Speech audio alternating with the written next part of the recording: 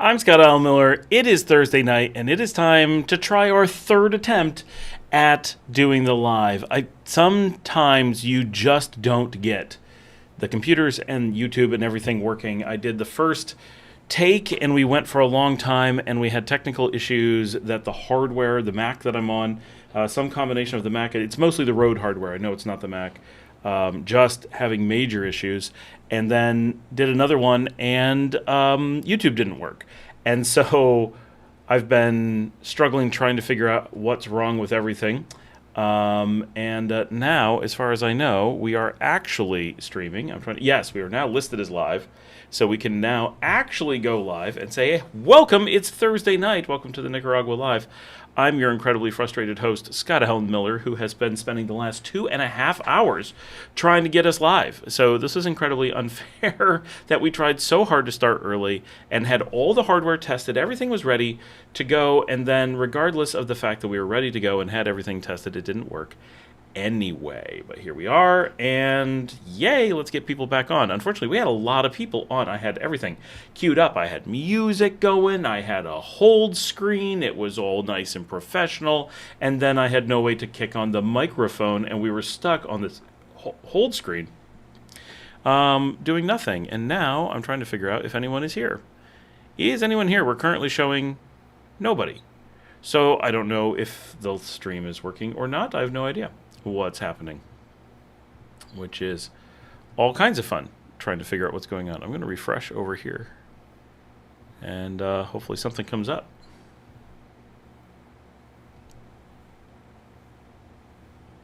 Oh, it's YouTube is seriously acting like it's having problems. John Mason is here. Well, hello, finally. Okay, so somebody got notification that we are here. The chat at the YouTube monitor actually says nothing's working. So I have no way to know if you guys can see it, other than I'm hopping on computers trying to see if it shows up other places. So what a mess it has been tonight. Hopefully somebody can see this. Someone besides John. Okay, now it's starting to say that there's people on. Wow.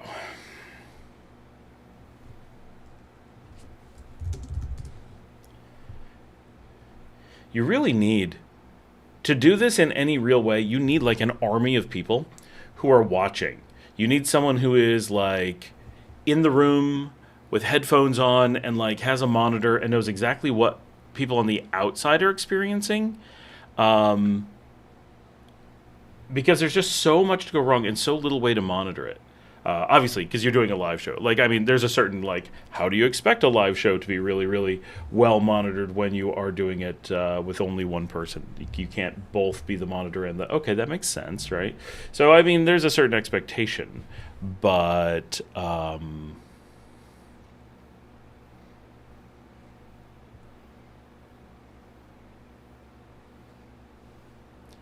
but it is hard. It is quite a lot of work to try to do all that, and it has been a frustrating evening. So glad that it is finally working. So how are all of you guys? What are things like out there in Expat to Nicaragua land? I am 2 weeks from going to the United States. We have one more live before we are heading to the U.S. So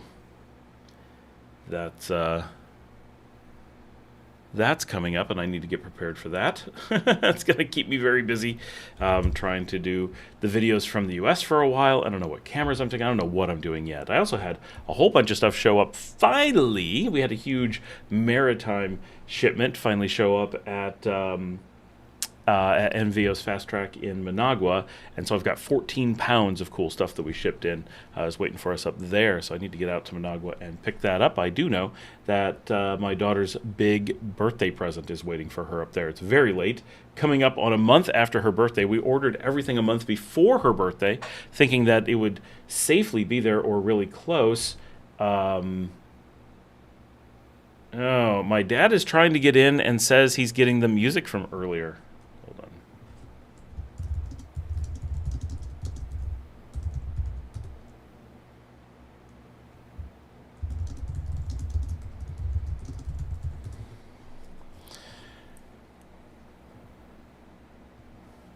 All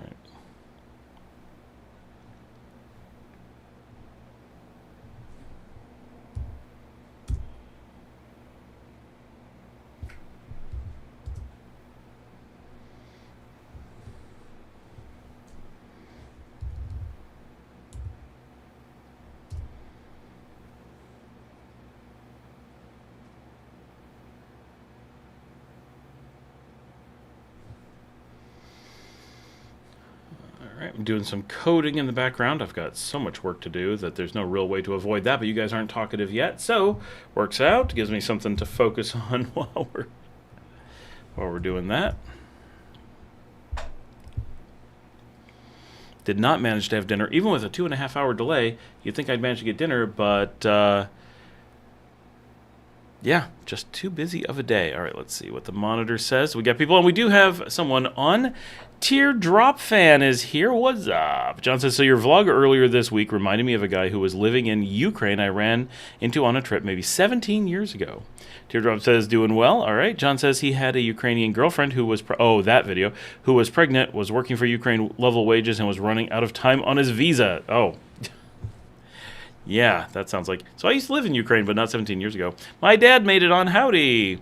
I need to get out and let people know about the show, because apparently the links are making it even harder now for people to know what's going on.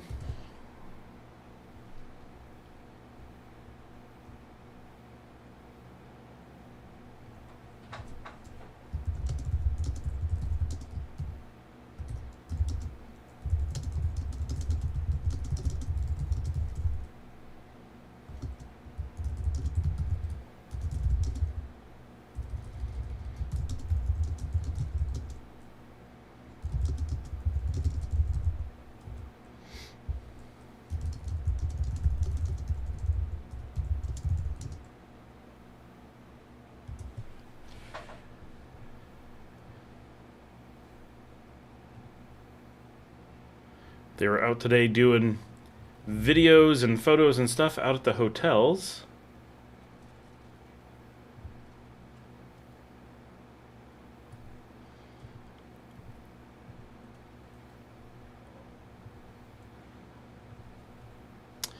And a nice enough guy, but he had created a nightmare for himself and this lady. Oh, I bet. So many, the weird... Well, you know, in many of these cases... You know, like his Ukrainian girlfriend, there's also, what was she doing with some foreigner who didn't have the right to be there and had no clue how to get a job? Like, I mean, you fall in love with who you fall in love with. I get that. But also, you need to be realistic. You know, I'm dating some homeless guy. Well, you kind of gotta, you know, temper your expectations a little bit when you do that, right? And be like, well, he's going to be unable to pay the bills here really soon. He's probably going to be unable to stay in the country. And we're going to end up not being able to see each other because I can't afford to go whatever country he needs to move to, right? You know what I mean? Like, that's kind of...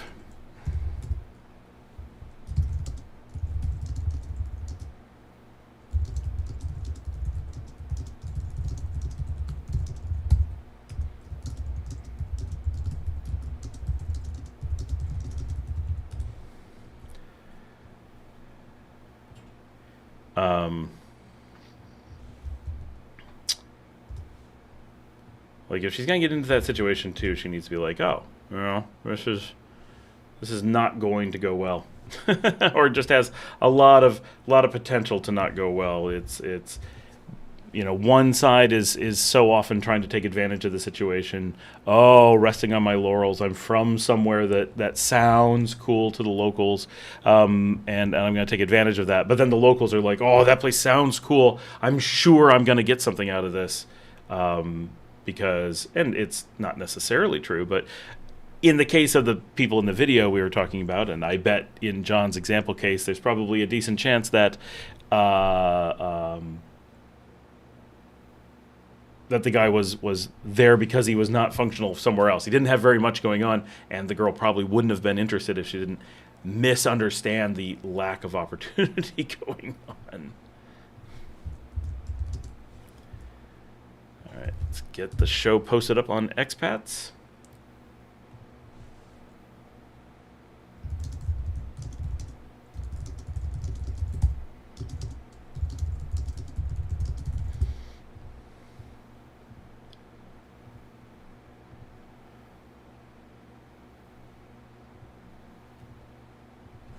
Today's the 14th of May. Oh, that's not May. May 2026.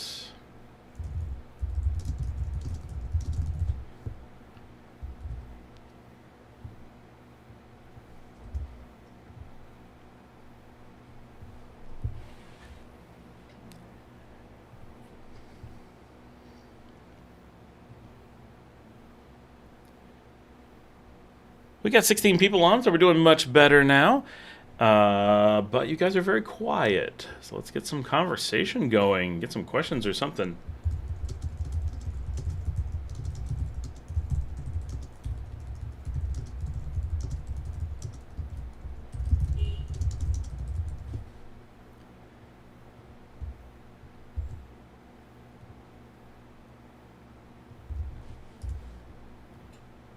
There we go. Just sending out my apologies to all the groups. Those of you who are members of lots are getting swamped right now. There we go. All right. I had also run into a couple of guys that were there looking for love but had resources. We went to lunch without him afterwards and talked about what a damn fool he was, like people that come to... I can imagine where he's going with this. Nicaragua, I bet. Nicaragua with bad or incomplete info. Luke says, so what snafu did the IT gremlins commit this time? So it started off with my Rode Streamer X capture device was capturing video, so it in theory should be working, but the microphone wasn't working with it. Now, Luke will understand this for those, for a little bit technical. It's an XLR mic. Right, so there's no like USB, there's no like sensing it, there's no like computer going on. It's just an analog XLR plug-in. It's a nice hefty XLR with big expensive cable, and it just plugs right in. And it's got a power light, like it can see that it's got power on the XLR. So I know the physical device detects the XLR. I can see in OBS, which is my broadcast software, that so the video is HDMI and this is audio XLR through the same streamer device, which mixes them together and makes my life really easy.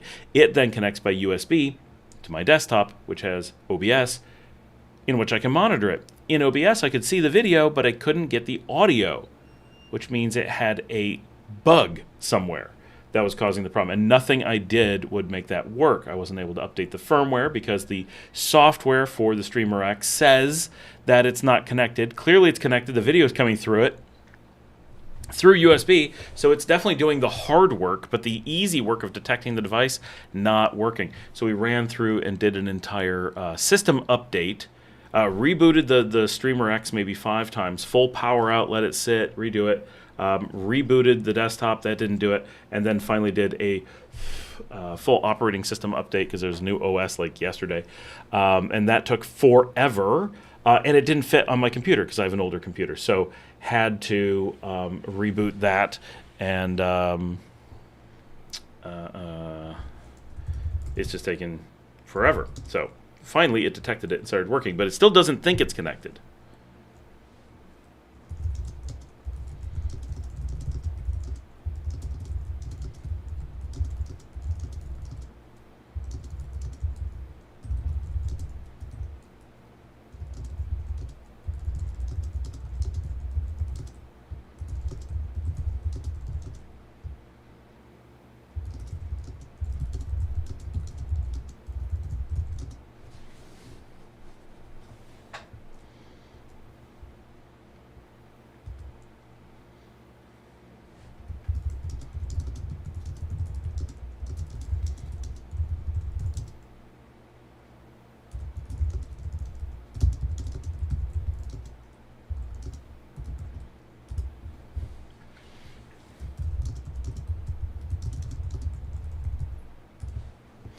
Okay, Greg says, hey, Scott, I know you have mentioned many times not to look at properties for sale or rent online, but of course I do. Haha, he laughs. Carlos Advisor, of course we recommend not to go to anyone that anyone's heard of. If you've seen his name online, that is definitely who we've warned you about.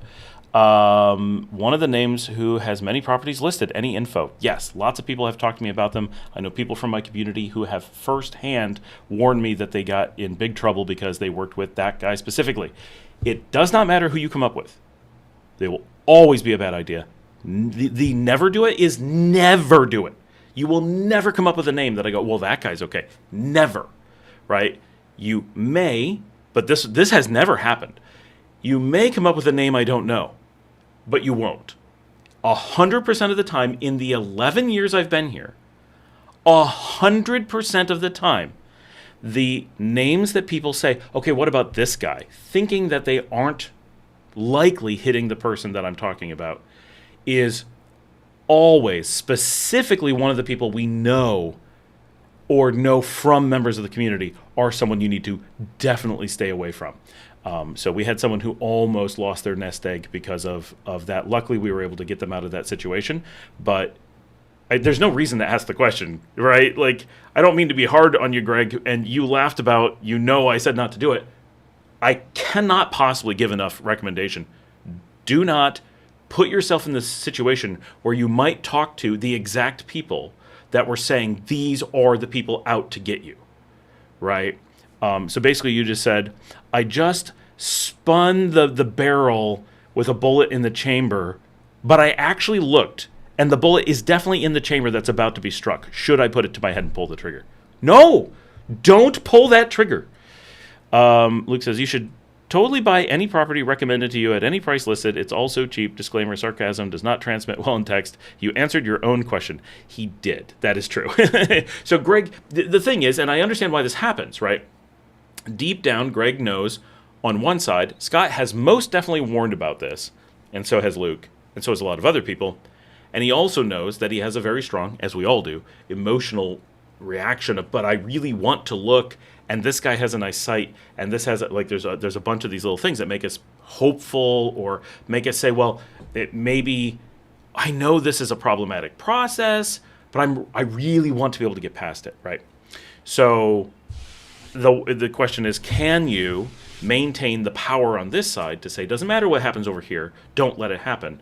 And sometimes this gets in there and starts to make us question, is it really 100%? Are they really sure about this? Right? And it's reasonable to question, but I've been here a long time, right? There's nothing, and everyone jokes about this, there's nothing we can say. There isn't going to be an exception. And so the important part to maintaining control of this, the emotional side, this is why I say it, never look. Because if you never look, yeah, you'll wonder, what do houses cost? What do they look like? What are the areas like, right? Obviously, we all wonder that.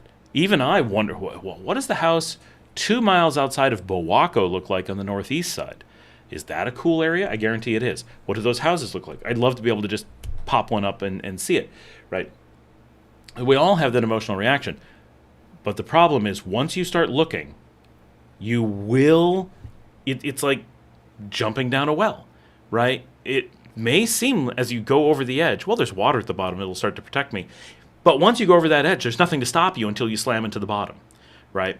And that's basically what happens. The moment you look, every single resource is designed to suck you in more. So once you've gone over the biggest barrier, which is to protect yourself from looking at all, that's the most powerful emotional barrier. You haven't seen anything, you're just casually wondering, you can stop yourself. But once you look, now you've got these resources that are specifically trying to convince you that the prices are different, that they're not the person we've been warning you about, that they've got some special thing, whatever. And that's, once you've done that, what's going to stop you from just falling farther and farther down that hole? And so that's why we say don't ever open a website. Don't ever let yourself look at a video that's selling property. So if it's like I'm showing property, we're not trying to sell it, that's different. We're literally just showing houses. If you have a show that's like, we're going to show pictures of Nicaraguan houses, there's no sale associated with it. Okay, if you can find someone doing that, fantastic. But I don't know of anyone, or I'd be watching it too, because I love those shows. And even House Hunters International, very dangerous, right? Because, and I know people from another community that I'm in, like this one, those are fake. The prices are fake. The availability is fake. Sometimes even the neighborhoods. They're not like I'm filming in Alabama and it's actually filmed in Montana or something like that. They're always somewhere nearby. So it does generally give you a really general feel of this is what property and landscapes look like in the region. That can be interesting. And obviously House Hunters International and things like it are really nice because, well, I'd really like to see what an apartment in Cambodia looks like. Absolutely you would, right? What a fun thing. That's why I like shows like that. But you have to be like, okay, but nothing on the show is real. Nothing. The people that are buying the houses aren't, or the looking at the houses aren't real. The reason that they're moving isn't real. The places that they're moving don't necessarily have these places. The places that they're showing, it's not their, nothing. It's all fake for entertainment purposes. If you're not really going to move, then those things are still kind of fun. Even though we know they're contrived, like, do these people really agree to only look at 3 places and they have to take one of 3? Like, obviously not, right? That would be insane. But we know that that's made up for the show, but the amount that it's made up for the show is a lot. So even things like that can lure you in. And my own properties have been shown on that show more than, I think more than twice. My own hotels have been on House Hunters International for Nicaragua. And the information, every single thing on the show is fake, right? Everything. Except they really do show the street. Like, that's it. And the people didn't actually get the apartment. The people don't actually live there. And everything they say about the town was fake. Right. Oh, it's like this economy and that. No, all of it's just something they made up for entertainment. Luke says, I have a good friend working for Keller Williams. Will I trust him to sell me a house? Nope. Do we still hang out for food and fun? Yep. And very importantly, in addition to the individual people, every time someone says, but I want credibility from a big brokerage, they always then mention a brokerage whose one claim to fame is defrauding Americans and being in the largest lawsuit by the federal government in history for specifically defrauding the real estate market. People go to the least trustworthy possible businesses and then get people who cannot prove that they actually work for that business, are just saying that they do, right? So let's say that I don't even remember the name of the real estate agency brokerage that my wife used to work for, because my wife was an agent, my best friend was an agent. But you just have New York Realtor, whatever, Sotheby's. Let's say Sotheby's because they're real and they're not here that I know of. So I or Luke and I could do this today, and I bet we'd make a lot of money. We could claim to be senior brokers for Sotheby's, and we could or Berkshire Hathaway, right? And we could go and list multi-million-dollar homes and just AI generate the whole thing, make websites, do the whole thing, and people would come to us and be like, "Oh, we trust Sotheby's," and there's no reasonable way to prove we aren't Sotheby's, but we aren't. We just lied about it.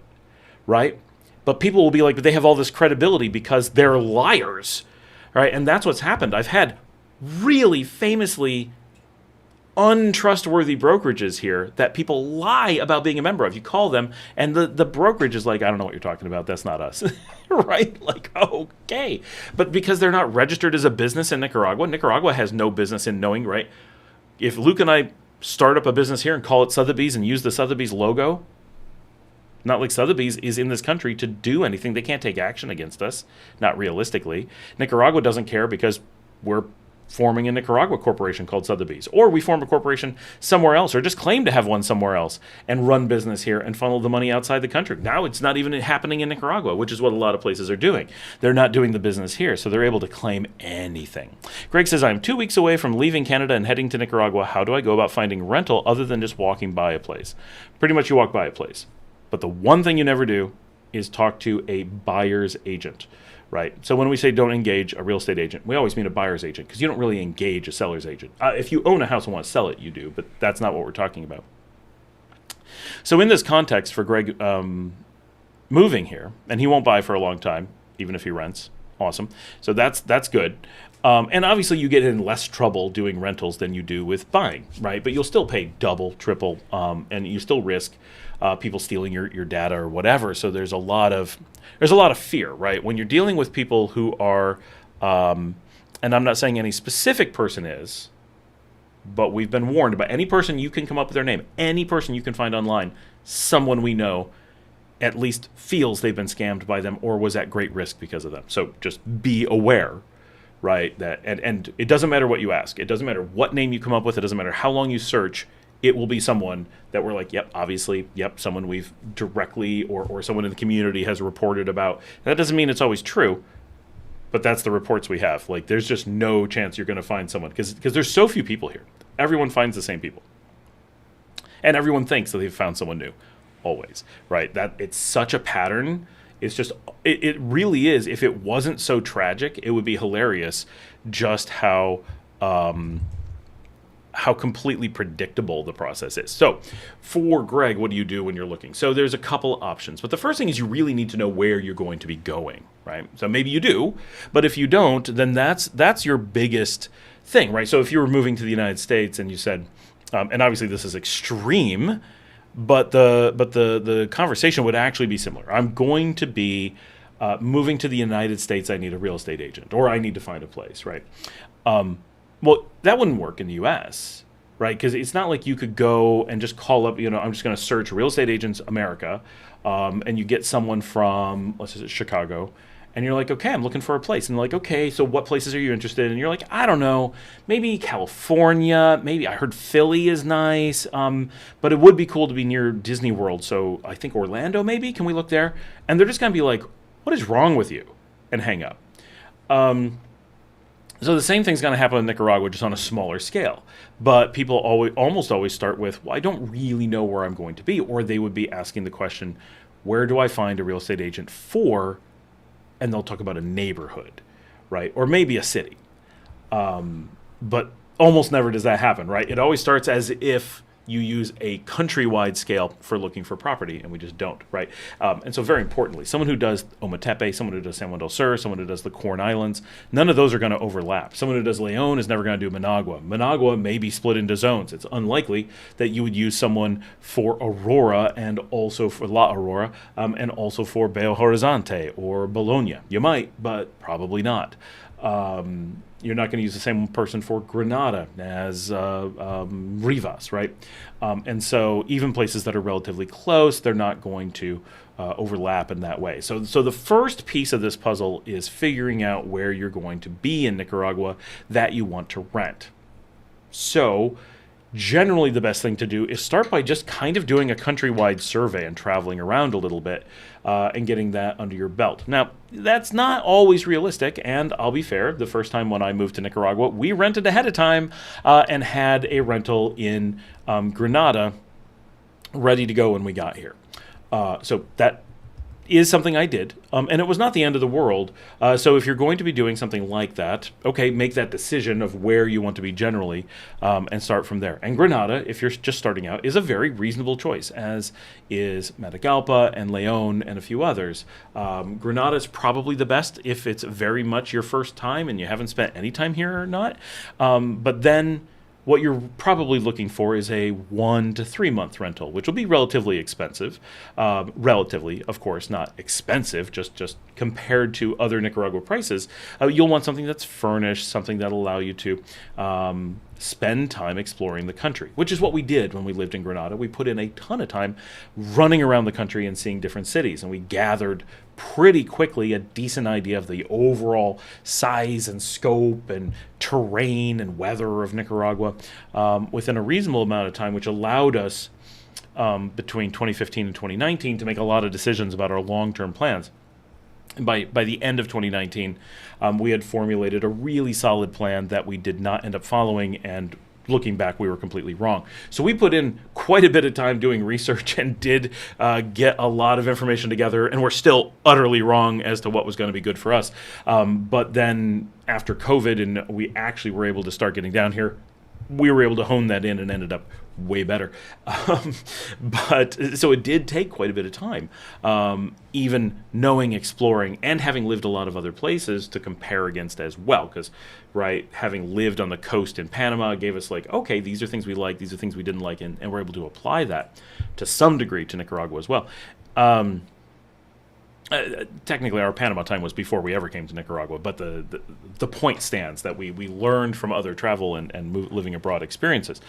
So typically, you're going to start with either living in hotels or getting short-term rental somewhere in the center-ish of the country or in a center of a region you want to be. There are some people who definitely know the beach, that's why they're here. So they don't want to be far from the beach, so they need to be kind of beach central. Some people know that they want as big a city as they can get, and so they're Managua is it's the one big city. Other people, they know that the heat And often they're wrong about this, but they're really sure that the heat is going to be a showstopper, and it often is, but it often also wouldn't be if they gave it a chance. And so they just go for the highlands, and they have to get something kind of central there. But starting from any of those things, staying for a little while, let's say 1 to 3 months, and then exploring the regions as best you can, will give you an opportunity to really make some good decisions. And so if you can, I would say moving from city to city and staying in hotels for a few weeks, and importantly, treating the time as an opportunity to learn about living there, not doing tourist stuff, right? It's very tempting to go see and do all the tourist things, but those are things that, one, you have a lifetime to do once you move here, so don't feel rushed about them, and two, they don't replicate a behavior that is like what you would do day to day. And so I always use the example, if I go to Disney World, I have loads of fun for 2 weeks in Disney World or Universal Studios.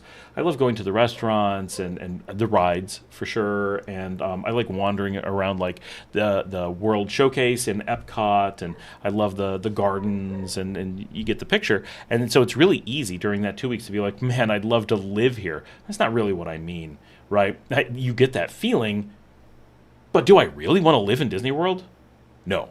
Right? Like, first of all, it'd be super expensive, and that would not be good, right? It'd be very quickly, I'd be annoyed out of my mind by how expensive everything is, or really, I'd be annoyed by the fact that I couldn't afford to eat anymore, and I would just starve to death, because that's just not sustainable for normal people. But I would also find the crowds really annoying. I would find the rides to get old after I rode them for a few months straight. The restaurants would become boring. Like, even though it's something to complain about Disney World's restaurants when I live in Leon, which has like no food variety. However, Disney actually has far less, like it used to have a lot of food variety. It used to be a thing. Now they have extremely little to save money, and they know that people are not going to stop coming because of the lack of food. Or importantly, they sell out, so it doesn't matter. They're not competing for quality. And so that would really wear on you, right? But for the 2 weeks, I'm getting great variety, and I'm enjoying all the different venues. So the same thing happens when you're in Nicaragua or Spain when I first moved there, right? You're so excited about going to see all these things that you kind of, and I just did a video on being accused of this, you put on the rose-colored glasses and everything is this amazing tourist experience. It's so fun. It's so, I wish I could live like this all the time. But that you can't keep up that energy. Even if you have the money for it, it wears you out. So it's just not the way that people live. So very importantly, when you're doing this discovery process, you want to, as best as possible, replicate a real lifestyle. And so, for example, for me, that includes working from home. I'm not retired, right? I was once, but I came back out of retirement to pay the bills. And so I want to know what it's like setting up my laptop and actually working. I want to know what it's like having coffee at home most of the time, right? I love going out to a cafe, but I can't do that every day. So sometimes I like to just stay home and have coffee. And so what is that like? And I remember living in Italy and making coffee at home. It was actually fun, right? Because it was part of the experience. And I liked grocery shopping, especially in Ukraine. That's my favorite place to go grocery shopping. It's just, what a great grocery experience. And here in Managua, going to Price Mart, like that's something you'll be doing. So make sure you do that, right? And get a feel for how long is it going to take me to get there. What's it actually like at Price Mart? Do I really want to do this every 2 weeks? Could I make it once a month? Could I make it once every 6 months? How am I going to find things that I need? Am I going to be able to decorate my house? What kind of restaurants will I have in this town versus how long will it take me to get to ones in another town? And it just goes on and on. With those kinds of things, those are really things that you want to experience and make decisions about. So you want to do as much of that right up front as possible to reduce any mistakes that could be very costly later. And then you want to hone in. So let's say you did all that, and at the end of the day, you're like, Esteli, that's the place for me. Okay, great. Now you want to get a long-term in Esteli. Long-term maybe 3 months, maybe, I'm not saying, okay, a longer short-term, but a real apartment in a place like Esteli. Get several months in so you can learn neighborhoods, double check your decision. And while you're there, then it's your chance to really look for that long term, that 6 or better, 12-month plus unfurnished lease.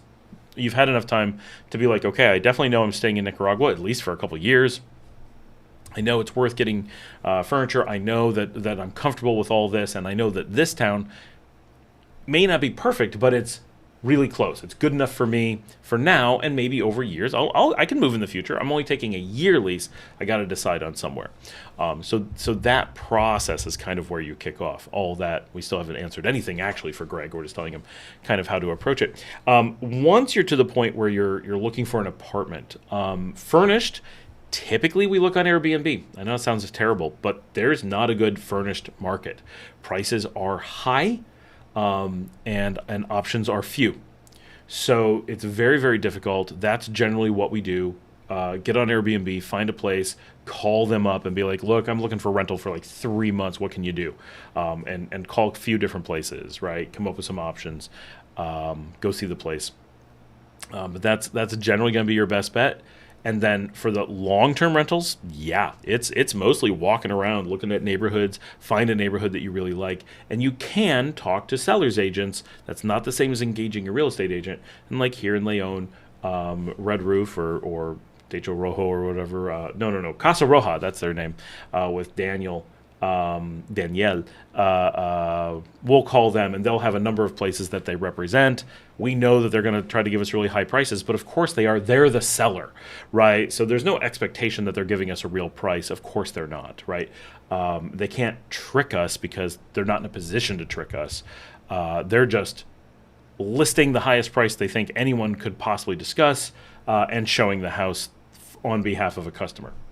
So that's fine, and that can be a useful process, but we don't have to do a contract with them or anything like that. It's just, here's a guy showing me a house, and then you have to haggle, right? So I'm going to read to catch up on the comments, and we got a good number of people on, which is awesome.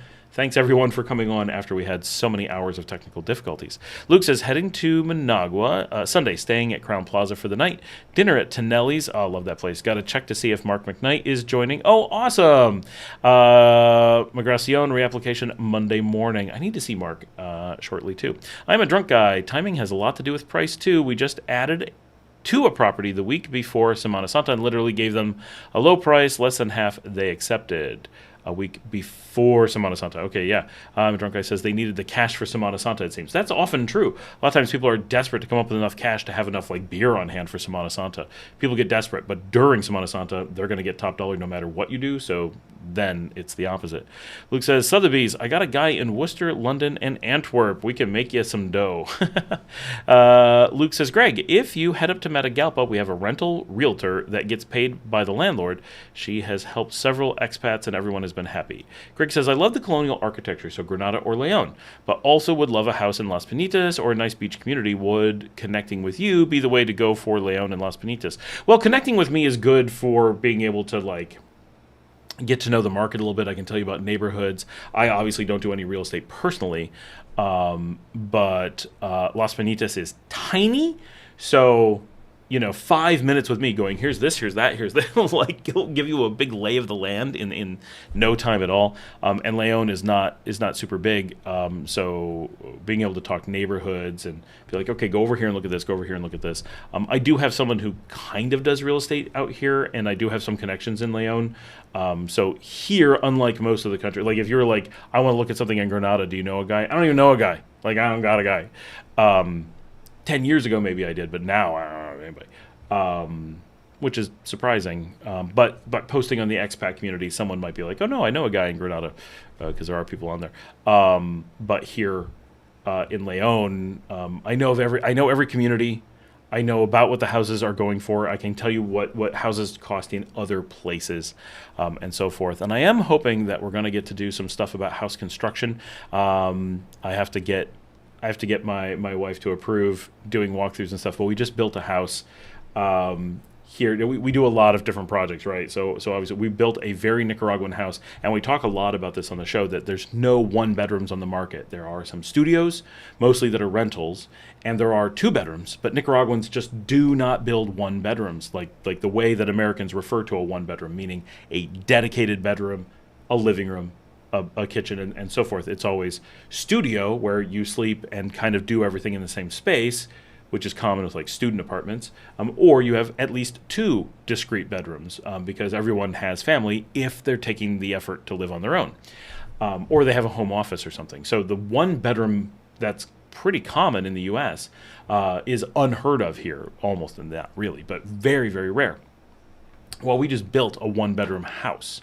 And if you think it's rare as an apartment, it's super rare as a house. And it's very Nicaraguan. It's a Nicaraguan style. It's a Nicaraguan design. It's Nicaraguan materials.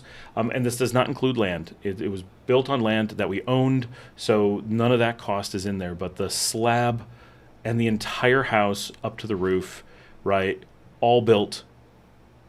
And this is, when I say this, now keep in mind, very small. I think we estimate it's around 500 square feet, right? So very small. It's like a 1 bedroom apartment basically, and it's not beautifully appointed or anything, but very functional. And a lot of Nicaraguans have looked at it and are like, "This is pretty nice, like better than they would normally expect, and certainly for a 1 bedroom, very impossible to find."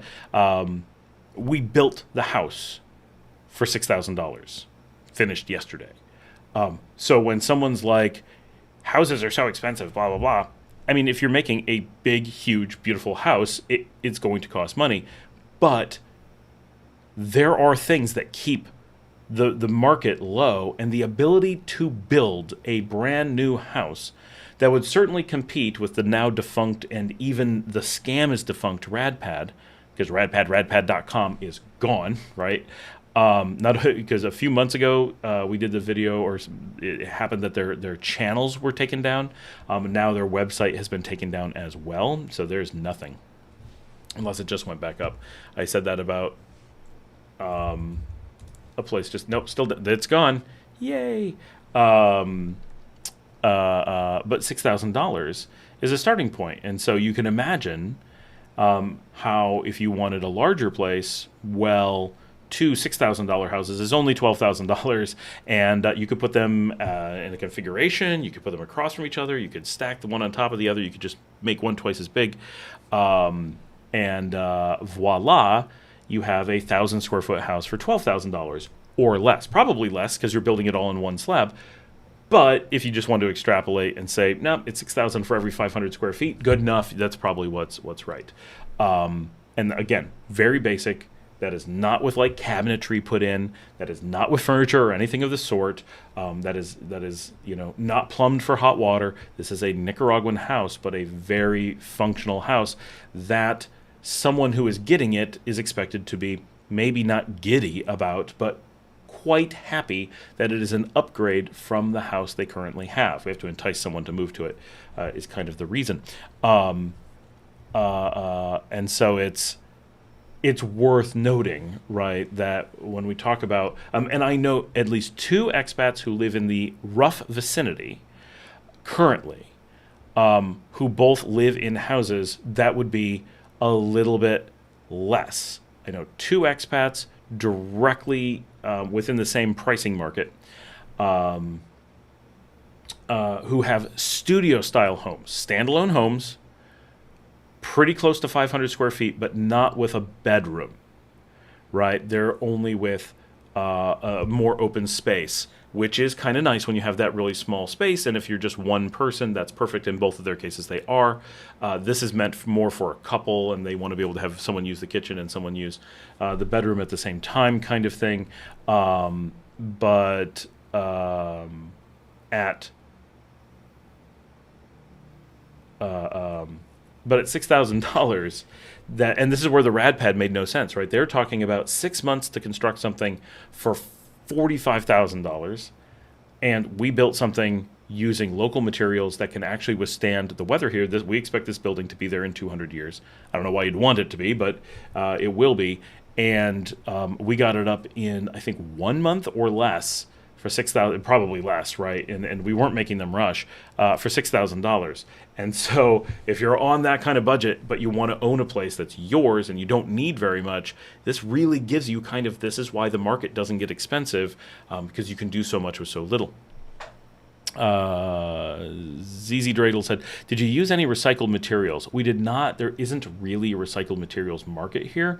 If there is recycling, it needs to go into the concrete manufacturing process because everything's just made from concrete, right? Whether it's cinder blocks or the actual mortar or the slabs, it isn't like there's a lot of gypsum being used, which you don't generally recycle. I assume you can, but gypsum is just stone dust, so it's kind of recycles itself, I suppose.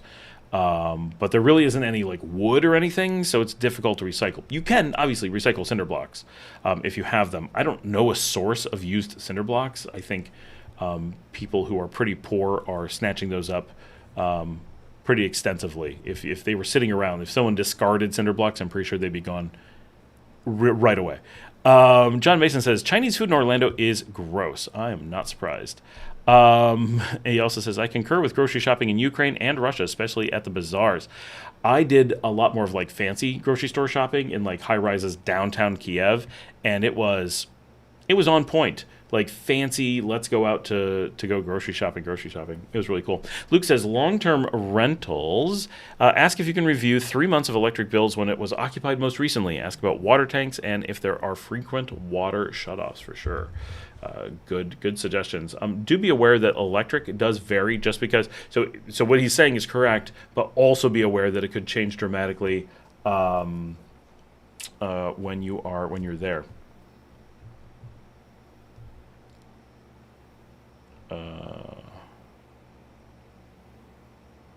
Hold on, I got to read a.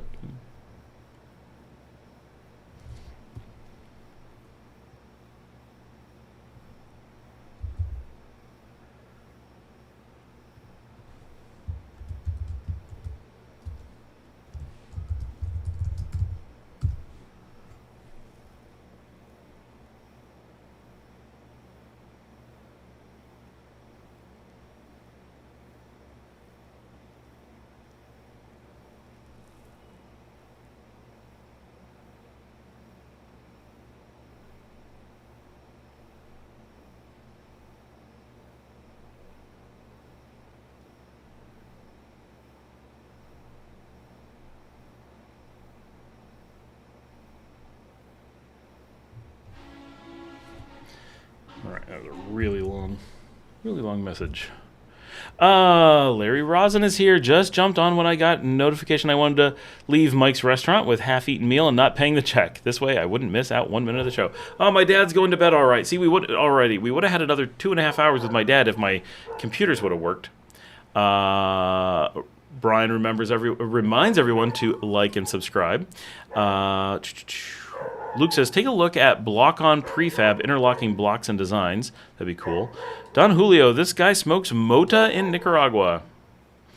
I think I'm caught up with everything. John says, good night, Scott's dad. Gotta go.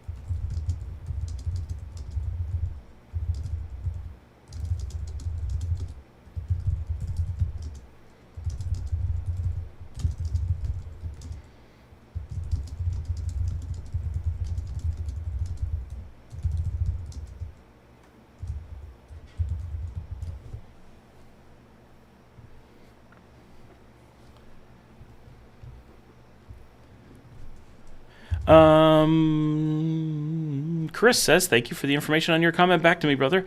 I got everything for sale in Scum USA. Poop, coming your way soon. Awesome. ZZ says, when I lived in Maui, we took apart an old cabin and barn up in Kula and built a tiny house from it. It had square nails. Cool. I did grow up in Western New York on an old farm, so I am used to square nails a little bit, but left over from missionaries. That's pretty cool.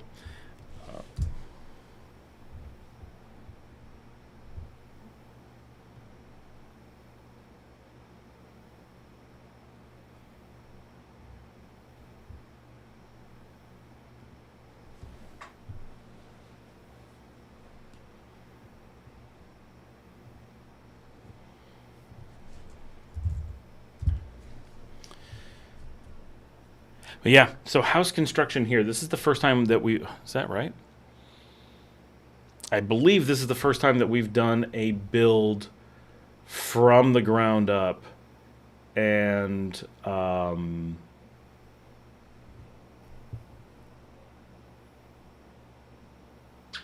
and that price was, because we've done complete rebuilds that are pretty extensive.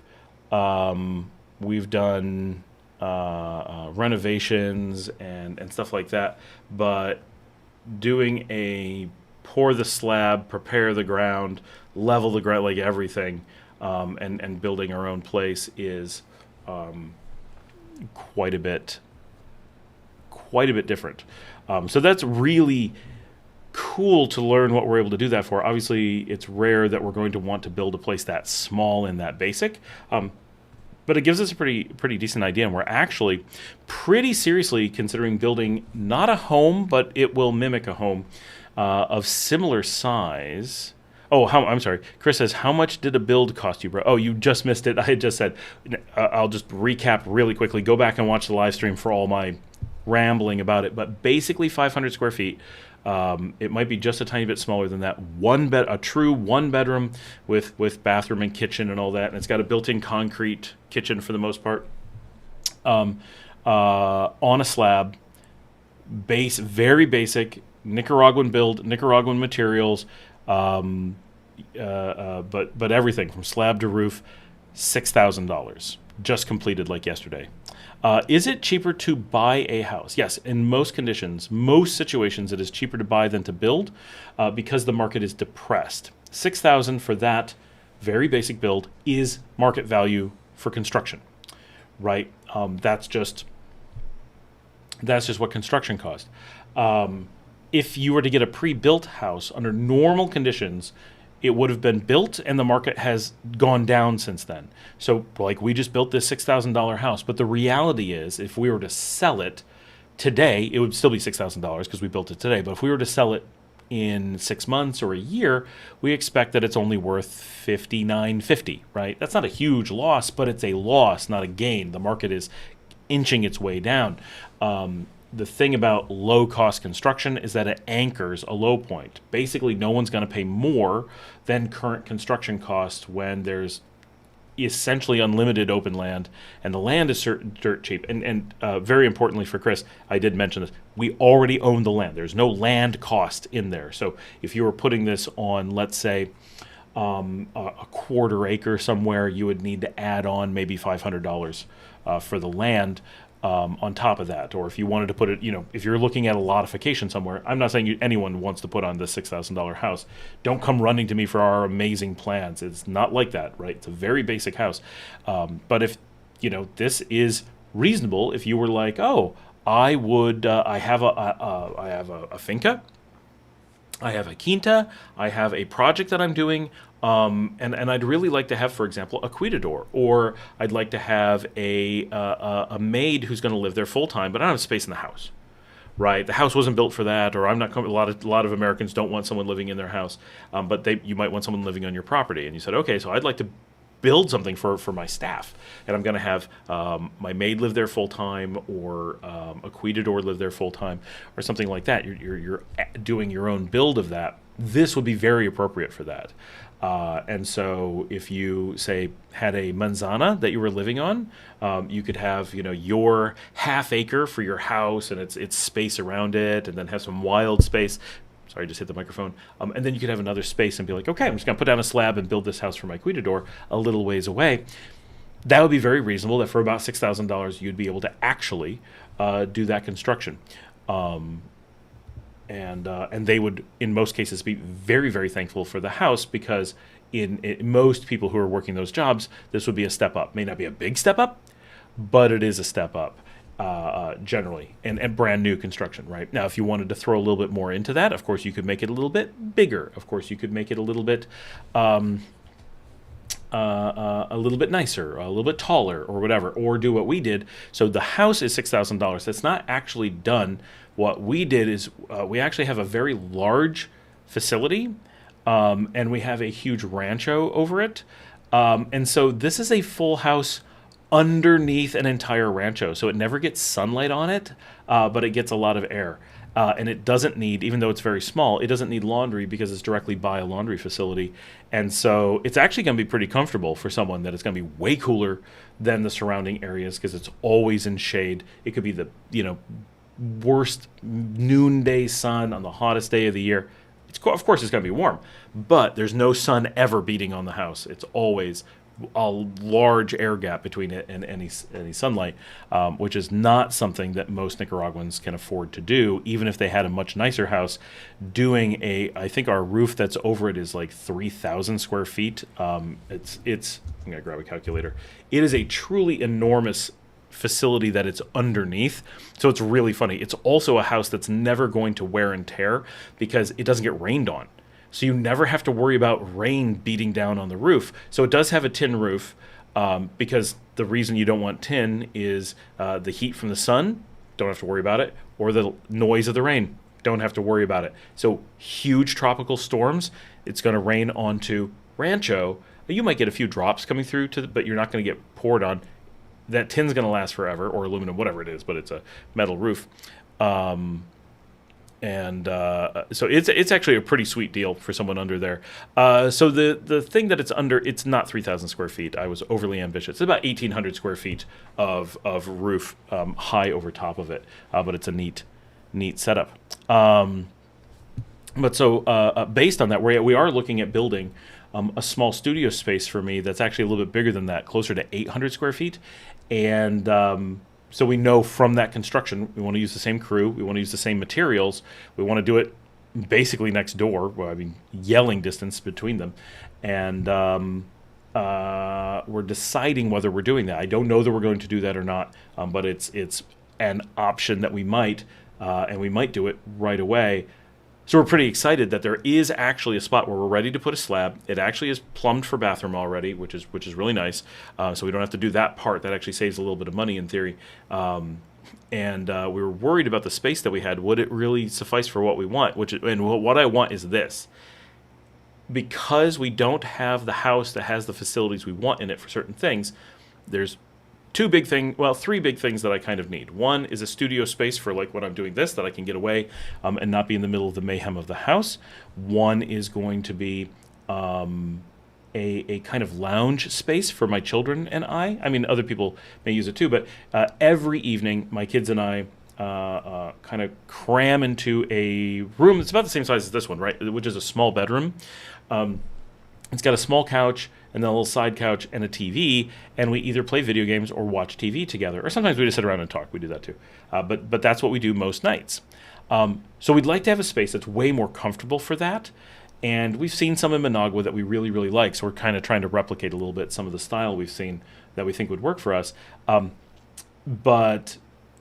having a space that's super comfortable, like a really comfy couch, and a nice TV setup, and like an area rug, and keeping it really, really clean so we can just be in socks. Like, we're just tired of having to be in shoes or barefoot and the dust and a lot of those things, and having the entire studio space be enclosed rather than open air. Here we're open air, so yeah, this room, this room's kind of weird. It's kind of half and half. But if I open my door, I'm outside. If I open that, everything's outside. Our game room is sealed, sort of, but the moment you come in and out, you're just going in and out of the outside every few moments.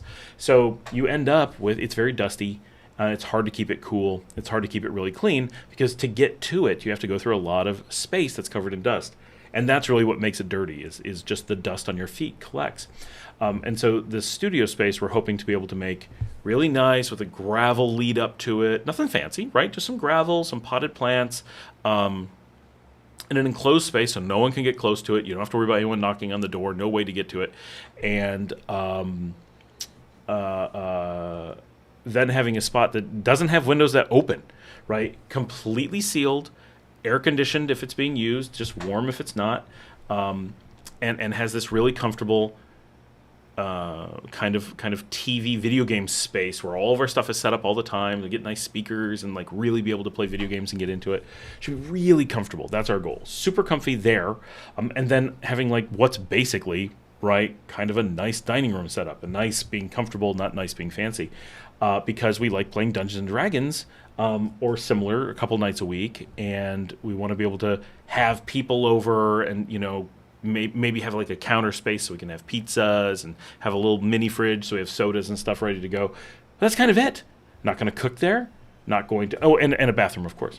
And that way I can use it as an extra workspace and a bunch of things. It's really kind of a utility space, but one that we will use several nights a week for sure, and I will often use during the day. And quite often we have meetings because of work, and having them at our home is super annoying for the kids. They hate that people come over for work to the house all the time.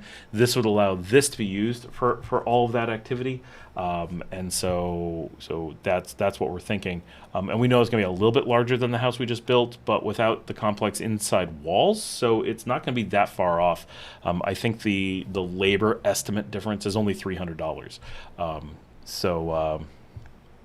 Let me catch up a little bit here. I'm going to try to get to everyone. But yes, for Chris, it is cheaper generally to buy a house. So if you were buying the same house that we just built, but let's say it was 5 years old, let's say it's 10 years old, you might be able to get that for $5,000. But of course, it would have land with it, so it would be a little bit more.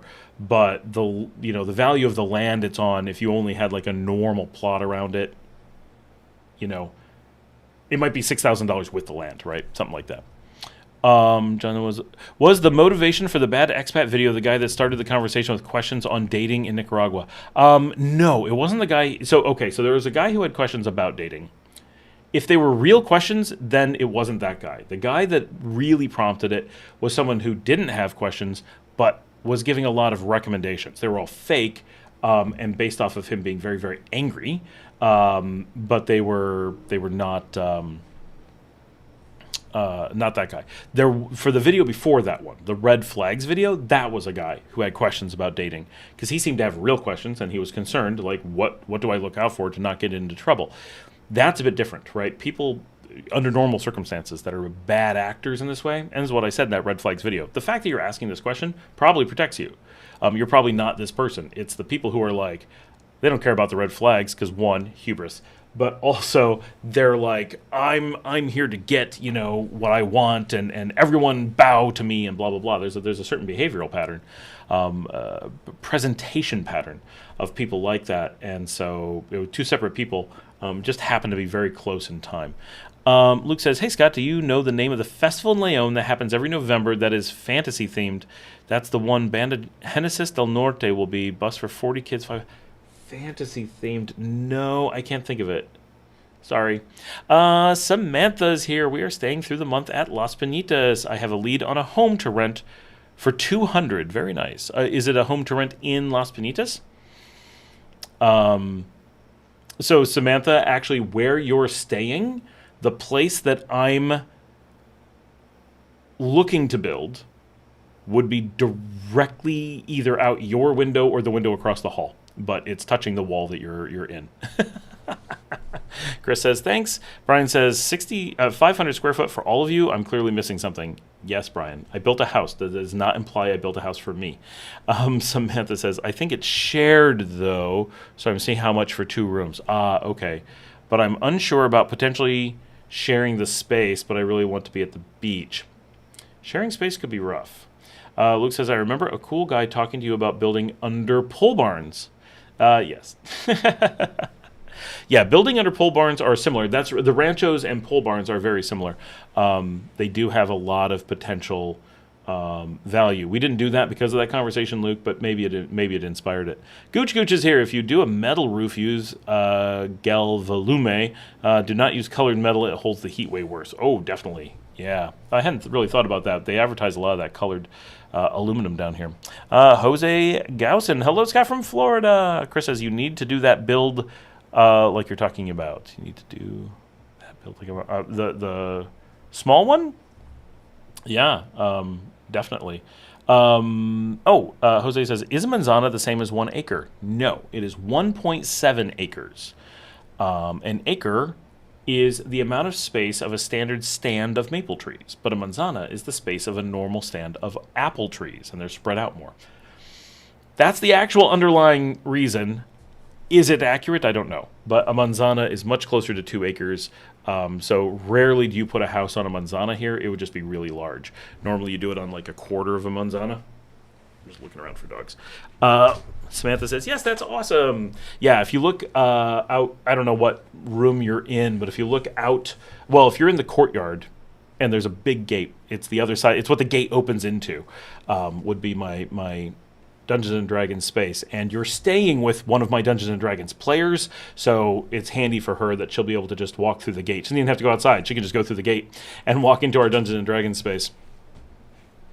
Yes, Luke points out, importantly, a manzana is a different size in every country. It is a localized size, not a universal standard. So there are places that it's much smaller, 1.5. There's places that it's 2 acres.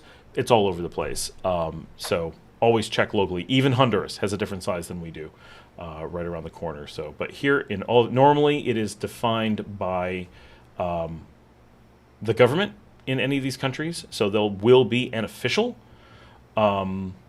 size. You just have to look it up for the country that you're in.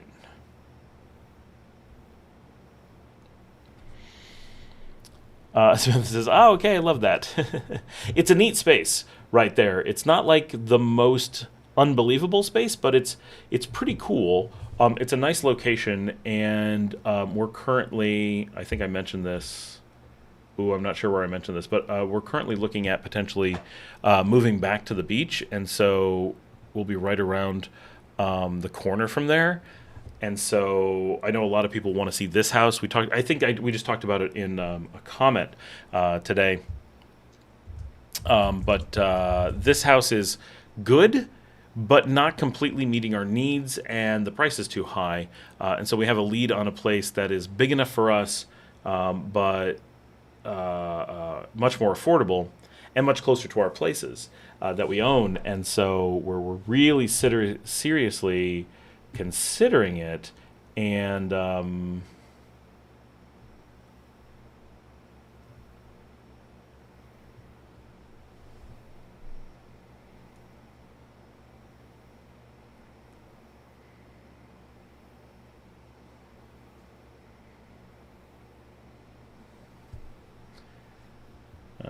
on.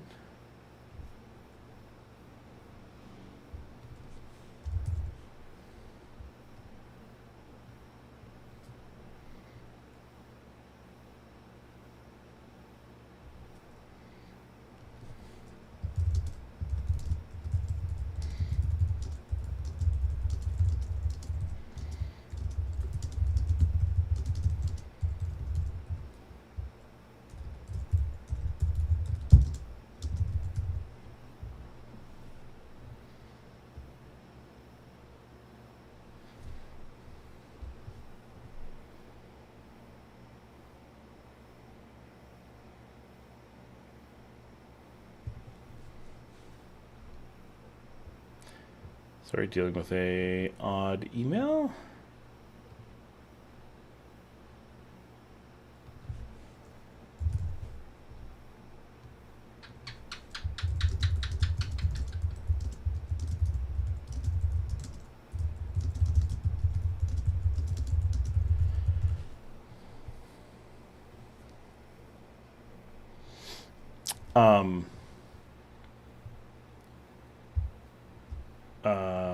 So we're potentially excited about a new place, a place that's better for the cats, a place that's closer to things, and saving a noticeable bit of money every month is very cool. So those are always positive. Did I get a puppy?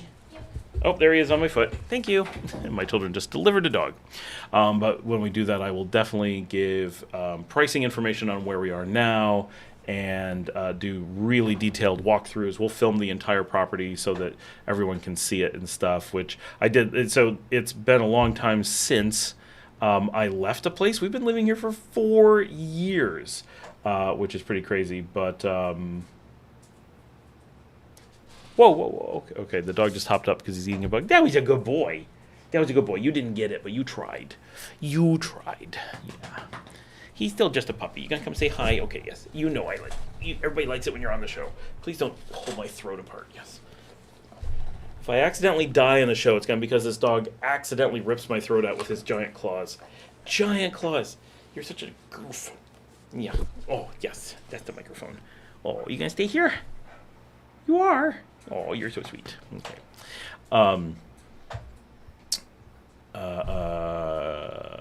So 4 years ago when we moved out of our last place, which is now the Super Express La Barrio. If anyone wants to go see it, just go stop by the Super Express. I need to make a map, the Scott L. Miller Experience map, and you can be like, in episode blah blah blah, we saw this thing, and have like a pin on the map, and you know all the episodes that look like this were filmed in this building or this building, and so you can go back to older episodes and like actually go to them because I lived in what is now the Super Express. Anybody at any time can just pop into the Super Express and go grab yourself a soda and some chips and be in the living room of the house that I lived in that year and made the show. So it's very funny.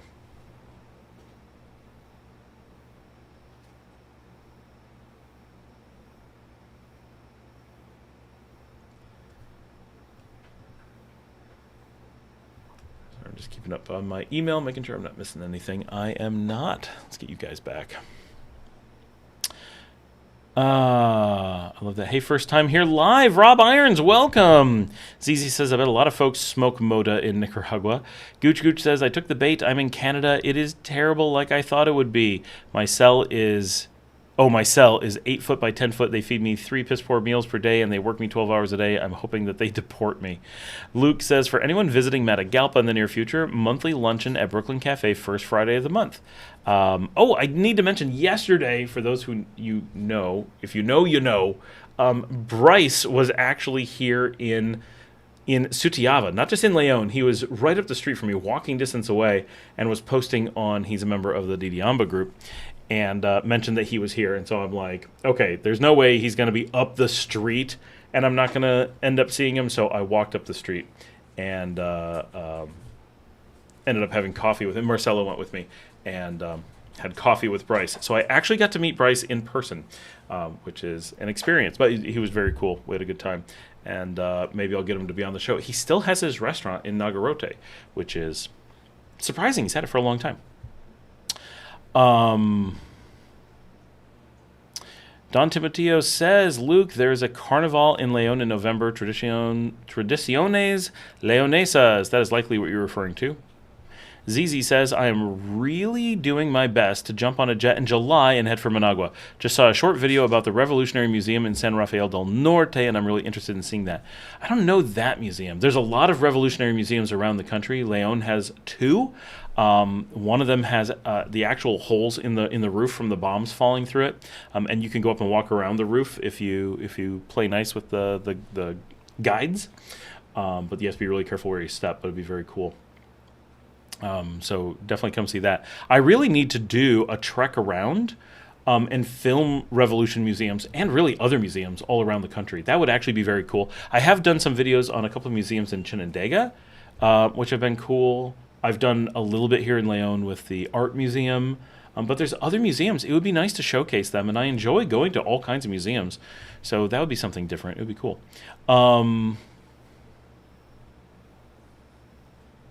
Beverly says, Luke, I am seriously considering Matagalpa for my move in late August to mid-September. I'm narrowing it down where to list, Luke says. Brian says, isn't that house the old country club I heard about years ago? No, I do not live in the old country club. Luke says, I will be back in Florida mid-August to September. Can provide several referrals for realtor, Spanish tutor, attorney, and more. Rob Irons, thank you, Scotty Dog. It's looking like I'm coming down for a look-see in July. Everybody's coming up quickly. Just real quick. This doesn't overlap with anyone currently, but I will be going to the United States 2 weeks from tonight. So, again, no live stream 2 weeks from tonight. Next week, yes. 2 weeks, no. I'll be on the flight to New York. And then I'm going to be spending around about 3 weeks with my dad, who will be turning 80 that week. Not during the live. It may actually be... His birthday might actually be on the date of the next live stream. Let me check the calendar.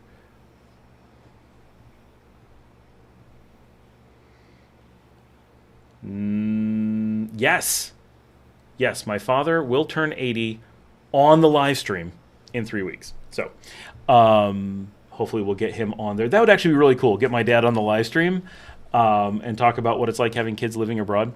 That would be interesting. So I'll be gone for a few weeks. I mean, gone. I'll still be doing the show, but for anyone who's trying to meet me here, I will not be here. I will then get back. Be here for a little bit. And my wife is currently in Colombia. She's down hanging out in Medellin for a little bit before we have to go to the U.S. And then in July, for just a few days, I'm going to be heading to El Salvador with Marcella. She's never been outside of the country and wanted someone to accompany her. So heading up there. Or at least that is the plan. Beverly says, Luke, I would love the referrals. I will reach out as time gets closer. Gooch says, shit, your dad is the same age as mine. And we have 40 people on for being so late and getting started so haphazardly. We've got a good crowd on tonight. It's too bad that YouTube doesn't add all the views together, because we had like 80 or 90 just during the setup of the last one. It'd be nice to tack that onto the ones for this and show it, but it doesn't actually work that way, which is too bad. The puppy is now tearing the wall apart, because that's what he does. When he gets bored, he just claws at the baseboards, except the baseboards are just painted on color. And he ends up ripping the concrete off of the wall. You're a goofy dog. You really are. He's like, what? Yeah, you. But you're sweet. We love you. We love you. Yeah.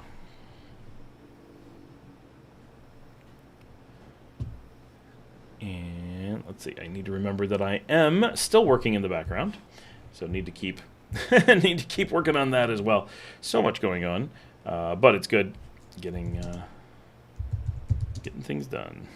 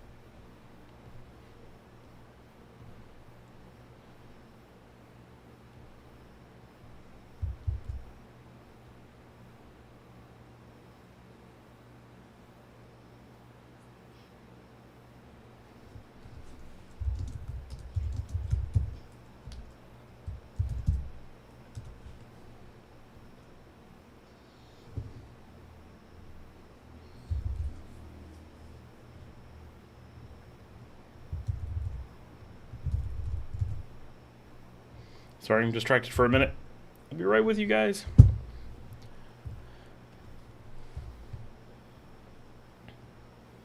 All right.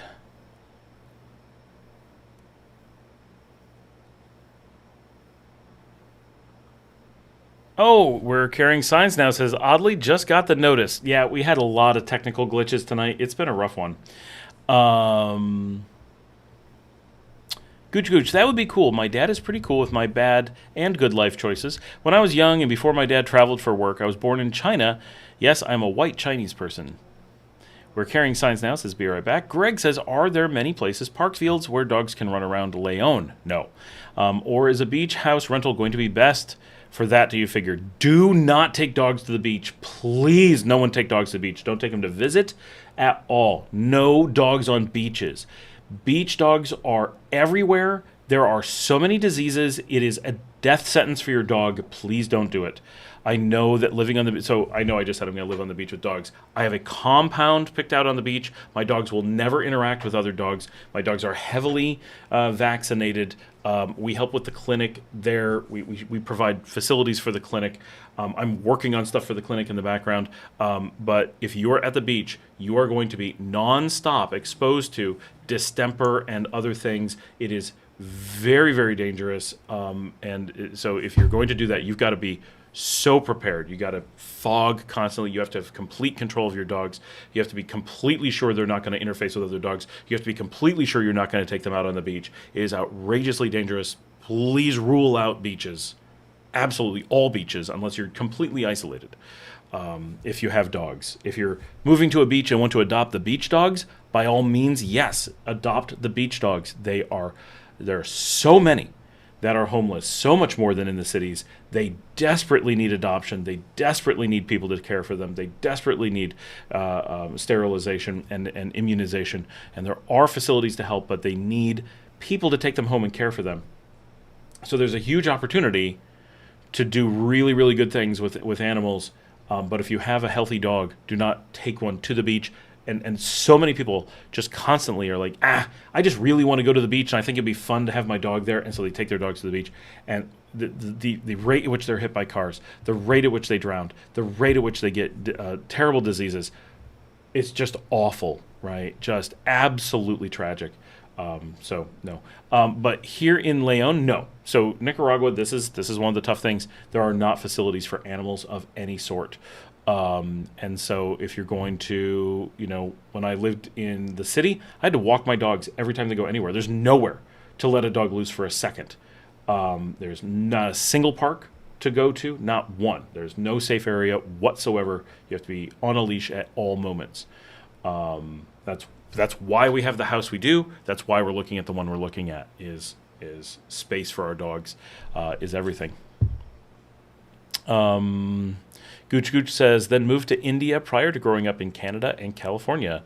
Brian says, Amazon Now is now widely available in Atlanta, Dallas, Fort Worth. It's their 30-minute delivery. Oh, interesting. We're Carrying Signs Now is back. Luke says, hora de mi tarea de español. Adio, y'all. We're Carrying Signs Now. In regards to beach dogs, I am looking to update my dog's shots and was told there is a separate marine something disease vaccination. I don't know about that. The person to ask is Jillian on the Expat community or on the Leon WhatsApp group, because she runs Teamea on the beach for the animal rescue. Greg says, oh, wow. Okay, glad I asked. Where can I go if I have an athletic dog? Highlands, I can't tire him out with leash walks. It's going to be rough, right? So the secret for us is having a lot of space of our own. It's very, very difficult. What everyone does here just lets their dogs run around in the street and get run over. That's the answer for Nicaraguans. And so big dogs that need to be loose, having a quinta or something, a big outdoor area, or like we have these big gardens. My dog, I have big dogs. I have several dogs, and they're very active. And Jillian, same thing, right? So we have giant yards and just let the dogs run all the time. My dogs can run through the house and do giant laps of huge area, and they can get up to speed and just run and run and run. And do constantly. So that works. But unfortunately, that's really what you're stuck with. Of course, if you went for just a country house somewhere, then it's a bit different. So from where I live, if you were to go up the hill, there's a dirt road that goes up there. There's open space. Is there a single house you would want to live in up there? No. Right? But would it be really easy to get land and build a small place? So easy. Right? Go to any of those. There's so much just shrub land. Hey guys, I'd love to buy an eighth of an acre off of you. I'll give you $500. I'll give you $1,000 and go build a $10,000 home. You might have a comfortable little spot. You have wide open space. You don't need to fence in the dog. There's no dogs around, right? And it's just wilderness all around. Okay, now your dog can run for 500 meters in every direction, and could there be traffic? I've never seen a car up there, but it could happen, right? But one car with one dog over a period of, a month, not very likely to come together, right? It's not like they're living on a highway. So there are ways, and I have seen on the road to Managua, someone's got some place. I would say their yard must be 2 acres, and you see the big German Shepherds just tearing around the yard out there. They definitely took the same thing, went and found a big open space, bought it and enclosed it so they could have big dogs. Dogs are a challenge here, for sure. But I don't know where you could go in the country and have something in a city for your dogs. That's going to be all but impossible. And if you are anywhere, you can get out in the wilderness and get to space for dogs, right? And pretty much everyone who comes here ends up being like, I really want to start like a dog rescue or something. Absolutely. That's, what an amazing thing for us as an expat community to do.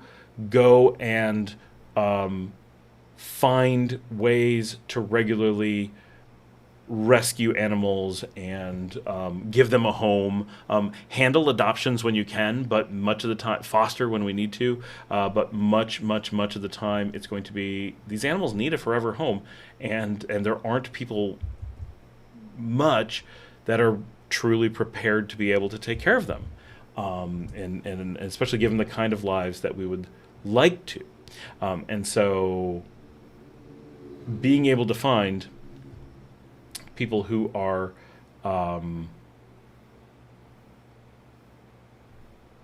willing to have, 5 dogs at home and have a big space for them to run around. You're very important here, right? That makes a really big difference for real, in so many ways. So yes, absolutely. That is a really great thing. And Greg says, okay, up in the Leon Hills it is. There's some beautiful spots outside of Leon. If you're willing to drive into town or find a way to go a little bit farther, it's, you can make a huge difference. Gooch Gooch says a dog rescue in Nicaragua is basically like a never-ending story. The reality is that's always how it is with rescues. It's kind of like having an orphanage, right? It's not like you're going to adopt out kids at an orphanage and then be like, we took care of it. There's no longer an orphan problem. No, it's always going to be a need, right? There's always disadvantaged children or dogs that need a place to go. And so, yeah, it's even in the U.S., it would be a never-ending thing. Here, the scale can be overwhelming, but just focus on every dog you save is a dog you save. Every dog you sterilize is 1,000 dogs you save. And so that's kind of, sterilize every animal you can, reduce the wild numbers, and give those that are able to a good life, right? That is the pattern of success here, and we have we have a really active, important rescue on the beach. I was just hanging out with someone from the channel here in Leon the other day, and he was talking about they would really like to create a rescue in Leon. The reality is 20 rescues in Leon wouldn't be enough. So everyone that can be made, everyone that can do it on different sides of the city, do it in different neighborhoods, it all makes a big positive difference. And those sterilizations, like, it cannot be overstated. Whatever you do, don't let any puppies be born here. Don't let any kittens be born here. That is so important.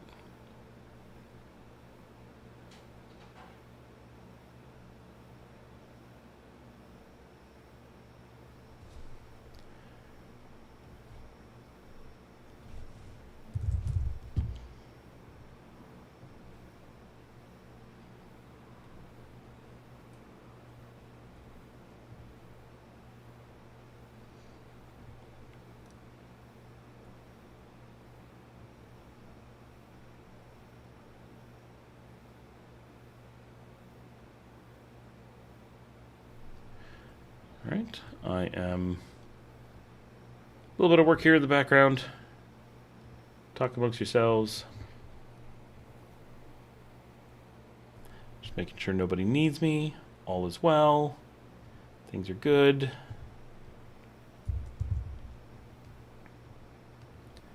I did not get dinner yet. I need to do that at some point.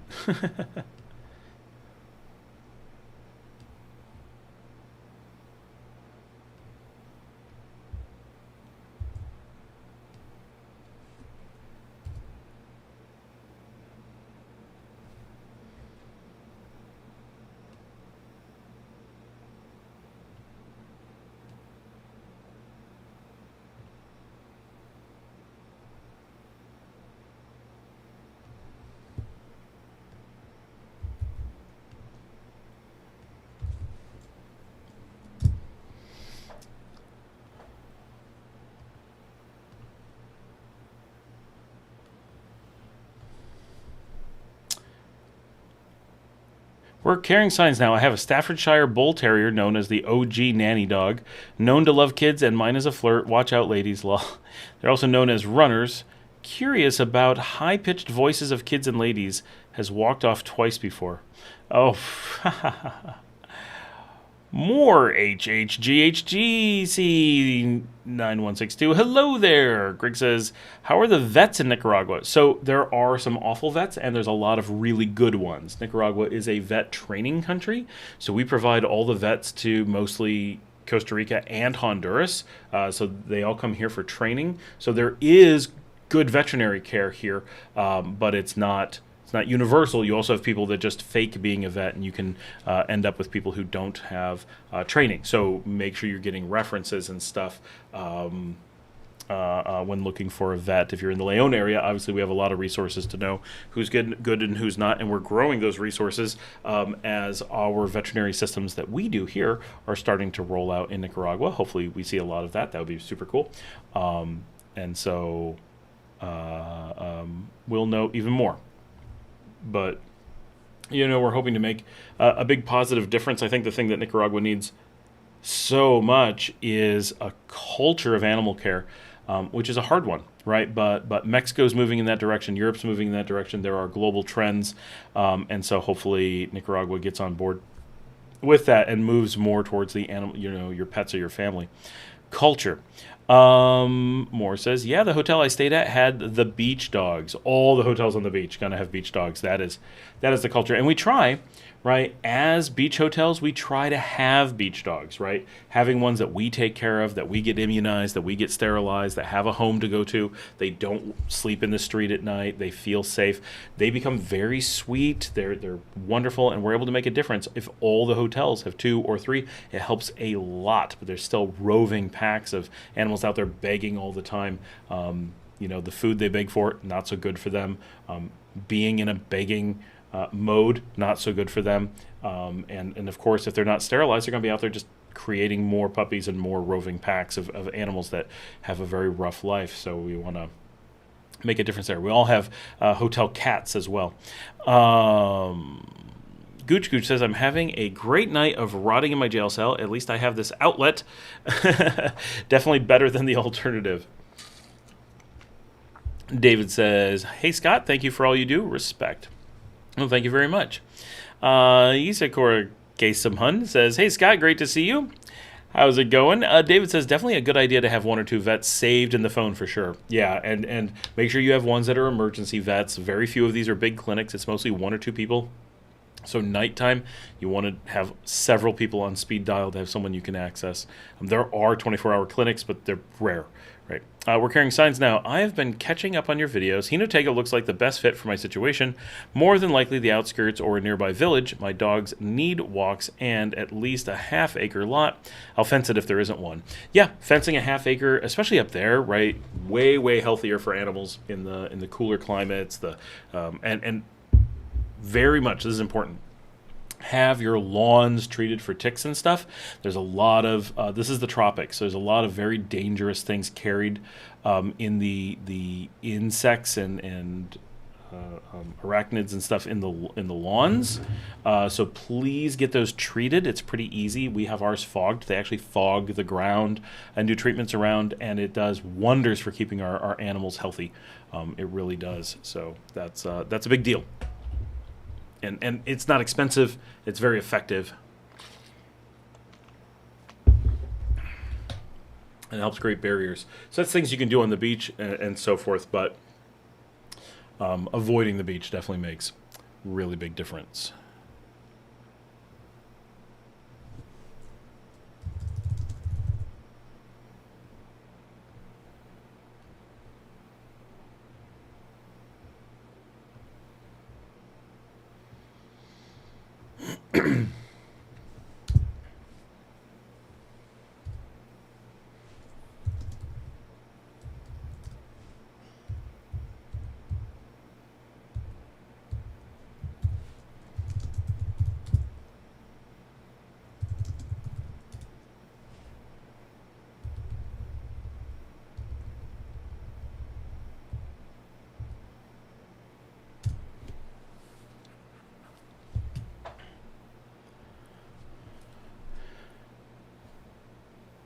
But a quarter acre Hinotega, super cheap, right? You could probably get a quarter acre for under $1,000, easily 500 depending on where you are, and easily less than that depending on where you are, right? Carve it out of a little farm. I love the Hinotega area, and there's a lot of areas around it that are nice with like smaller villages, and some of that's really cool. Both Matagalpa and Hinotega, I find, have a lot of like sprawl area that's really neat. I like that a lot.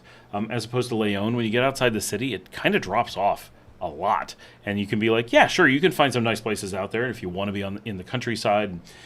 Countryside's countryside, right? Beautiful fields and trees and hills and all that. It's very, very nice, but I think like Hinotega outskirts and Matagalpa outskirts, you'll find like villages that actually have a bit going on compared to other areas, and it can be, oop, just happened. It can be quite nice, and it's weird because they're smaller cities, but they have these outskirts that kind of bring it all together into a more interesting area, in my opinion. Than a lot, so it's pretty cool. Hey, this is Ron K or Ronk, who knows? Hey Scott, this is my first live, and I'm already loving the vibe. Your show is great. Your energy is number one. Awesome. Keep that spirit going. Thanks, Ron. David says, we're dealing with one of our dogs getting poisoned recently. Oh, I'm so sorry. Bummer story. Anyway, have you addressed or talked about how to fire workers? So I have, well, maybe I haven't. I've talked about workers a lot. I mean, firing workers is kind of, I mean, you just kind of have to sometimes, right? It's just part of life. But something that we do, oh, excuse me, sorry. Been a long day. Something that we do to make our lives easier is we actually use a staffing service now. We didn't for a while, so we do have direct experience with a lot of these things. And we do have direct workers still. We tend to be ones that we keep for a really long period of time. But oh,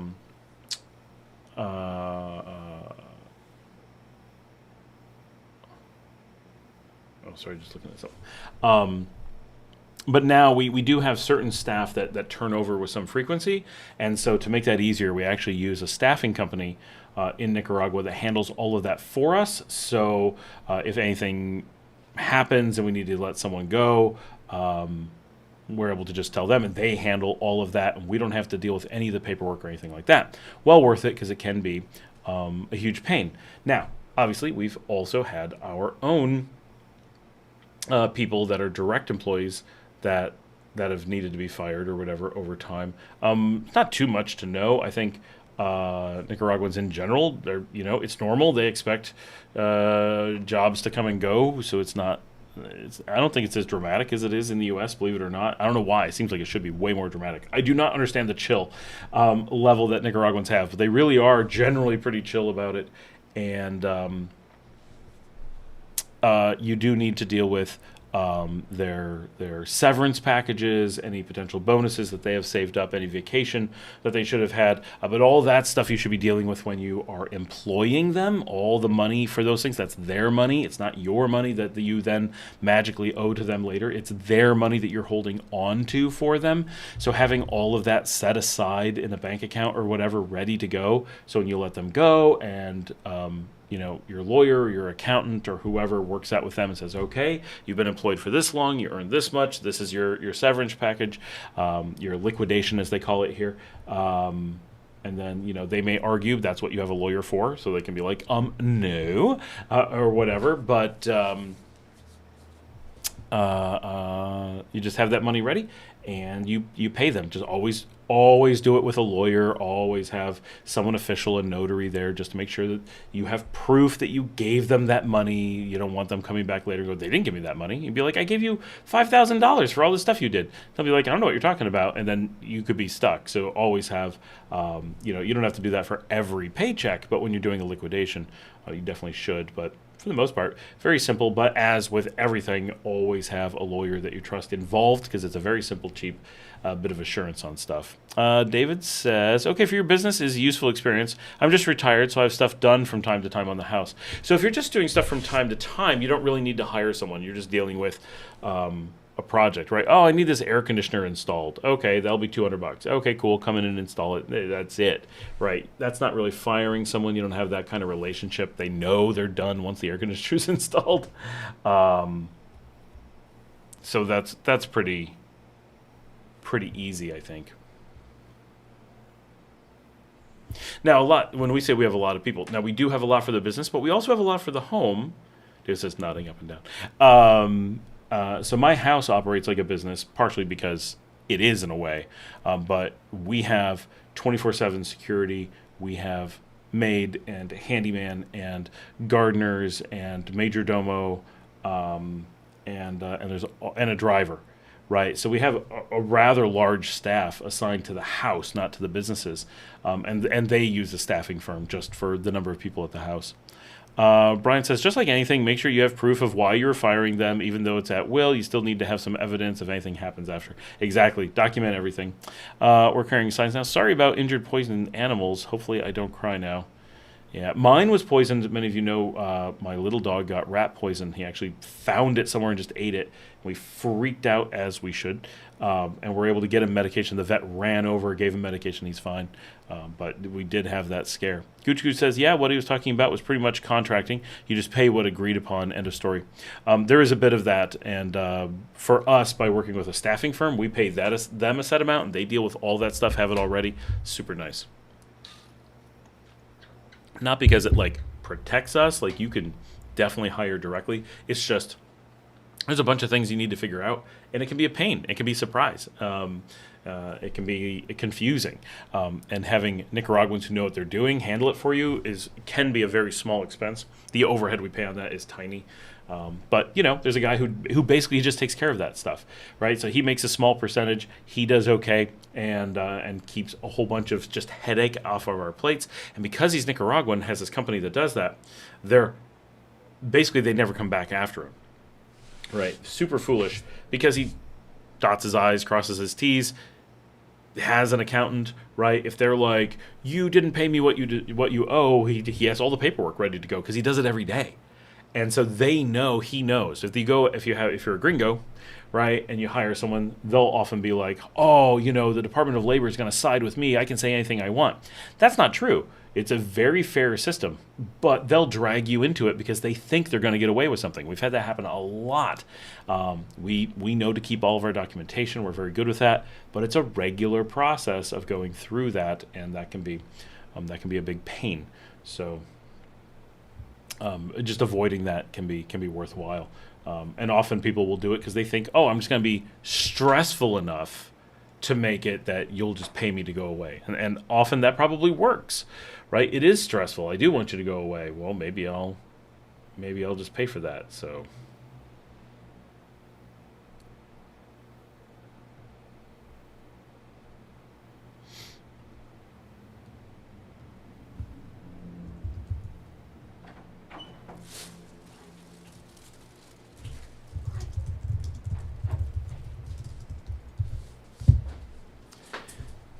did he get in trouble? No, he wants to go into the game room. Whatever. Oh. The girls are playing video games, and they have the cat with them. The cat, right? We have a dozen cats. The oldest cat. And so all the dogs are relegated to hanging out with me. Yeah, you had to come in here. It's not where you wanted to be. You wanted to be with the girls. Yeah. You wanted snuggles and hangout time. And your daddy's just doing his live stream, and you don't like it. You want to get down? Is that what you want to go over on the mat? There you go. That was Clive. He's sweet. We have the little dog, the big dog, and then and then Mia is passed out on her bed over there. I can just see her feet sticking up. Hi. Oh, you need love. You came for love. Yes. Oh, I love you. Yes, I do. Yeah. Oh, I think he wants to play, but you're sleepy. I can tell. I know you're holding me. Get him. Get him. I know you're thinking about playing. You are.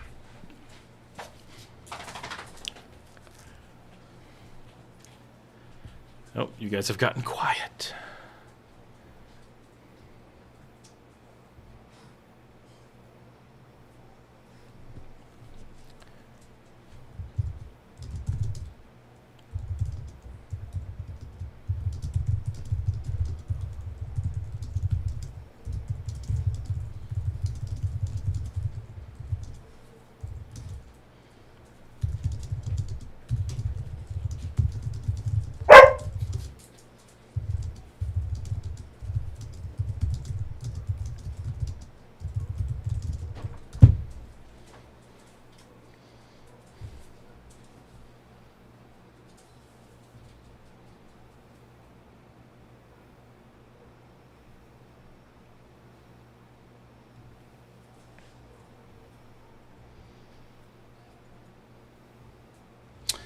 All right. I think that's great stuff as I'm trying to find my dependable guys for like the garden and stuff. So for the garden, we actually use a gardening firm and not through our normal contractor just because some of those things like security, you can get a firm for that. Like those just security firms.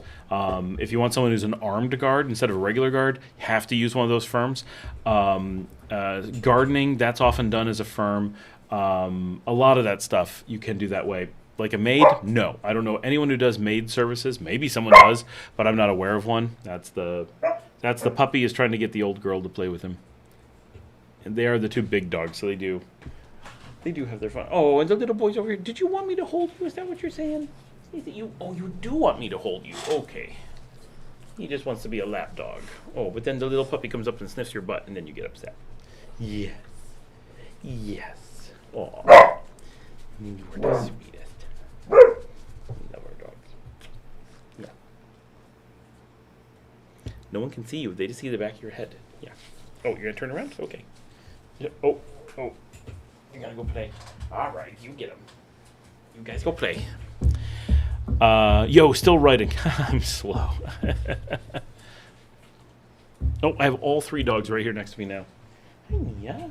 Hi, my baby. Oh, yeah. You're the mama dog. Yeah. She's not really a mama, but she's the old girl, so she's kind of all the doggies' mama. She raised them all when they were puppies. She's always taking care of them. We had her first. Yes. Yes. There was a time it was only you, and you miss it, I know. Yeah, you miss being the only dog. Yeah. The little dog is very social. He wants to be with everybody. The big girl, she only wants to be with me. Hey, Scott, what route and airline do you suggest me flying from Nicaragua to Toronto after Spirit bankruptcy? I don't have a great answer on Toronto. I think American is probably your best bet. Canadian Airlines partners with Avianca, and that's not a good situation. We've specifically had people have problems on that route, and even...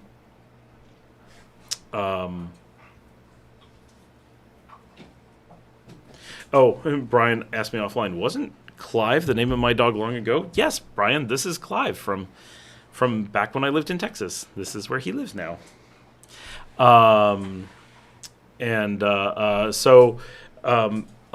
Canadian Air Canada, sorry, that's its name. Air Canada AC is not recommended for getting here. If you can do Air Canada all the way to Costa Rica, that should be fine. Just make sure that it's operated by Air Canada the whole way. But Air Canada's partnership with Avianca is not a good one. They finger point at each other, and they will use that situation to actually make it harder for you to get a reliable flight. So looking at United and American with direct flights all the way down, generally your best way to go. If you need to, Copa going through Panama City is also an option. In theory, Aeromexico going through Mexico City, also an option, generally very expensive, but they're very nice airlines. And stopping in Mexico City is kind of cool, but it's not like you get to go around Mexico City while doing it. But the airport's nice. Definitely the best of the airports in the region. It's huge. Like you get like really nice boulangeries and stuff in the airport. Like that's pretty cool.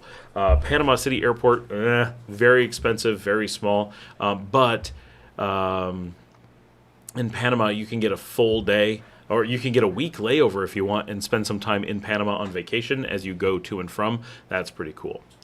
We're carrying signs now. So is there someone in the Highlands who is also looking for properties? Maybe do a little shared searching. I'm still in a project must be finished mode before I can get a travel date set. So the thing about looking for properties is this isn't a country where you have like, oh, I found this apartment complex. There's 50 apartments. We'll get one, or I'll get one. You get one. It doesn't work that way. What's available tends to disappear. Especially for rentals at least, and if you find something you want, someone you're with is likely to want it, right? So both looking ahead of time doesn't really do any good. You need to be ready to take it on the spot, and you generally don't want to look with someone. You'll only have a handful of places you'll be looking at them together. So you'll end up being like, I like this one. Oh, I like this one. Oh. Gucci says, sadly for Canadians, it is best to fly to Liberia. That is the Costa Rica route that I was mentioning. There is a direct from Toronto on WestJet as well. Good. I forget about that one. Gucci says, flying from Canada to Nicaragua is a pain in the ass. It's a pain in the ass flying from the U.S. Imagine how much worse it is from Canada. It is quite bad.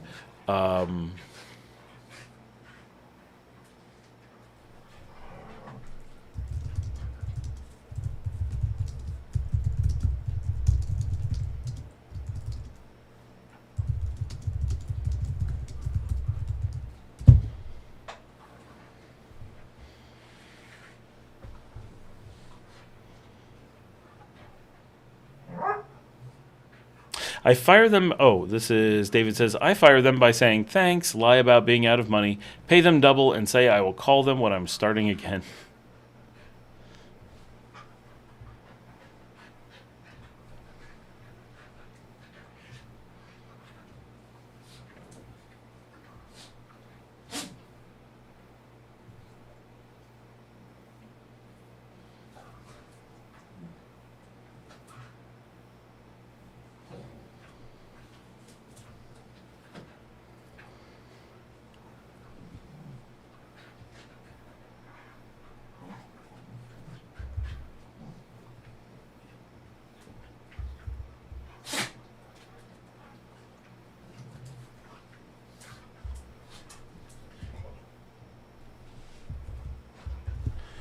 Oh, the little dog is just standing by me.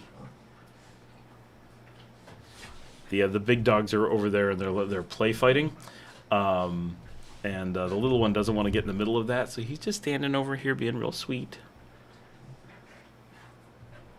Huh. You're such a good dog. Yeah. Hi. Okay, I pick you up again. He wants me to hold him, but he doesn't want the other dogs to come and be a problem. Oh, now you're on the show. Now you're on the show. Tim in Nicaragua says, we're carrying signs. I live outside of Esteli. There's been a lot of properties being bought and sold in the mountains. Gooch says, Radpad Tony fires them by not paying them and stealing their Gallo Pinto. It's true. It's true. Can't get a kiss. Do you see yourself on camera? You're really tiny. I don't think you see that.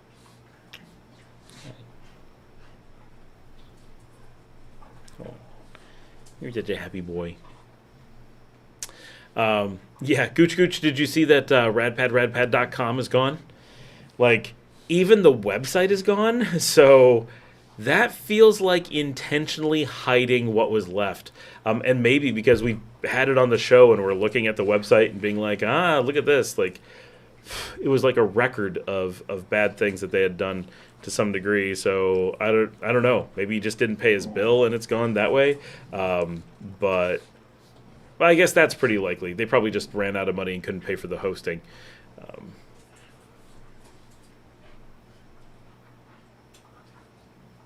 You're everybody's favorite little dog. Yeah. He sees a fly on my desk and he's kind of interested, but he's also sleepy.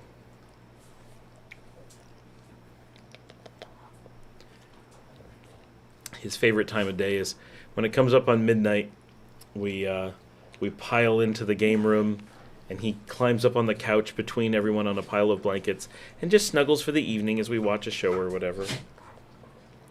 Oh. You're just a snuggle puppy. Always have been. David says, okay, flights. For me and Papoyo, Liberia flights need to be $200 cheaper to break even. That's yeah, they often are $200 cheaper. Now they're very likely to be. Prices have skyrocketed in Nicaragua because of the lack of spirit, so the competition is so far down.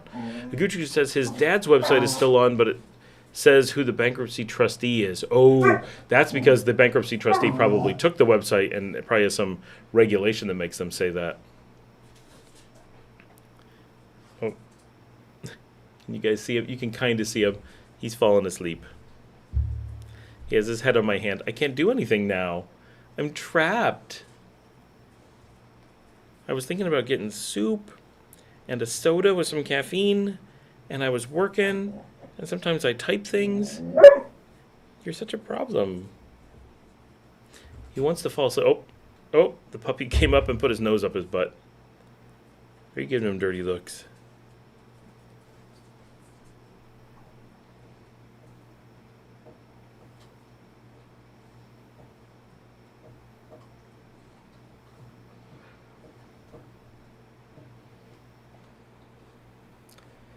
So what's everybody got going on this weekend? It is mid-May. I can't believe it's already mid-May.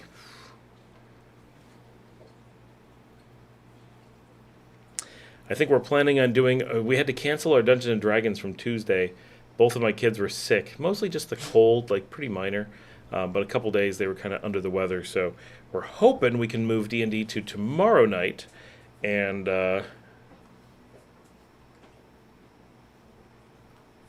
and get a game in. We definitely do not have... David says it's hot as... You know. It is. It is very hot.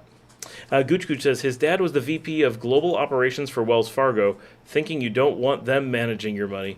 Ooh, that is... Seriously? His dad worked at a bank? That's crazy. That's my bank, and that makes me upset.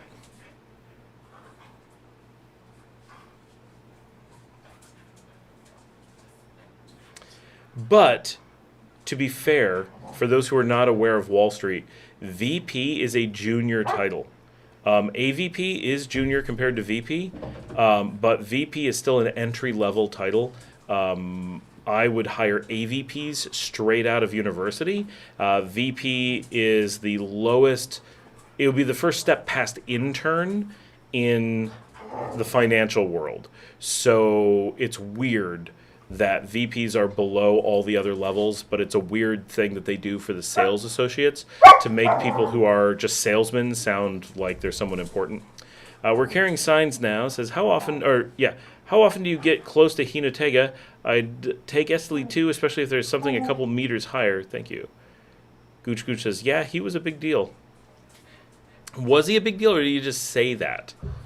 Right? Because, I mean, a VP of Wells Fargo doesn't sound like anything to me. Like, I've got a few hundred friends who are VPs. So as someone who was many levels above a VP, it's not a super impressive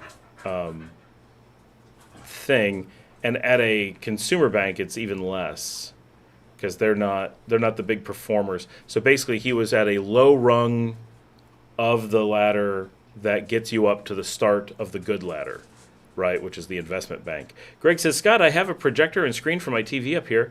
Are projectors available down there, or should I bring it with me? Obviously easier to buy one if they are available. So basically, the way that things work in Nicaragua, right, we're carrying signs now a couple 100 meters higher. There aren't many things that are a couple 100 meters higher in Nicaragua than anything. Oh, hi. Yes. You're my baby. Oh. So about Greg's screen. He's so sleepy.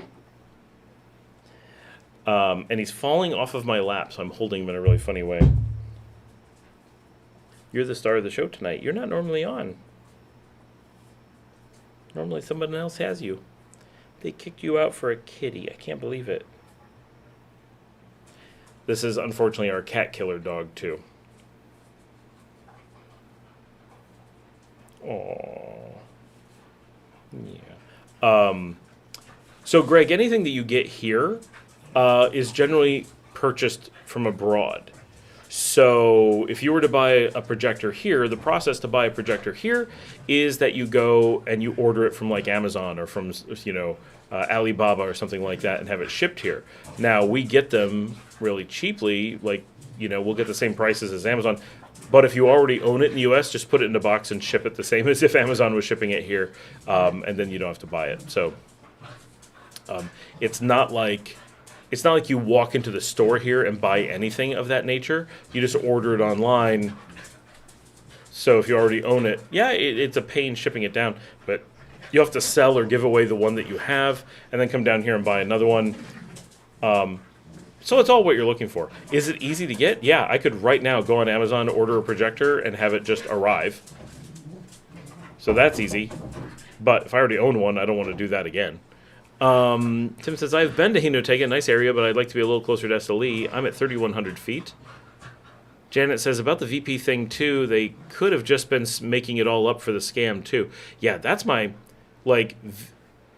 bragging about being a VP at Wells Fargo sounds like a combination of, one, he didn't know that VP at Wells Fargo is not a senior title, that's a junior title, and he probably made the whole thing up. So it's probably him scamming people, but it could be that he was a junior at Wells Fargo and is trying to play it up as if he was a big deal.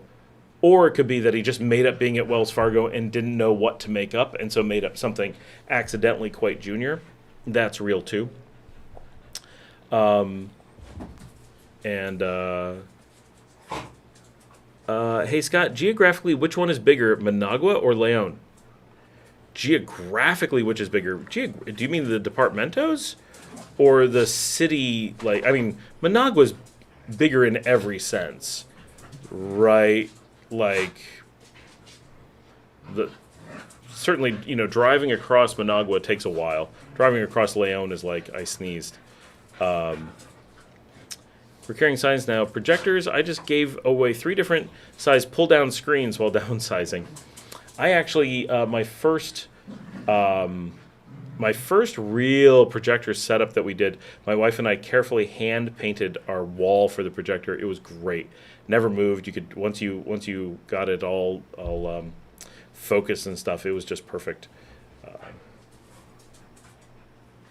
But it took a lot of work to paint it well.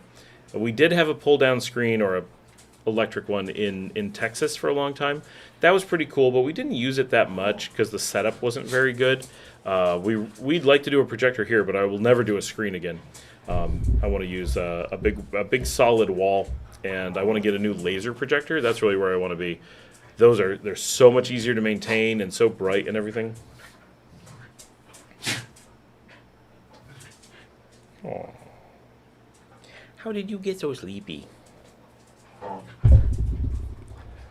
This dog has nowhere to go. Normally on my live stream, he's somewhere snuggling with my wife, at least for a while. She would normally be going out to dinner or something about now. But she's in Colombia, in Medellin at the moment. So the dog has nowhere to go because the girls have kitties. And my wife isn't here, so it's just me with all 3 dogs. Oh, I gotta itch my nose. I'm sorry.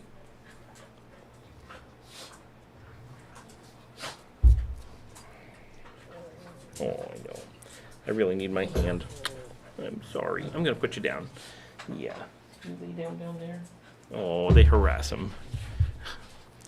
They're not harassing him like being mean. They're harassing him like they want him to play with them.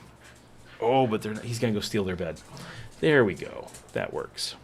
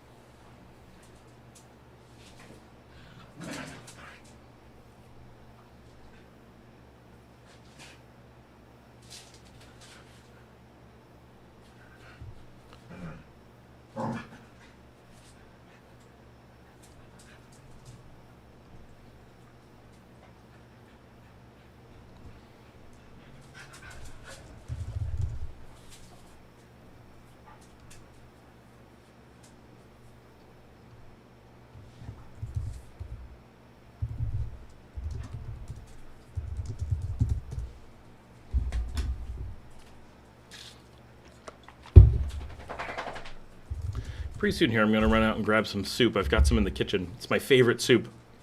I don't even know what kind it is. It's like coconut paprika soup. I know that sounds crazy, but it's so good. It's got pasta in it.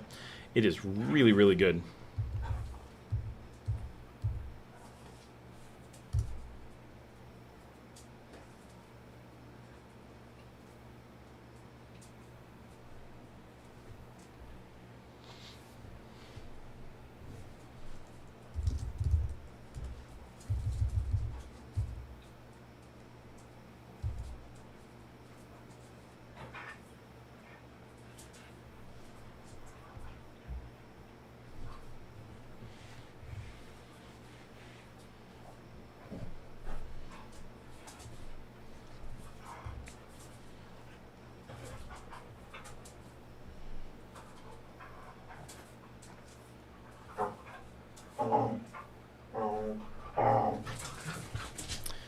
gosh, these dogs. They're going to knock my table over, I just know.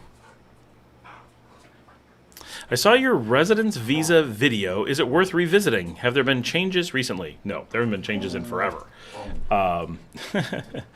Residency has very, it's not the kind of thing that's expected to change very often. Residency is pretty slow moving. It's a lot of wheels of government and such, and so it's nope, completely the same year after year. I don't think anything other than and this is a long time ago, they changed if you're on a retirement style visa, you used to be able to get some tax incentive for shipping in your household stuff, and you no longer do. But it was not enough of an incentive that I know anyone who's ever done it. But it was nice to know you could. You can still do stuff, but now you just pay more taxes under certain circumstances, but not circumstances that have affected anyone I've ever known. So, it's pretty minor under those circumstances, but technically it changed. But other than that, nothing that affects anyone I know has changed since long before we first moved here. Is there any specific questions you're wondering about?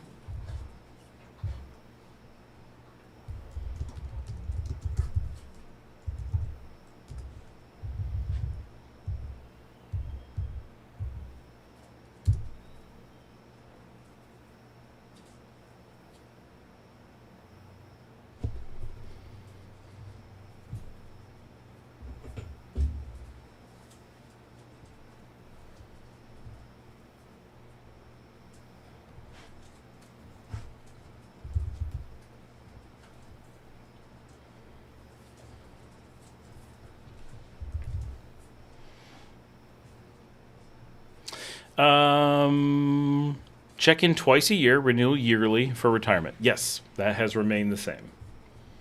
I guess that did change since I got here, but that's been the case for a long time now.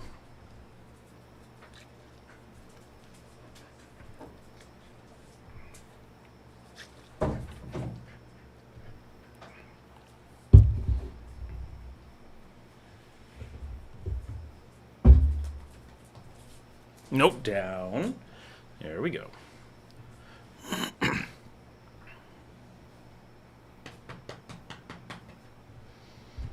Yes.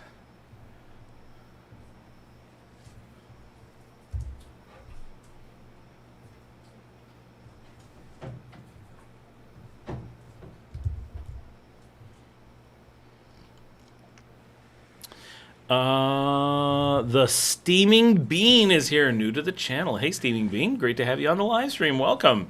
We got a lot of new people this week, or a lot of new people to the live stream at least. Very cool. That's awesome.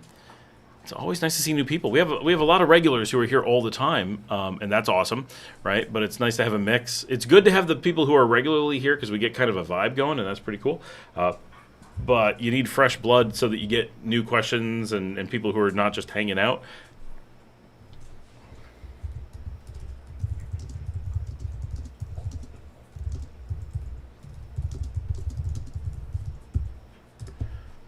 All right. I am going to take this moment to step away and use the little boys' room and grab some soup and some caffeine, and we'll be ready to hit it when I get back. So, let's see.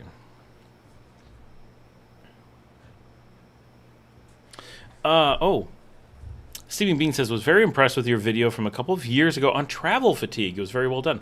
Well, thank you very much. I forgot about that one. It's been a while since I've looked at it. I have about 5,000 videos, so sometimes I lose track of them, for sure. D. Gilbert, I've been back in America for 2 weeks. I missed Nicaragua already. That sucks. When are you coming back? We gotta get people back more of the time. And let's see.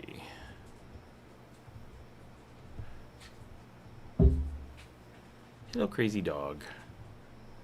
Why are you so crazy? That is the question for this dog. Why are you crazy? He says, 'cause I'm a puppy. I'm just a puppy. Huh. Aww.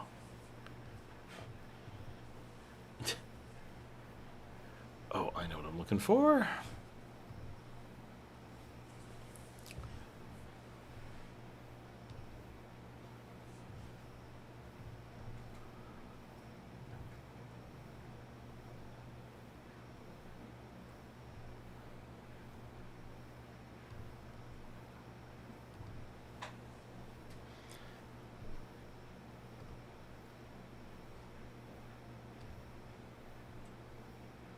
It was 3 years ago. Wow. Can I ask what your preference to Esteli is? It is closer to the beaches. What your preference to Esteli is? It is closer to the beaches. Who are you asking? And I'm not 100% sure what you're asking. I prefer Matagalpa. I think Matagalpa is closer to the beaches. Esteli is definitely not that close to any beach. It's not impossibly far.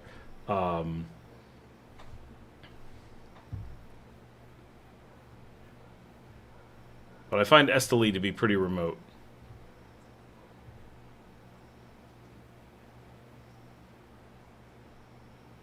Oh, weird. All right, let's see if this works. That does not work. What is that? That's terrible. There we go, much better. All right, I'm going to step away for a minute and get a little bit of food, get some caffeine, and I will be right back. And I'm going to try to play some music while I'm gone. I don't know if this will work or not. Oh, it is working! Enjoy.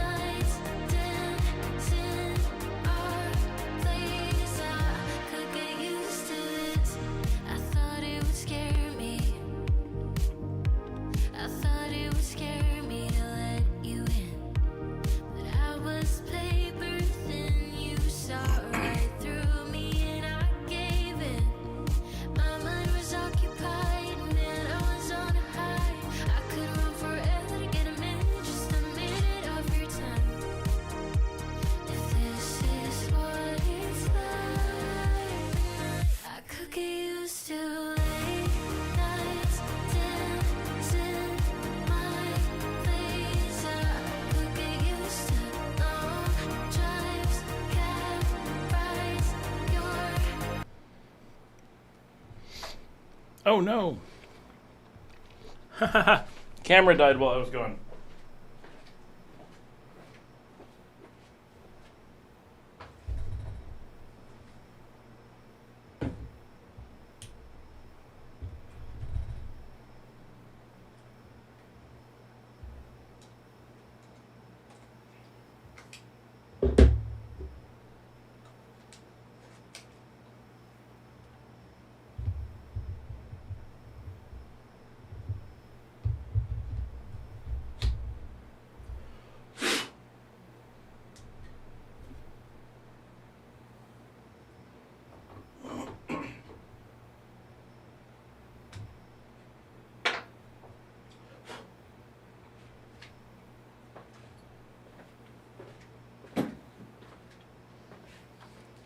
All right, guys, I think we're going to be coming back here in a second. Oh, good dog at the door. My gosh. There he is.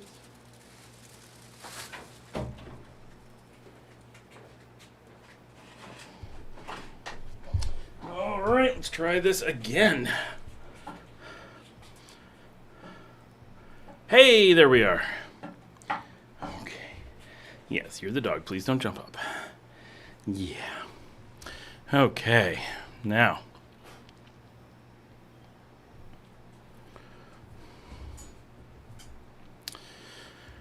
Oh, I was trying to ask Tim, but my message went to error. I think Tim left. He didn't. Tim says, Esteli is a little bigger, easier to get to the airport, and my wife has family close by, Esteli versus Hinotega. Janet says, welcome, this is to the Steaming Bean. I've been watching forever and ever myself. Tim says, Las Bonitas is about 2.5 hours away, Managua about the same. I think the climate here is very similar to Hinotega, cooler at night, but warms up in the afternoon. We're carrying signs now. Says, thank you, Tim. I plan on 2 days in each of the 3 bigger Highland cities to check it out. Janet says, it does sound like crackling there. Oh, was that the music? It just sounded bad. Janet says, I just found out that this song was by Becky Hill and released in 2019, though. Was it? Janet says, hey, Scott, we can hear you. How did you find out that that's when that song is from? And is that correct? I don't know.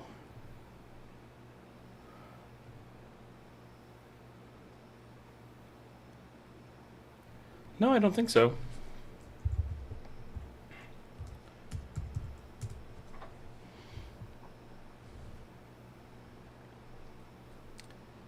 It is. No, the song was used to this by Maybe, and it's pretty recent. See if we can find out more information. Released April 21st, 2023. Produced by Stefan Carlin. Composed by Maura Micheli.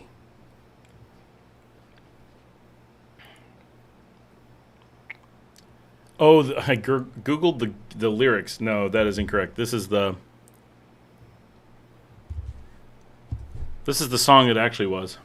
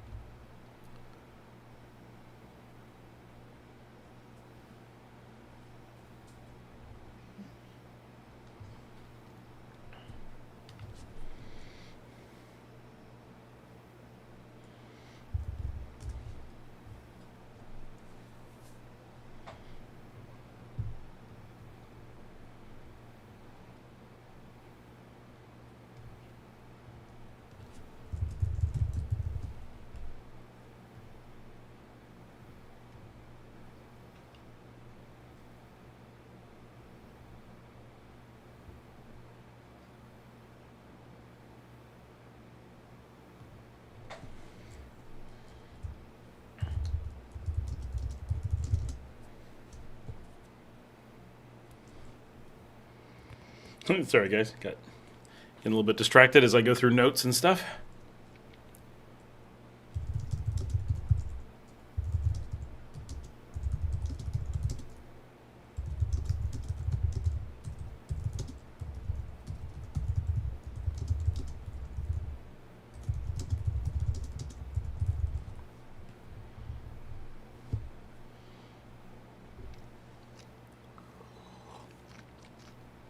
All right.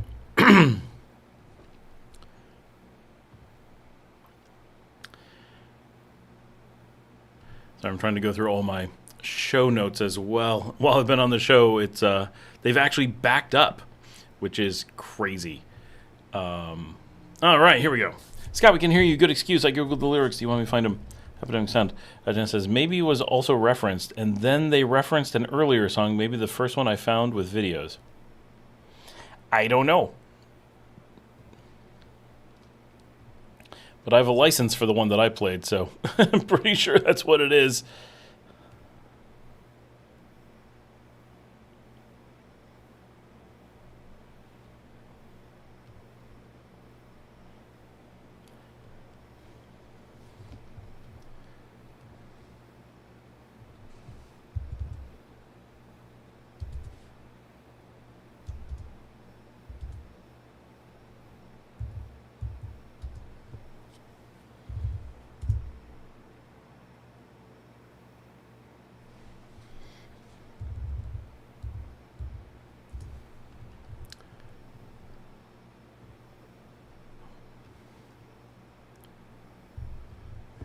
All right, now you guys are a bit quiet. We've had good traffic tonight, though. Nothing like last week. Last week was incredible, but can't have that every week, especially when we have problems getting started.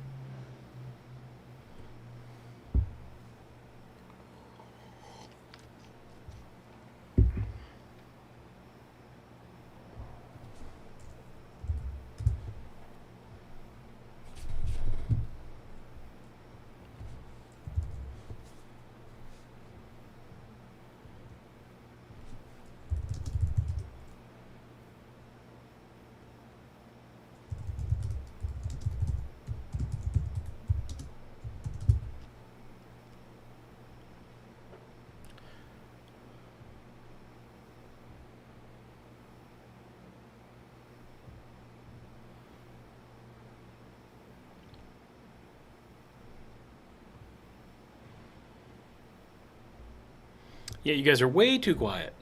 I know it's 9 o'clock at night here, so it's like 11 o'clock on the East Coast, but we need some energy.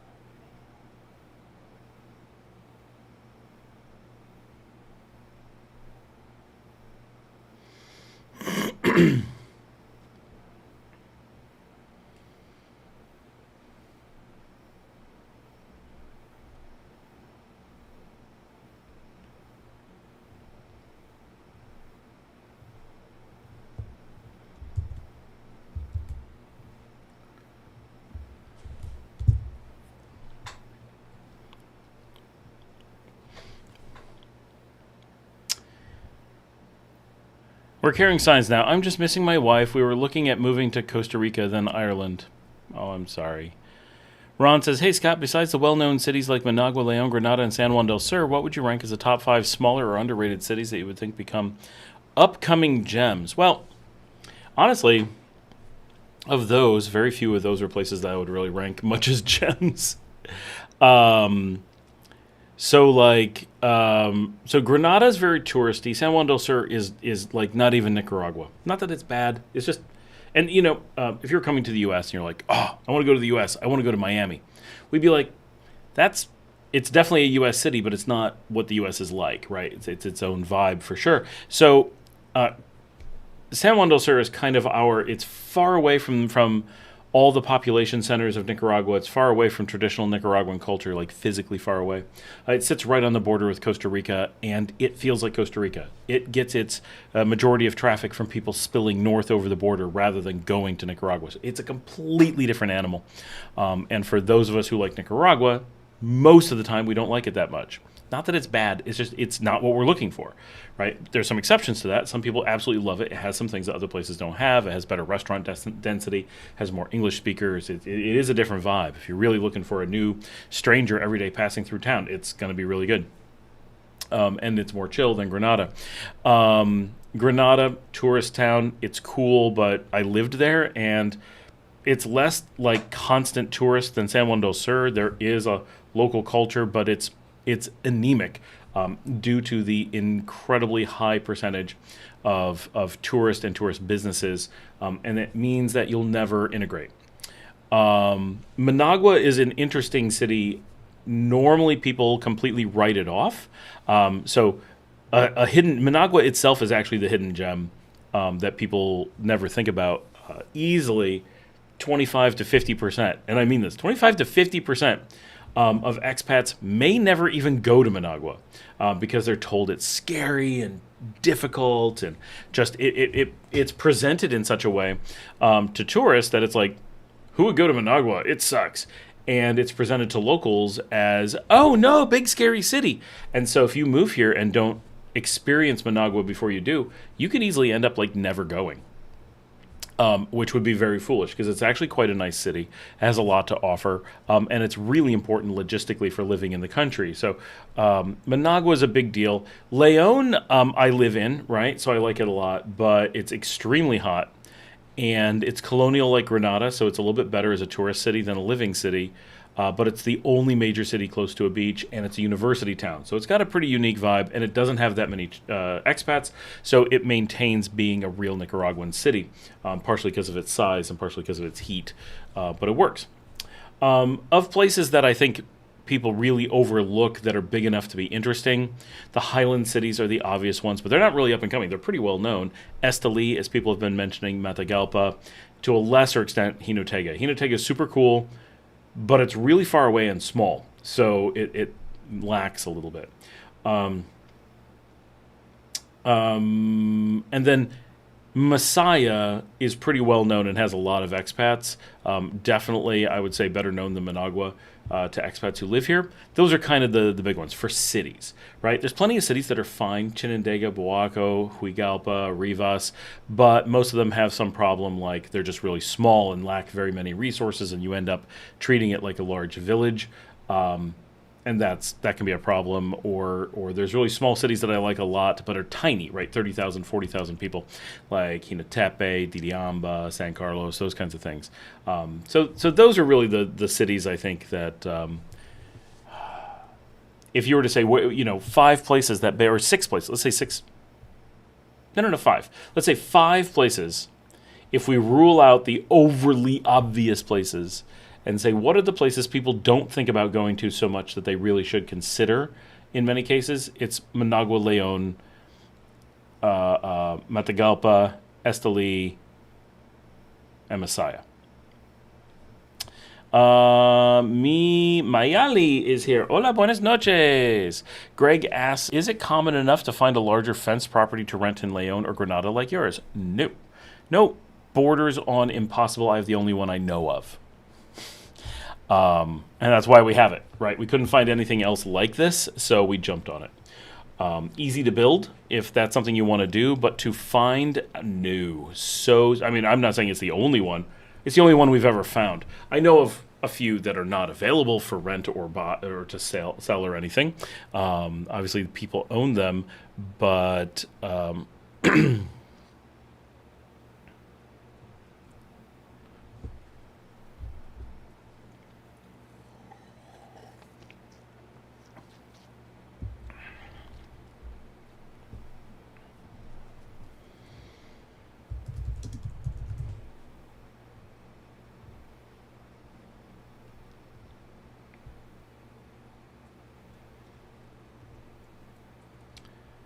sorry, I'm testing a few things now while I'm working.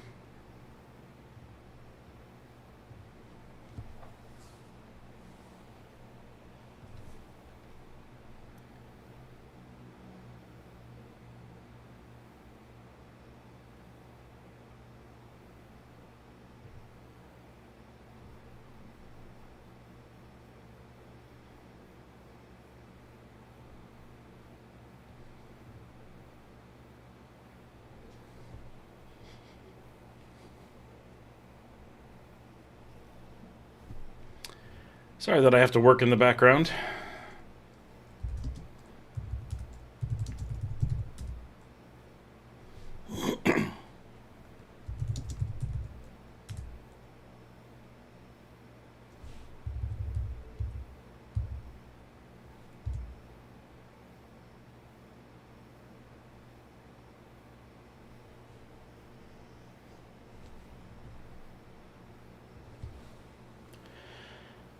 San Nicolas and La Garnacha are very nice areas in the mountains south of Esteli.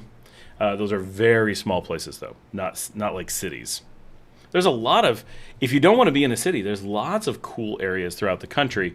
You want to be very aware of how far you are from a city and what that city has to offer. Like I said, there's beautiful areas outside of Jinotega, but Jinotega itself doesn't have a lot of resources. Does it have a grocery store? Yeah, of course it has a grocery store, right? But are you going to go there and do a lot of your shopping? No, you're probably going to be very sad and want to go into Managua on a very regular basis to handle shopping activities, right? And maybe that's something you enjoy. You like the drive through the countryside to get out to Managua, and that's just a thing you enjoy doing, and it's fun to make it that trip.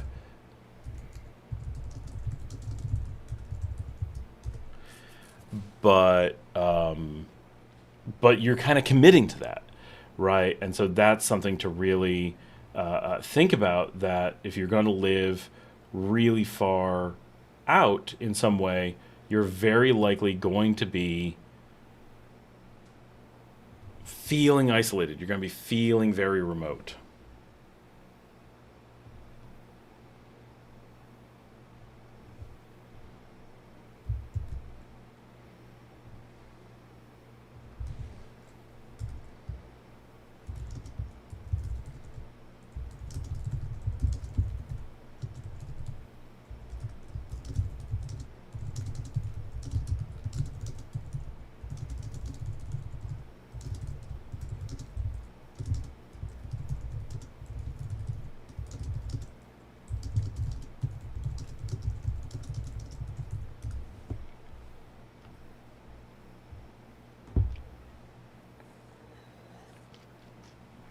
Jenna says, okay, it's Moa Mikkeli, the singer in the song called Maybe, and she lives in Stockholm, Sweden. The other artist has a song with a similar name, but Moa has a better voice. Interesting. But it said the song was a different name, and Maybe was the band, I think. Like, she's the artist known as Maybe? Oh, maybe that's what it is.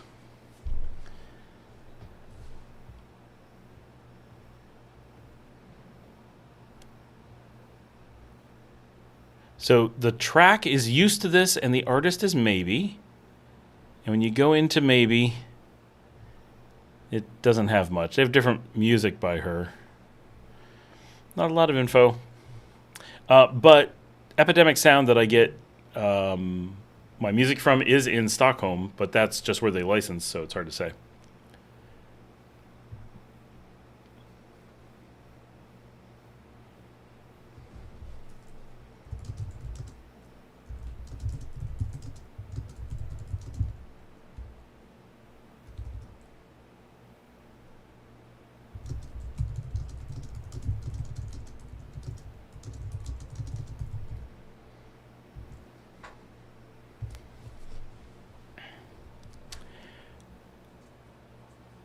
Like, it's a band, but she's the vocalist, and there are other songs with her voice, right? It's really mixed up. Yeah. Epidemic definitely gets weird with how they handle artists, but they just buy the songs, so normally they have exclusives.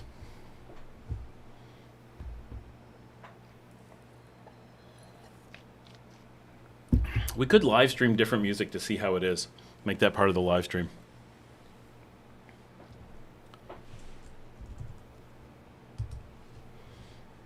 I could pick music at random. That would be kind of funny.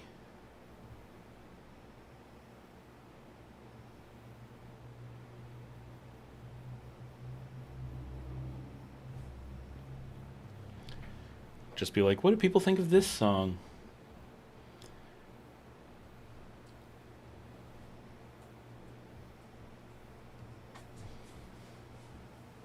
Aww. The puppy likes to sleep on my feet. He's really sweet. He just came over and laid down. Once he's ready to sit, he just kind of plops on my feet. And then he sleeps there for hours. But he's got to feel my foot under him. He doesn't want to be close. He needs to be on my foot. Huh. You're a good boy. Where's the little one? Oh, he's out. He's outside. Janice says, so I'm hunting songs instead of working all night. There you go. Here we go. Let me know what you think.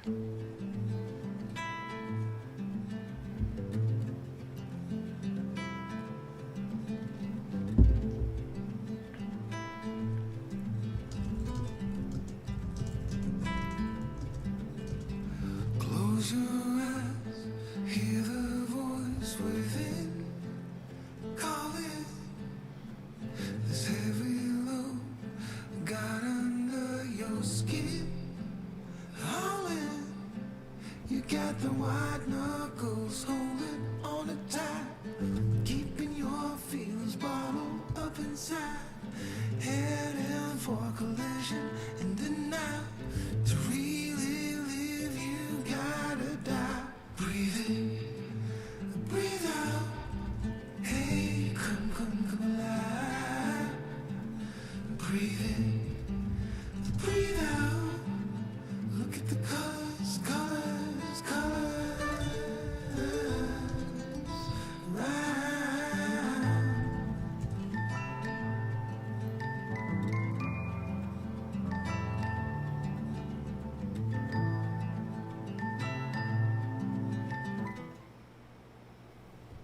Okay, that's enough of that. Anyway, how was the song? Did you guys like it? Was it? I don't even know what that song sounds like because I have no way to listen while I'm sitting here. Anyway, Greg says, staying on the music topic, are electric guitars available there? Most definitely. Everyone's got one. I heard guitars are made there. They are. But I'm assuming acoustic. I've never seen an electric guitar made here. Definitely acoustics are made here. Tim says they sell electric guitars, but I'm not sure of the quality or names. Classical guitars are most popular. That is true.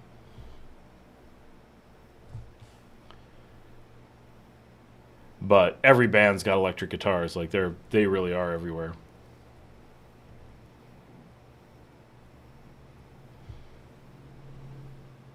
It sounded like how to handle stress.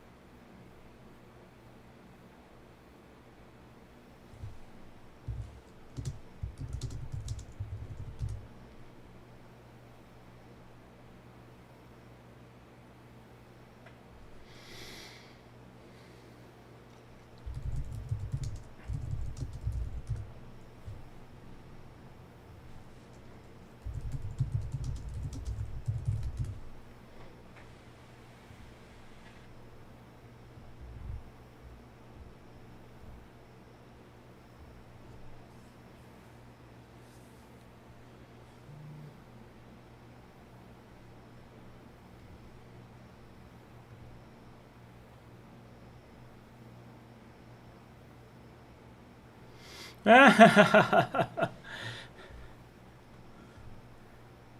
just got a picture of my show of my live stream being shown on a giant projector somewhere.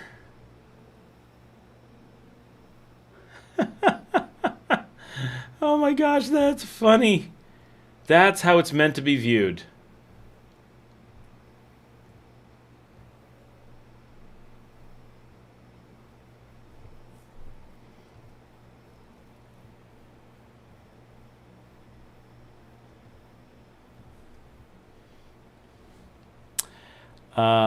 It said breathe in, breathe out.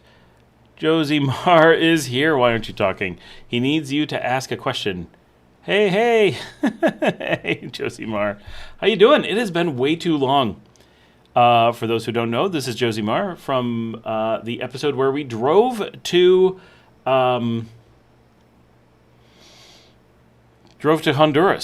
Have I ever visited Bluefields from Dirty Chivo? I have not.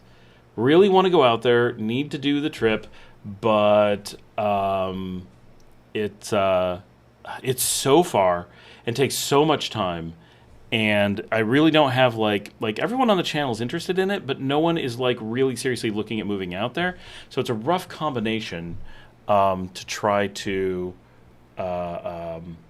figure out when to go, when to put in the time, how to do it, who's going to go. Like, I really want to do it. I think it'd be a lot of fun. Bryce did it 2 years ago, a year ago. Had a lot of fun, really liked it.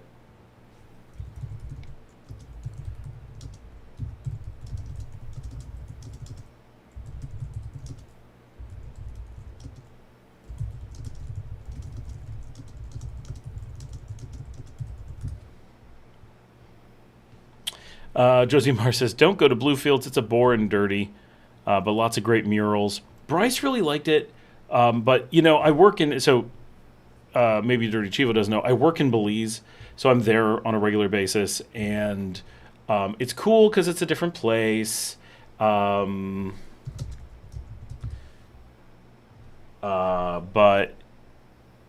it's not like I go to Belize and go, oh, this is what I've been wanting, right? And when I talk to people in Belize, they're like, you know, it's just like Bluefields except smaller, right? Belize is smaller. And so it's like, oh, okay. So the people from Bluefields are like, you are not, this is exactly the same.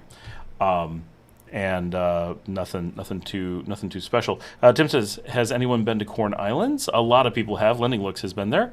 I know lots of people who go to Corn Islands. People love the Corn Islands, but Bluefields, which is on the way to the Corn Islands, is more of just a passing through point.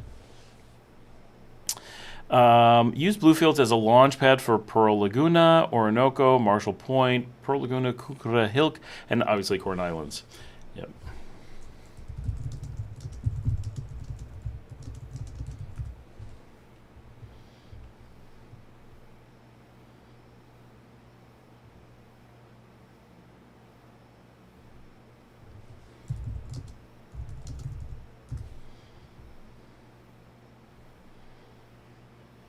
Bluefields is cool if you're an adventurous person.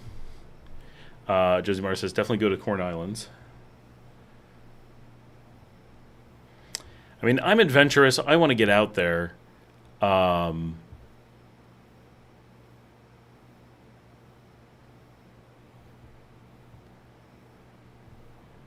think it'd be a lot of fun to explore. I want to go check out the food and some hotels and see what's available. Like, that'll all be really neat, right? But now, especially now with the new speed limit, it's like 18 hours to get out there. That's rough, right?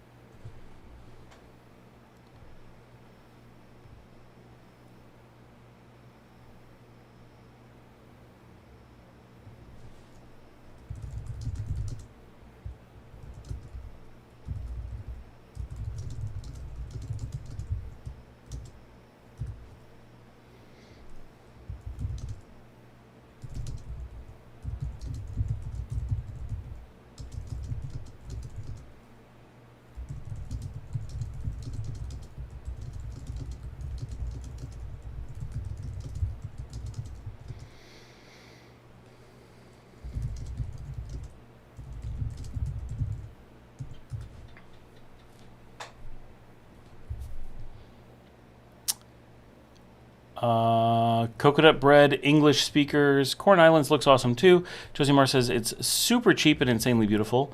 There's boat taxis. Janet says, I want to see Pearl Lagoon and the places Ramon was stationed during the war. Oh, that'd be cool. Lending Look says the church is so cool there. Oh, that Lending Looks is Bryce, for those who don't know. I'm sure. He went to the church. Tim says favorite places to stay at Laguna de Apoyo. Oh, I really like staying at Hostel Paradiso. It's not the most expensive. Great location. There's a number of cool places. Dirty Chivo, I do love some coconut bread. Lenny Looks smoked the hookah first time. Josie Mar says contractors. Contrary to popular belief, the Corn Islands are very cheap. Lenny Looks says best gallo pinto I had was in Corn Islands. Josie Mar says, gosh, my grammar sucks right now. Josie Mar says, I'm Tim. I don't think he is. Janet says, lol, my cat typed that 3 above. Lenny Looks says, if I really liked Bluefields, I'd just like the Caribbean type of living, Santa Lucia, Barbados, etc. Josie Mar says, Tim, I recommend flying to go to take the bus back and drive back during the day. Spectacular. Dirty Chivo says, cat in the chat. Josie Mar says, and my house, because that's where I stay when I go to Laguna de Apoyo, is at Josie Mar's house. So we actually filmed the episode from Laguna de Apoyo last year from his house. That's where we were.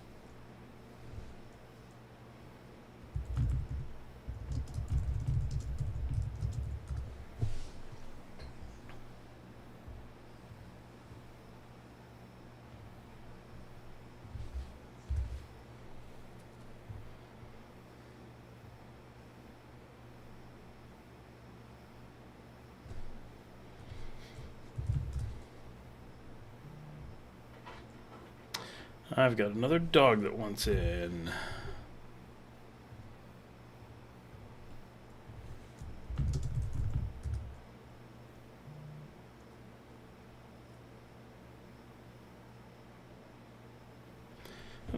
I'll be right back, just letting the dog in.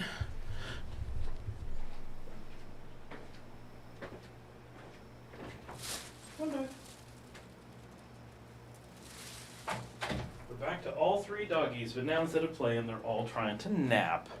They're so sweet. Oh, sorry, little dog. I sorry. I kicked him. He's under my...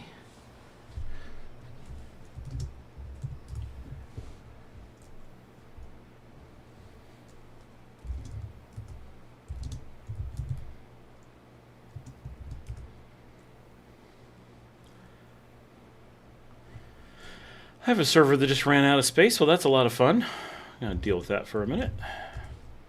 At least it's something simple. Come into my house, look at her. She comes back faster than I can get her away, like she's fast. That's how I sent a message. That's the cat. I'm going to try to work and listen at the same time. Maybe the cat will get bored. Josie Mar says, looking for a house sitter the 28th to the 16th of June. That must be... Wow. Josie Mar, are you going to the United States with me? Because I leave on the 28th and come back on the 16th. So I'm not house sitting. If you want to house sit. Tim says, I remember that house. I'm going there next week. I was looking at Paradiso. Paradiso's really nice. That's generally where I stay. I would need someone to house sit my house, Tim says.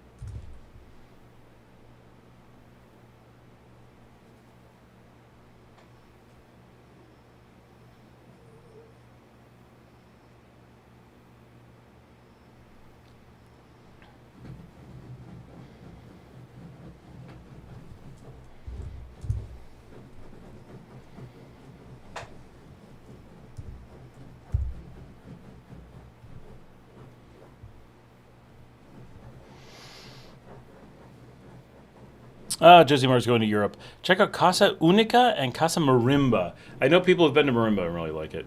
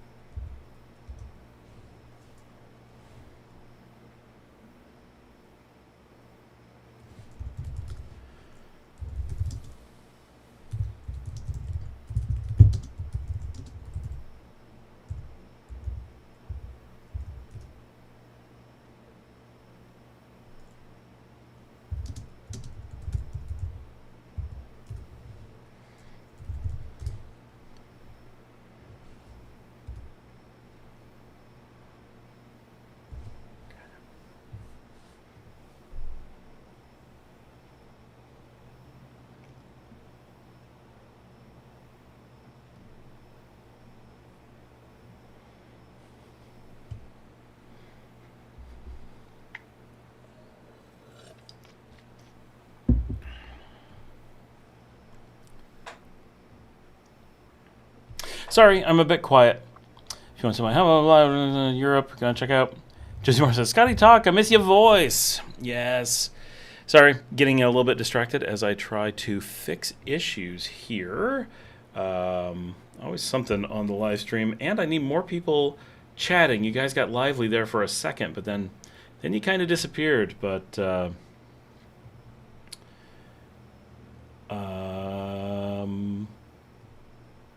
yeah. So it's 9:30 here in Nicaragua on a Thursday night.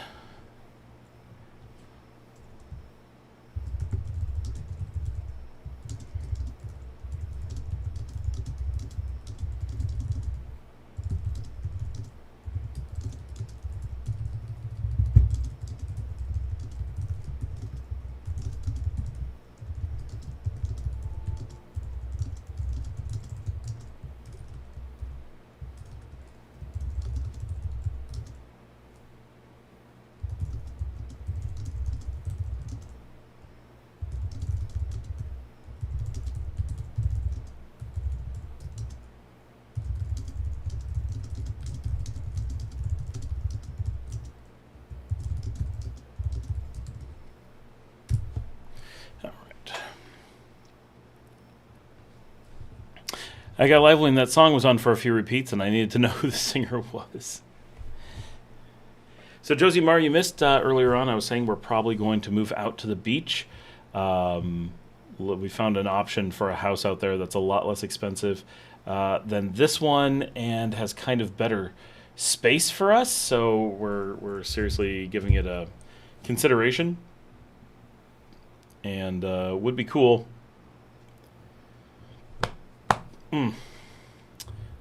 Would be cool to be near everything that we have out there. And we just built a house. So for those who weren't on earlier, but Josie Mar definitely wasn't, and Bryce wasn't.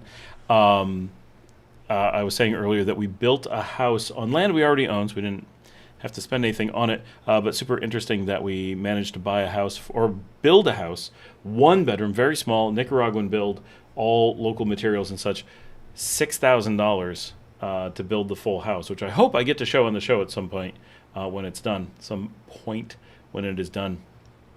But pretty cool that it's a neat project that we did. And hopefully it gets good use. It's for our own staff, so it has a purpose.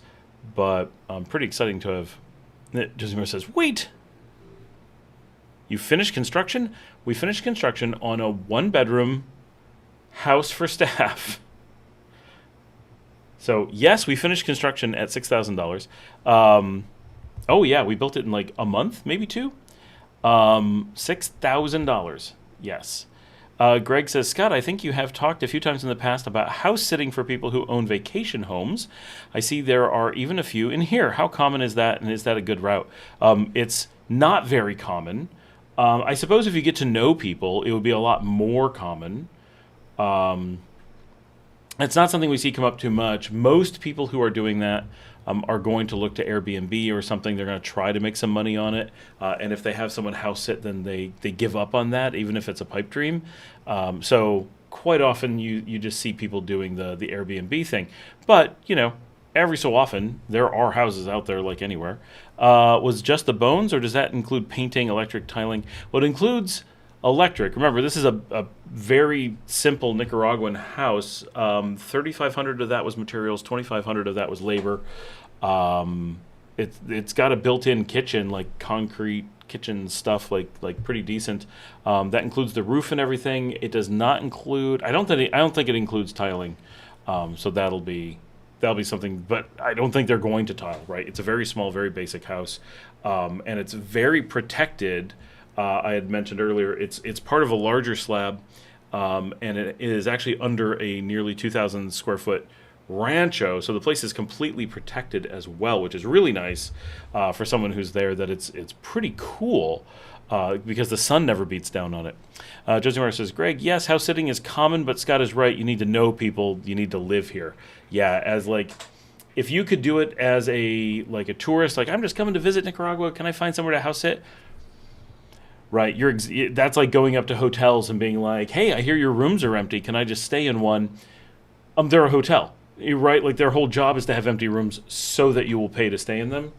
House sitting, unless it's someone you know, generally isn't going to happen. You might get super lucky that someone just needs a house sitter, can't find anyone. But if that's the situation, you're talking about a place where no one's willing to live there. Because, like, if I needed my house sat, which I do from time to time, we just call any number of our friends and like, hey, why don't you come stay at the house? And, we've got air conditioning and food and a big kitchen and big TVs and knock yourself out, fast internet. And there's always someone who's like, cool, that'd be fun.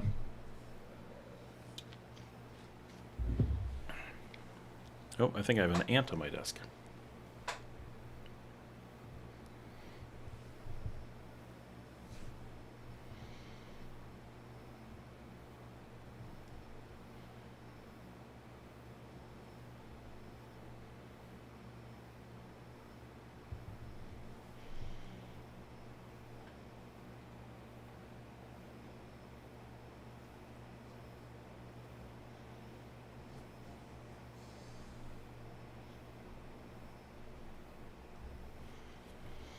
Just reading messages here as I'm trying to work on this storage problem.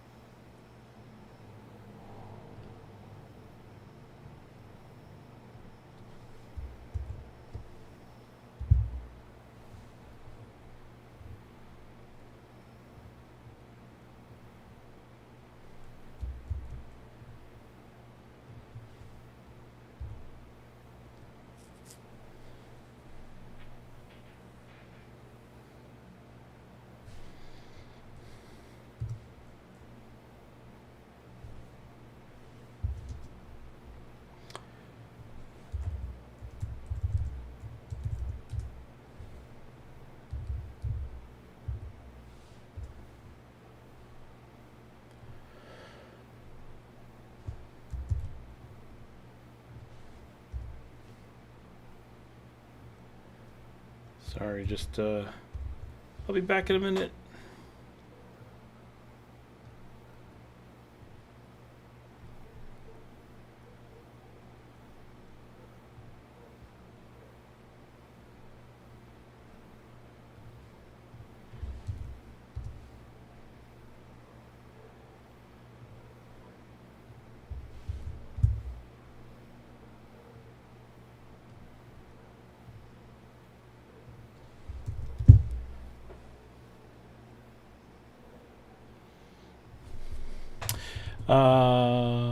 Housing.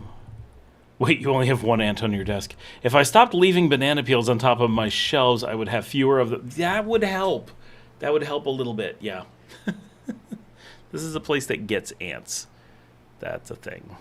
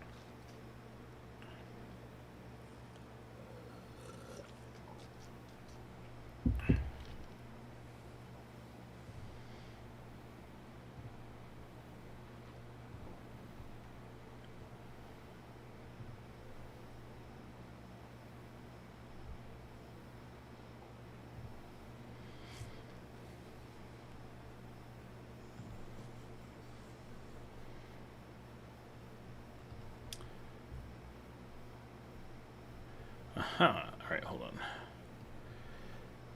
Sorry, lots of work I got to do, but this is moving fast. And you guys aren't talking that much, so it's not my fault. If you guys kept me busy, then I wouldn't be able to do this.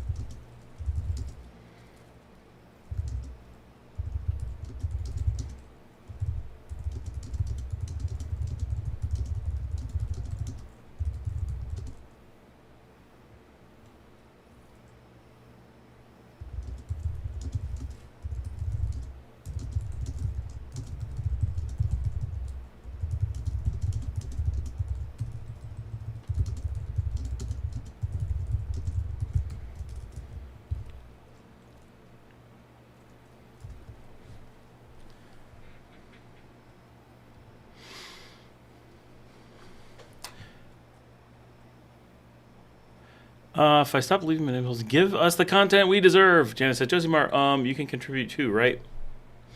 Milton Ramirez, have you heard that the El Nino is going to make this winter less rainy in Nicaragua, or is it La Nina? I honestly, no. I haven't heard anything. That could be, I don't tend to hear. Nika Flow 89, hey Scott, in one of your latest videos, you had a privacy bug mesh fence. Yes. Did you purchase that? Yes. If so, where did you get it? I don't know. And how was it put on? Looks like zip ties. It is zip ties. It was put on by my handyman. But it is zip ties. Yeah, it's a plastic Maya. And normally, we used to have a Maya that was there. Hey, what's up? Just checking Paul's on. Oh, okay. The little one's... Oh, he's here now. Yeah, I think the little one's here. Yes, he is. Okay. We had the Maya originally because of Betty. Betty is Marcella's tiny dog. Absolutely tiny, size of a medium cat, and she would just go through the bars and run away, and that was dangerous. So we put up the Maya, mesh is called Maya here, and that kept Betty in. Later we discovered that Clive can squeeze through the bars, and so we wanted to have the Maya. But we didn't need it because we had this really good wall of hedge that was absolutely beautiful, and so we had taken it down and we just had the hedge. So there was Maya for this very specific purpose because the dog would go right through the hedge. But then we got rid of it because we don't need it for security or anything. Then they cut down the hedge, and it was all completely bare. And the neighbors could look into our house. People driving down the street could see into little bits of our house. It was not. We were not happy. Plus, if you look at my videos, it's way too bright much of the day there, and it's still way too bright without the hedge, but it's better with the Maya. So we put the Maya back, got a new roll of plastic Maya, and had it zip tied up. It doesn't really keep bugs out because it only goes so high and the bugs just fly right over. But it keeps random dogs and cats from just going through the fence as if it's not there, which was a little bit of a problem. Josie Mar says, I'd do anything for the revolution. Viva la Luca. Janet says, well, all I remember is that they are opposite of what they do in Oregon, so now I'm totally confused which is which. As of mid-May, the world is shifting from a recently ended La Nina into El Nino phase, which currently in a neutral state, there's a very high probability, over 80%, that El Nino will emerge by summer of 2026 and could become a very strong or super El Nino by late 2026, potentially breaking global temperature records. Key 2026 outlook details. Current state, the weak La Nina has ended, and the Pacific is in a neutral state. Transition, El Nino is emerging rapidly, with forecasts expecting it to develop by May to July. Intensity, there's a high confidence 2 in 3 chance that it will be, and a strong or very strong El Nino by winter 2026-27. Impact, if a strong El Nino develops, it will likely cause significant global weather disruption, including warmer global temperatures and altered precipitation patterns. Whew! I've seen a company on Facebook does professional shade systems, awnings, and as you wanted magnetic mosey screens for windows and doors. Cool. That would be neat.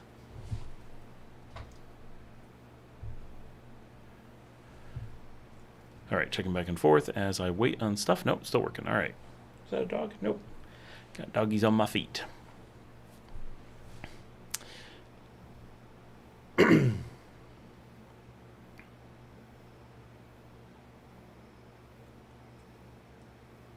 My mic's still working? Yeah, it's working. All right.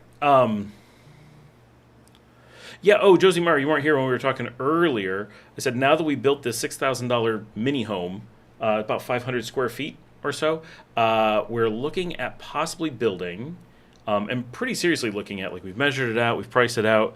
Dominica might be ready to pull the trigger on it. I might build a kind of studio space, is kind of what we call it, but it's really a combination of a bathroom with kind of a lounge space, like a video game salon, because the kids and I play video games and watch movies together all the time, and like the spaces we have are just awful for that. We do it, but it's not comfortable, it's not conducive, it's a huge pain in the ass. And so we'd like to get a space where we can have like a big TV projector, hopefully, and a nice big couch and a throw rug, an area rug, and air condition it, and have the room be like sealed and dust free, basically, with plants and an air filter and air conditioning. There's a bit of what we would like in our evenings, right? During the day, don't need that, but late at night, like quite often the kids and I, between 11 o'clock and 12:30, start our evening of hanging out, and we'll 2-3 hours together. And the space that we're in is so uncomfortable. And like, if I need to work, it doesn't work at all. If anything is going on, it's a huge pain in the ass. And so that's something we'd really like. So having this would be really easy, right? Just build a space, put in a TV, put in nice tiles that are nice and clean, easy to keep clean, area rug, put a nice couch on it, and boom, we got the place. We want to be able to be in socks, right? That's a big thing. We're Americans, right? We're used to, socks indoors. We want to cuddle on couches or snuggle, like have dogs and blankets. You want to be super comfy on a couch you sink into. Whereas here it's like, okay, everything's so warm and dusty and dirty all the time, and there's so much traffic in the house, and it just isn't practical in any way. So we're trying to fix that. And then in the other part of this, because we're looking at as much as 800 square feet, and this would be like one big room with just like a bathroom carved out of it, is having what amounts to essentially being a dining room. But the idea not being to use it as a dining room, but for it to be a gaming space for TTRPGs like Dungeons and Dragons, or just playing cards, or just a workspace. If you're gonna have meetings, you could sit there, and people could sit around, and basically just because we don't have a comfortable table space anywhere at any house that we have. We don't have a comfortable movie space anywhere, and it's like these are the things that, we're Americans. We grew up in the United States. We have this, like, what does an awesome Friday night look like? Awesome Friday night is ordering a pizza and gather around the TV or a game and like do something together at home, right? I've got kids. They are not go out people, right? They're not looking to go out to a club and go dancing. They're not looking to go to Via Via and listen to live music. They don't like that stuff. They like being home with their dogs and their cats. They like a quiet night. And we love playing Dungeons and Dragons and Nimble, and our Dolmenwood just arrived in Managua. We're just about to receive Legends in the Mist. We've got Daggerheart. We've got Mothership, and we play cards sometimes. We like to sometimes just sit down and whip out a game of Exploding Kittens or something, or Sushi Go. Like, we've got a bunch of things that we like to play that are a lot of fun. And we do it just me and the kids. They like when they have friends over and we play. So those are really important space things for us. Like, it's nice having a spot where we can do that with a lot of comfort. And so now that we built this house for $6,000, we're like, for about the same amount of money, the same crew, another space that we already own the land, we've got the space carved out. We're like, we could just put another place down there and suddenly have a big space that we can make work really well for that. And at that size, that's a lot of space. Like, that'd be a really comfortable. It'd be like having an apartment without needing a kitchen. Like, we don't want to put a kitchen in there. Like, that sounds cool. We could make it into an apartment with a kitchen. Now it's all squeezing in and tight, right? So I don't want to do that. I just want to throw in a mini fridge, maybe have a little counter. We'll see how the space evolves. But we want to make it really simple but attractive, and then put in really good lighting, right? One of the problems we hate with all the places here in Nicaragua is the lighting is awful. Nicaraguans detest light for the most part, and I understand everything's about keeping life cool and not overheating, and a bunch of lights make your house warm, even if it's actual warm or just feels warm. But before LEDs, it definitely made your house warm. Now it's become a cultural thing to keep it dark, and so not only are there you never get pot lights, you never get ceiling lights, you never get sconces. You get one bare bulb, which I realize really cheap, but then the walls are never white. The ceilings are almost always super dark. There's always dark furniture. They do as much as they can to make it as close to black as possible, which is the last thing I want. I want bright, it doesn't have to be white, but I want bright reflective surfaces everywhere. I want light bouncing off of everything. I want bright lights. So at night, when I go into a space, I want to be able to see. I want to be able to read. I want to be able to, and if I want to dim it, sure, that's great. I like that option. When I'm watching a movie, I want it to be really dark. Yeah. But I don't want this, what we have here. This house, like every other, right? There's nothing unique about this house. Every bit of light you put into a room, it gets sucked out. You have to give 1,000 watts of light bulbs to get the equivalent of 10 watts of light, because the entire ceiling is nearly black. Every surface that they can make dark is dark. And so even though I've got loads of studio lights in here, the camera works really hard to be able to show anything. It's so dark. And this is the brightest room in the house. If you go anywhere else in our house, our entire living room, our entire game room, every room at best is just some nasty old yellow light. And at worst, it's just dim and you can't see anything. And harsh, typically, because they normally leave the lights off. And so they don't care if it's nice or not. So that's something I really want to have in a space, is nice, soft, even, bright lights. So like when you're playing Dungeons and Dragons, you can read things, you can see things. Because now we play here, we all squeeze into a room that we don't fit in at all. We sit around a table that doesn't work at all. And the light is so bad that nobody can read anything. Like, even the kids are like, what is this? And no matter what you do, you're in a shadow. So it's just, it's awful. Milton Ramirez says, is that the Las Penitas house? I do not have a Las Penitas house right now. Now, the one we built for $6,000 is in Las Penitas, but the one I live in is here in the city. Nika Flo says, a buddy of mine put his pledge in for the Titan Noir Max, apparently supposed to be the daddy of all projectors. I just don't know enough about projectors, but according but according to him would miss out. I will look that up real quick. I used to be a big projector guy, for a long time. Oh, that looks nice. Oh, that's a projector, but it's on Kickstarter, so it's just a theory. It's not like a real thing.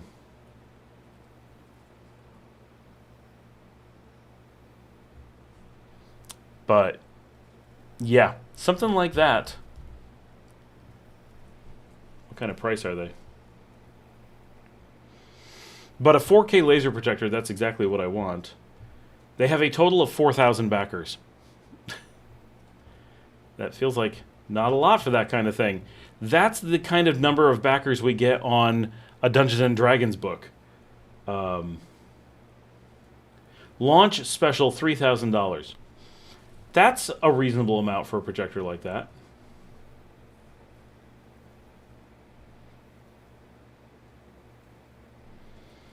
Oh no, that's some higher thing. They definitely have one.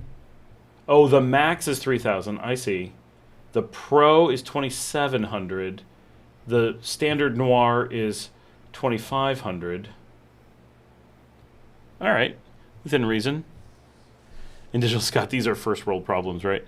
Janet says, the first thing I do when I move to a new place here is to change all the light bulbs, and I buy lamps to add to spaces, although most of them don't need many. My office has 4 light sources. That's what I need to do if I can this week. I really want to get at least 2 more lamps for our game room to put in the back because it is so dark. It is so painful. But we don't have any lamps. It's not a thing we really have.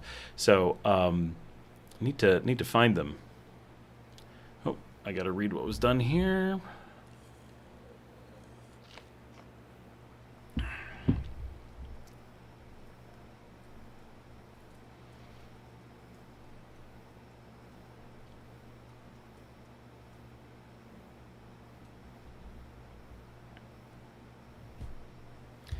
Excellent, excellent. All right.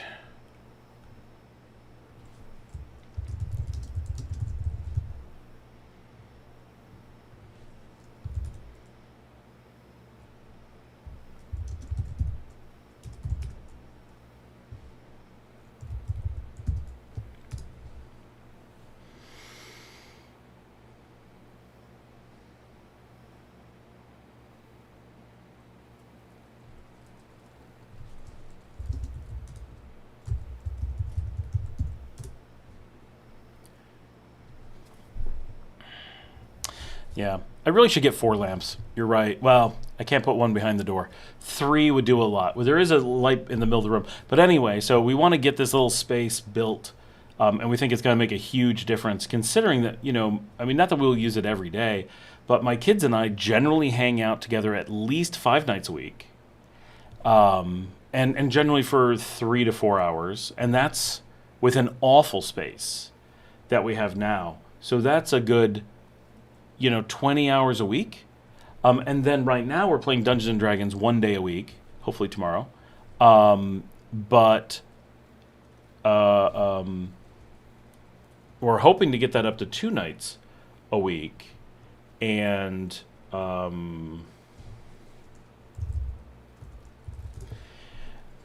that's for 6 hours, right? So that could be another 12 hours. So we could be looking at, so let's just say 25 to 30 hours a week under our current usage. And that's if we don't use it during the day. But definitely, sometimes we would have meetings there. Let's just say 2 hours a week. But I'd use it as an alternative office, probably with some regularity. Plus, it kind of could double as a guest quarters because we're hoping to move down the street from where we're looking to potentially build that. And so that's a pretty cool situation. That might work out. Out of nowhere, Janet says, Vastu. His name is Vastu. That makes the lamps. Oh, I find cheap ones at Maxi Poly, although there are some cool ones that Italian guy who lives at the beach makes a driftwood. Oh, I don't want those driftwood things. They're kind of cool. I have them in the hotel, but for home, I want something clean and modern plastic. Edwin is here. Hey, Scott, what's your opinion about solar energy powered traffic lights like those used by NL Central intersection in Managua where an overpass is being built? I mean, yeah, use solar powered lights whenever you can. And that's kind of the future of a good world, right? Power generation right where it's consumed.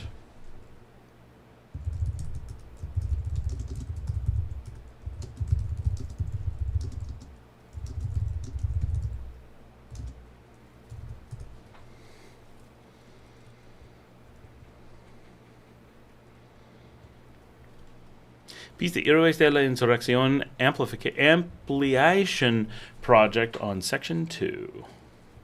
Jan says, oh, I like the driftwood ones as accents, but I have more modern ones. They're cheap from Maxi Poly. I need to swing into Maxi Poly. I hadn't even thought of that. Of course that's the place to get them. I just need real basic lamps that I can put some LED bulbs in, and boom, the house will be nice and bright. Or that room will be usable. The thing that sucks is most lamps go up because you want it to hit a white ceiling and then come down as soft reflective lights. It's basically a black ceiling, so everything is just gone. All the light goes up and it never comes back. And so, just so frustrated by what to me is terrible, terrible house design. And I know it's because they want to be outside all the time. They don't want to be inside. But I don't want to be inside because of the house designs. Like, I need to build my own spaces. That's the answer, right? It just is.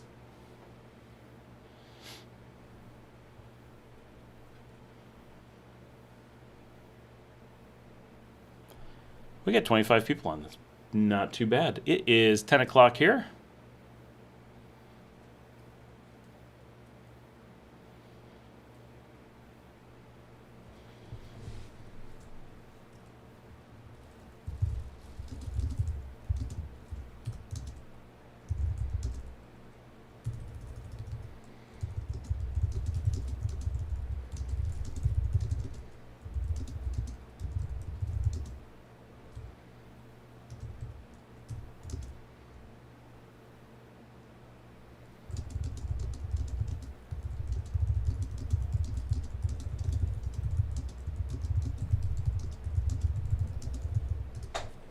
Every time Scott brings up D&D reminds me of John Bernthal being explained how it works. The actress also did an amazing job. Highly recommend watching to see that guy get sucked into it. I am not familiar with what you're referencing. Edwin says, what about all the hype reactions, memes, and all the headlines have made now that confirmed, oh yes, KFC is coming to Nicaragua. I think it's going to fail miserably, although Nicaraguans get sucked into just spending money on American stuff just for the sake of it, and not that KFC is bad, not dissing KFC, but is KFC really a competitor with Tip Top and Nicaraguan chicken? That feels unlikely.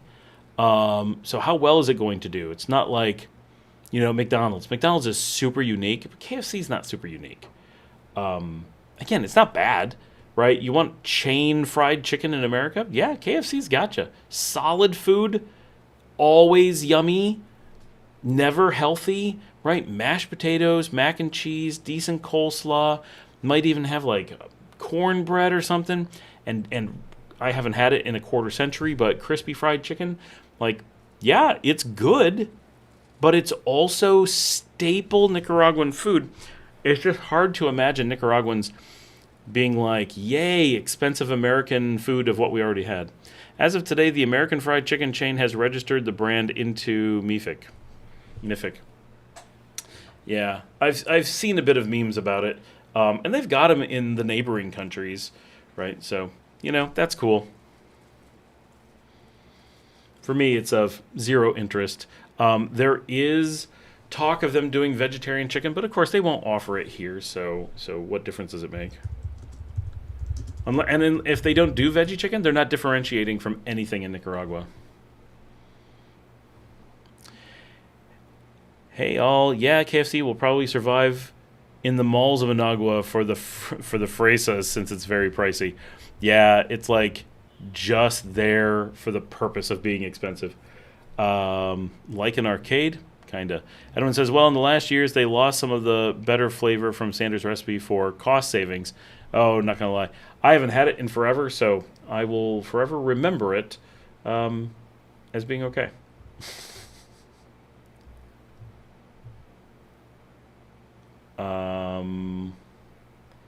Supposedly, KFC said that all of their locations offer vegan fried chicken from Beyond. But will they keep that in Nicaragua? No one else does. They could, and if they do, I will eat there all the freaking time. Right? If you give me an option, vegan or vegetarian, or even pescatarian from any of those restaurants, I'll be there. I'll be out there supporting them. I eat at Burger King all the time because they offer a veggie burger. Is it the best? No. But is it pretty decent? Yeah, honestly, it's pretty decent. But, you know, Carl's Jr. has one of the best veggie burgers around. Can you get it in Nicaragua? Nope, not in Nicaragua. The thing that makes them special in America, they don't even offer in Nicaragua. So it's like, what? Nika Flo says years ago, lost some of the flavor. Nika Flo says years ago they said seltzer drinks would fail, but look at that. Even Florida Caña ended up joining that train. While I don't get how that trend has survived that long in Nicaragua. So seltzers are different though, because the foreign seltzers did fail. And only the local ones remain. And that's KFC's the opposite. It's like saying let's bring Budweiser to Nicaragua. But we already have better similar beer that's made here. Why would someone pay a premium for crappy versions of what we already have? But they might. Intentional says, all the big brands are there, McDonald's and Co.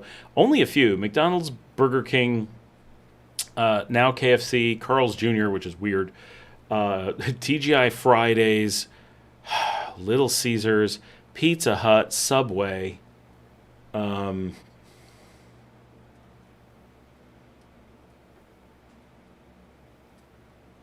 There's always one or two that I forget, but it's very little of the good ones, and none of them do. They're full. Like McDonald's does half their menu, so a bunch of things you think of as McDonald's aren't available. Like there's no Filet-O-Fish, so that stuff sucks. Burger King is closer to their American menu, but like their Impossible Whopper doesn't exist. They do a completely different thing. It's good. It's just completely different than you're used to. Carl's Jr., half the menu. Pizza Hut, it's Pizza Hut-ish.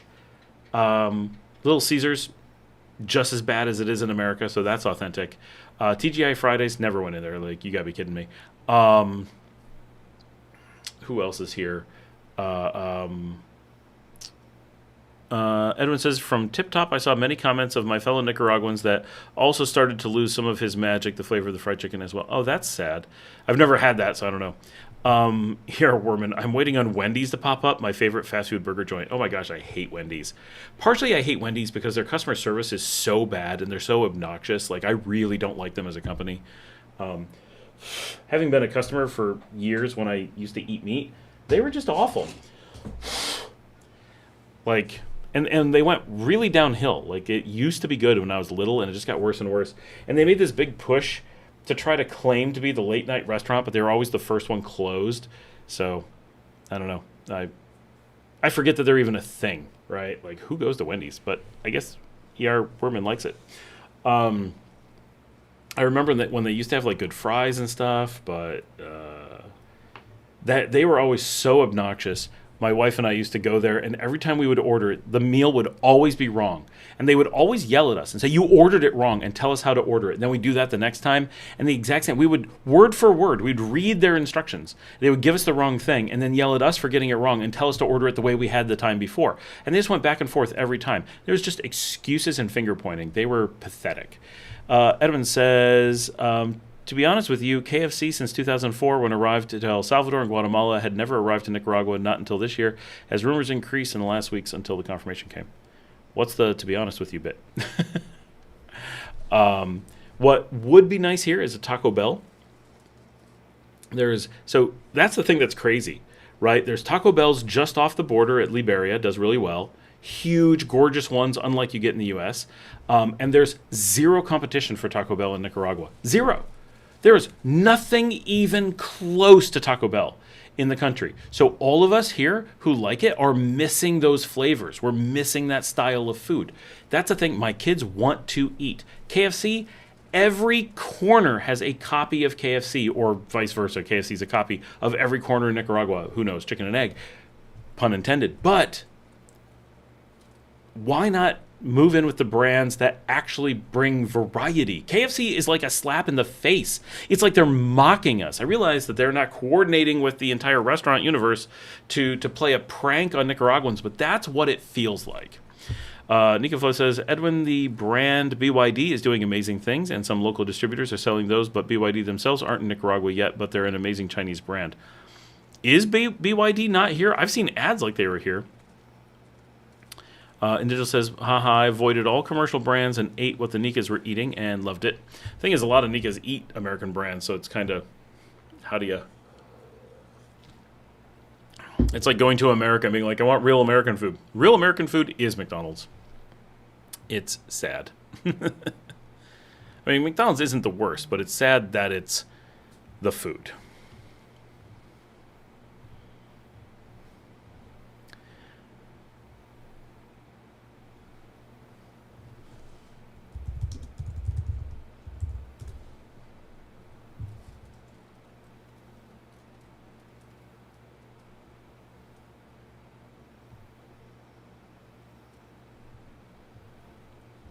To your point, Scott, about the locals being obsessed with U.S. stuff, just told my girlfriend that KFC is coming here, and now that was a strong positive reaction.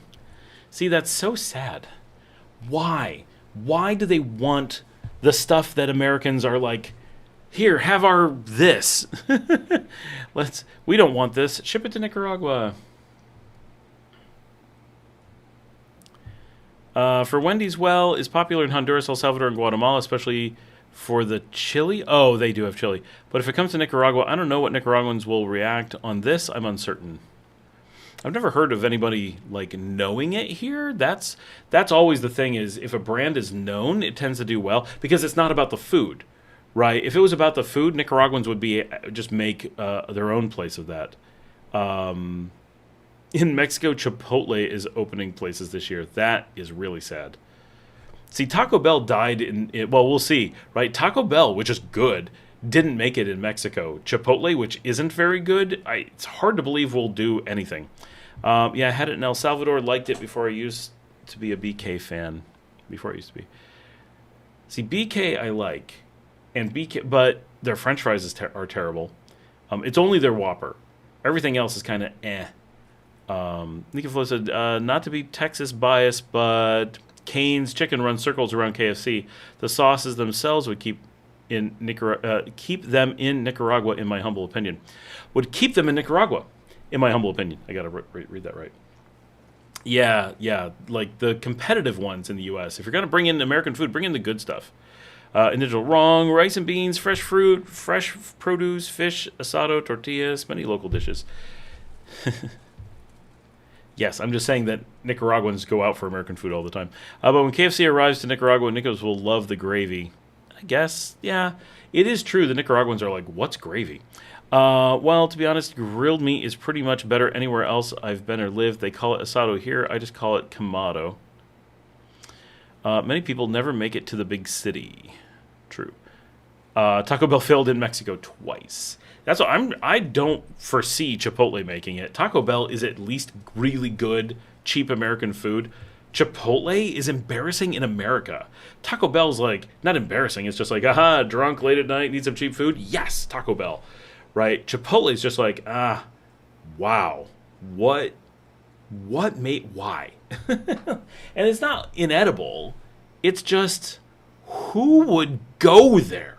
Right? That is the poster child, them and like Chili's and Applebee's. Like, these are the absolute, this is sad, right? Taco Bell, alive and well in Costa Rica. Yeah, that's what we go down there for it. We make trips for it because they do, and it's not even as good as the States, and it's doing really well in Guatemala too. I've always liked Tip Top, but their fries are horrendous. That's true. Just got here. Not sure if someone said that already. No one did. That's no 89 Land 3. Please do not support any of these companies. Well, so the reason that we support Burger King and Pizza Hut. Oh, Papa John's is here, and they do a good job. So here's the thing. Burger King offers burgers, veggie burgers, that no Nicaraguan will offer. That's the biggest thing. Like, I would love if Nicaraguans would compete. But they won't. No one will make... I have not yet found in the country a single place that does something approximating vegetarian fast food burgers. Not even close. Moncho's makes something that resembles diarrhea on bread. It's not a burger. It has no patty. It's slop to the point where you just looking at it it's inedible. Everyone I know throws them away. And there was one really fancy place in the Gastro Park that went out of business years ago, and it was fantastic. Had 3 amazing burgers. I used to get 3 every time because I couldn't decide. That's it. No competition whatsoever. Everything is meat only. So Burger King they compete by being the only place doing what they're doing. So that one's tough. No one makes a competitor for Taco Bell. I've never found anything close to it in the country. But the others, so Carl's Jr., McDonald's, all of them, they're just doing the same thing everywhere. So they're pretty easy to avoid.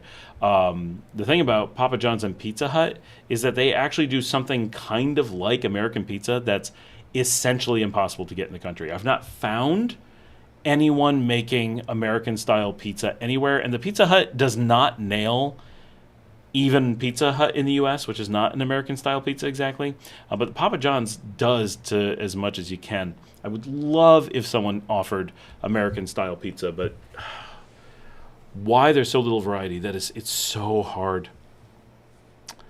Nika Flo says, I believe Taco Bell is only still in business because of those who remember the Yo Quiero Taco Bell dog and get nostalgic about it. Lol. If you know what, you're showing your age. Edwin says, yeah, Tip Top fries are not that good, but the chicken and cabbage salad coleslaw is... I love Tip Top's coleslaw. They do have a good coleslaw. It's not a style I normally like, but they do a good job with it. Yara Werman says, my friend who went on one of those work and travel things to the U.S. said that Taco Bell is a place to go if you want to deep clean your bowels.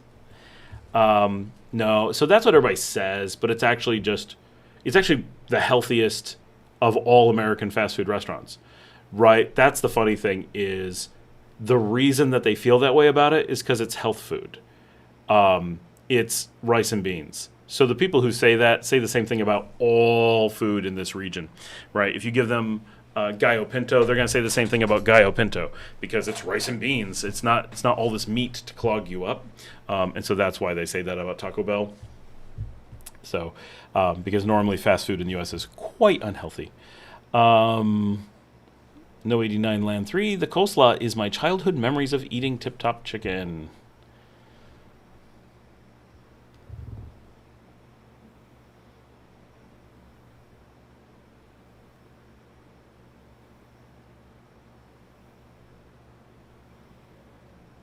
Oh. Houston, we have a problem.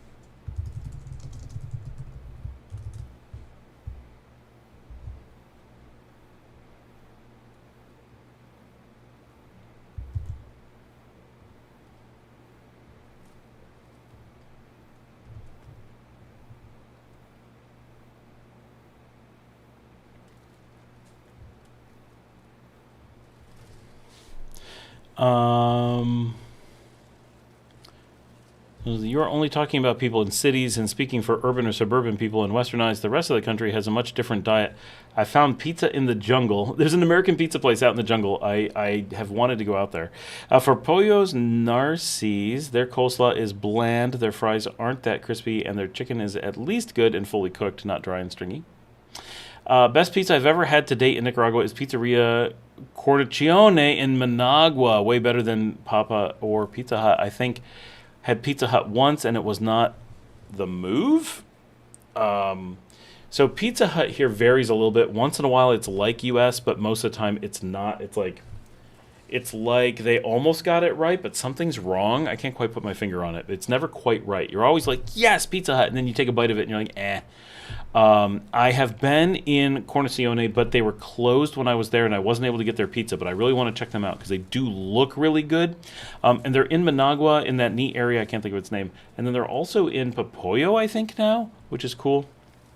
The best I've had here is Pizza Valle in Granada. They're fantastic, but they're Central American pizza, not American pizza. So I love it. It's very, very good. But when I want pizza from home in some way, it's like, it's not this, right? I could eat that all the time, but I still want, it doesn't in any way satisfy me from pizza from home. It's kind of like, this is bad because it's not good, but it's kind of like Subway. Like, it's okay, but in no way does it satisfy your desire for a sub. It's nothing like a sub. It doesn't taste even remotely like a sub. So it's not that it's bad. It is kind of bad, but it's not that it's bad that's the problem. It's that it's not the food a sub. And so when Americans are like, I want a sub or I want a pizza, and then you go to something like Pizza Valle, which is really good, or Subway, which isn't but is acceptable, yes, they may satisfy your hunger, but they in no way satisfy your desire for that food because they aren't that food. Oh yeah, here in Ometepe, you got a couple of really good pizzerias, New Heaven, New York style, hybrids, you name it. Are they actually like American pizzas, or are they like everywhere else in the country and just say that and are absolutely nothing like it? I've not had pizza on Ometepe, so it may be. So No 89 Land says, is Hollywood Pizza still open in Leon? So I'm living in the house of the Hollywood Pizza people. I rent from the people who own Hollywood Pizza.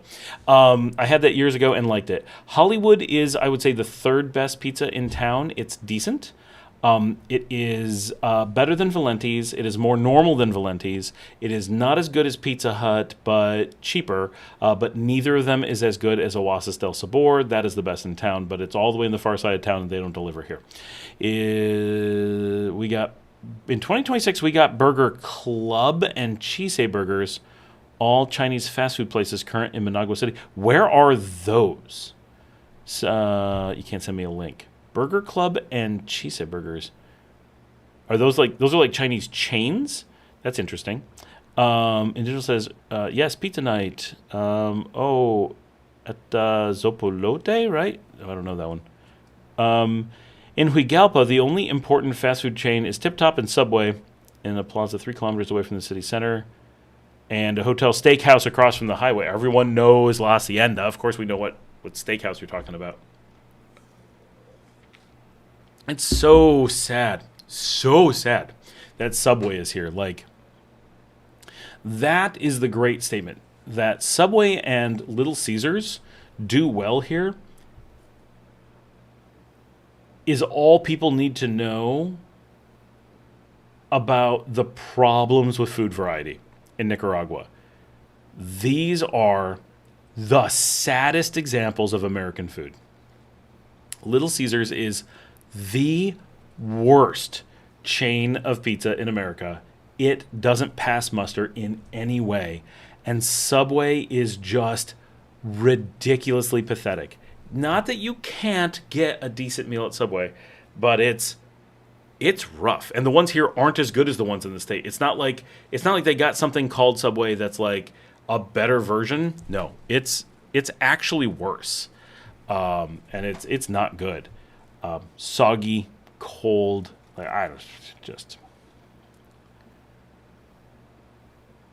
it's almost like they've engineered how to make Nicaraguans not want American food. Like, let's give them the absolute worst the things that we would never, ever want someone to think of as our food so that they never want to come to America. I wouldn't be surprised if the government didn't pay for Subway to be everywhere here so that Nicaraguans go, wow, Americans don't know how to make food.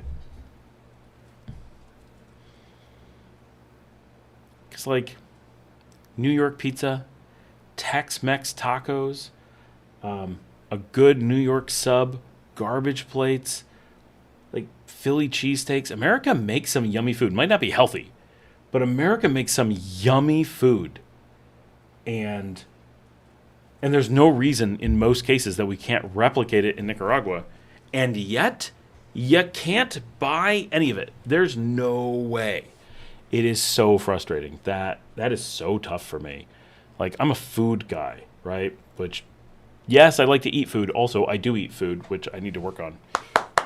But, like, I take food seriously. It's important to me. I mean, it's important to most people, but that is something that really hurts. The like, and my wife, of course, is in Medellin right now and sending me pictures of all the food she's eating. And she's like, one mall in Medellin has so much better food than all of Leon City combined. I'm just like, yep, that's super depressing.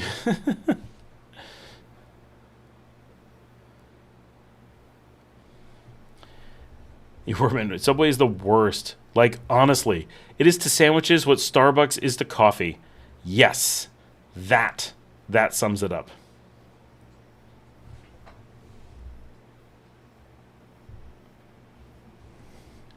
Subway. What a sub might be like if it was run over by a train and left at the airport.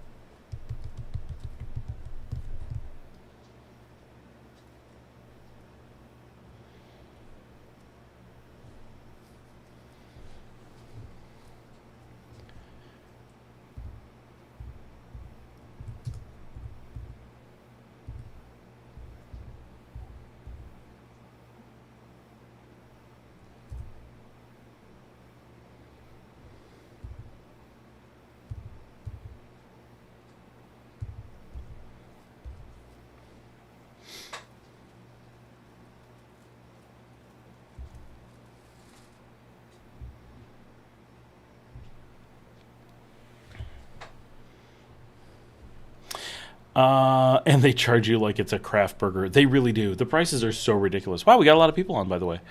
That's nice. Yeah.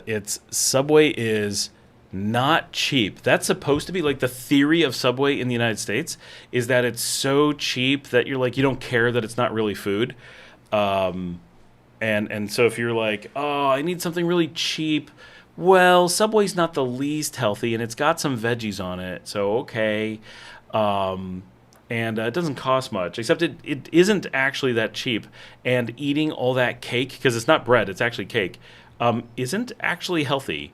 So you should just go to Taco Bell, spend a fraction of the money, and get something actually healthy.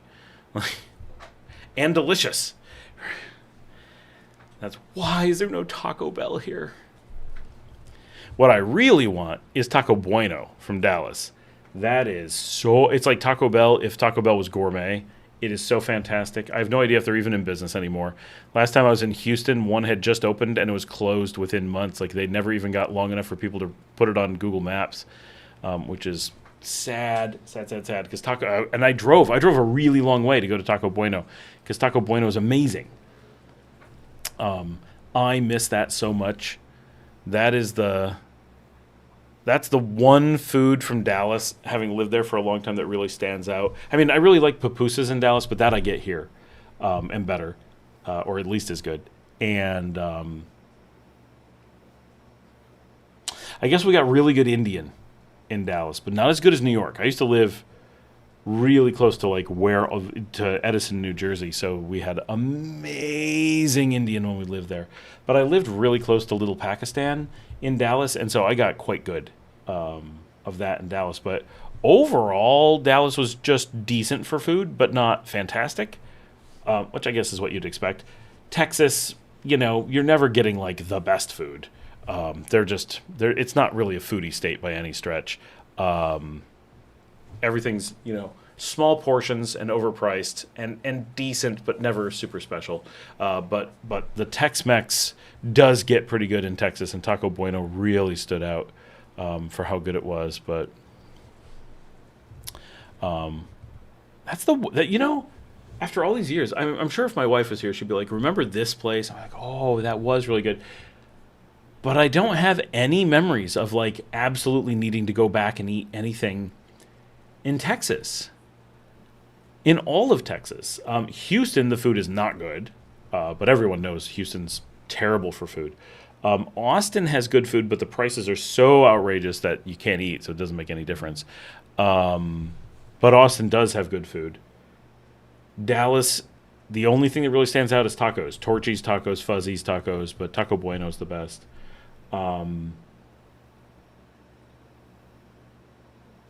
Yeah, but New York, every little intersection in New York, I don't mean the city, I mean out in the countryside of New York, every little place, little middle of nowhere, has better food than anywhere in Texas. Like it's crazy the difference. And digital, hope to be there again soon. Nika Flo, Taco Bueno is deaf all over DFW still. Oh, good. I'm not going to get any because I won't be in the DFW, but oh my gosh, I love Taco Bueno. And digital says, if you want Western food, go to San Juan del Sur. There's plenty of gringo restaurants. Yeah, but none of them are. I've never had gringo food in San Juan del Sur. Maybe that's all. Is that how long since I've been there? There was 0 last time I was there. Do they do rice flour pupusas in Leon? Do they do rice flour pupusas? I honestly don't know how you do pupusas. The pupusas they do in Leon are real Salvadoran, same as you get on the street in Salvador. I don't know if that's a rice flour, but they're yummy. Indigenous says that goes for Granada too. They are not overrun by corp food. Also in Granada, nothing is gringo food that I've had. There may be gringos making food, but it's always just gringos having Nikas make Nika food, maybe with like American names or something. I've yet to find anything where someone's making something that it would resemble North American food. Nika Flo says, strong Indian population in DFW, but I think the Asian mom and pop chains are definitely surpassing any other ethnic food. Well, I lived in Carrollton, right? Oh, did you guys see for those in the DFW area, there was just that mass killing by the in K-Town in Little Korea? That was 1 block from my house. Hi, what do you need? Yeah. Oh, I'm getting kisses. Ow.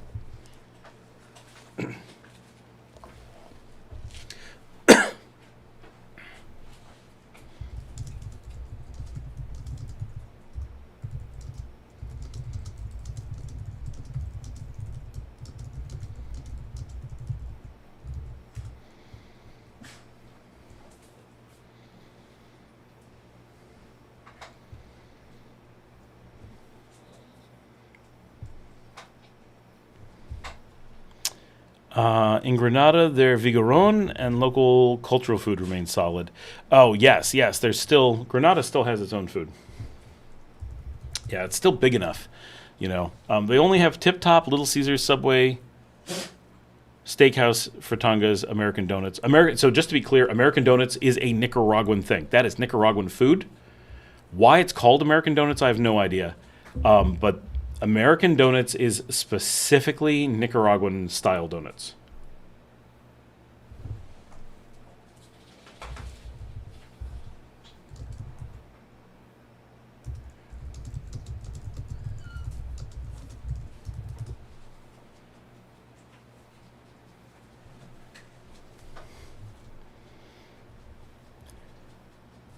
I've been told a rumor that there was a little craft donut shop in San Juan del Sur at one point,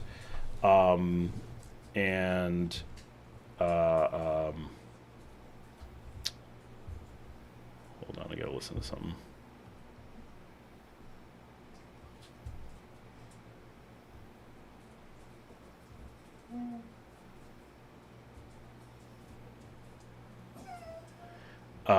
But it's only a rumor.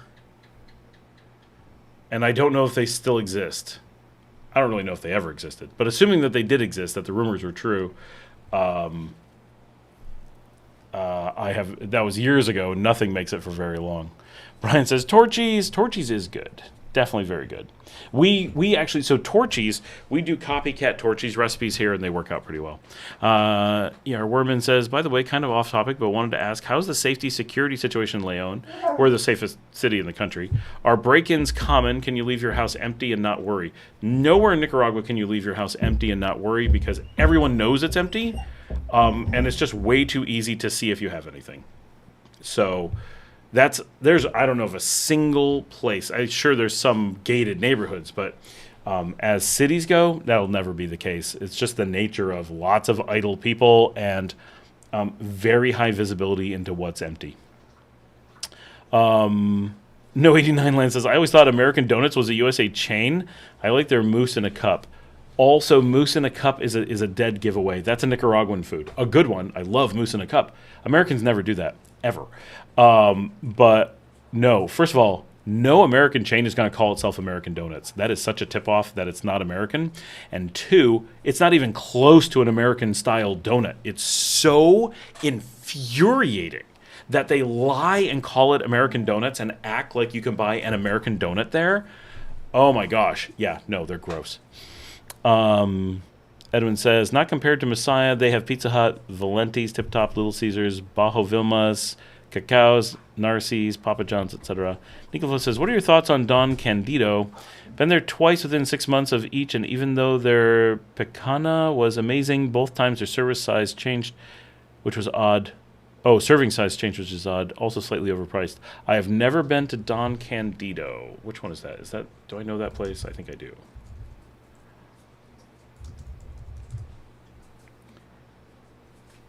Oh, yes, I walk past that all the time.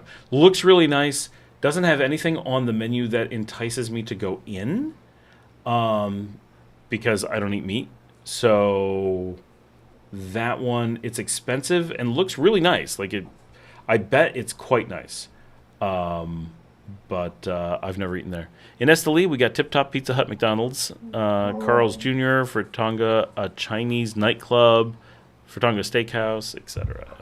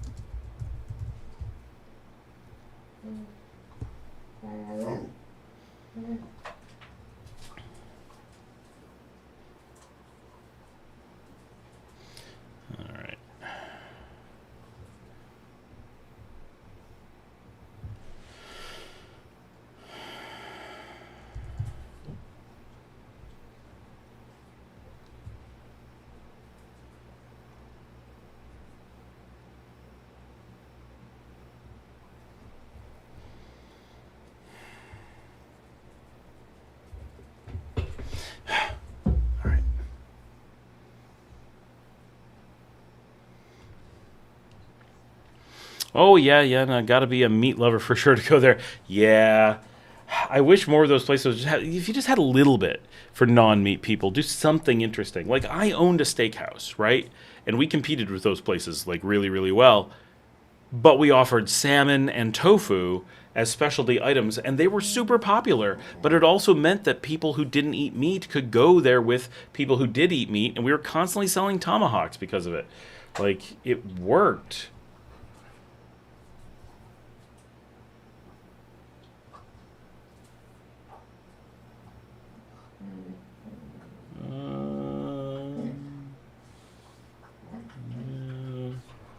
Sorry, trying to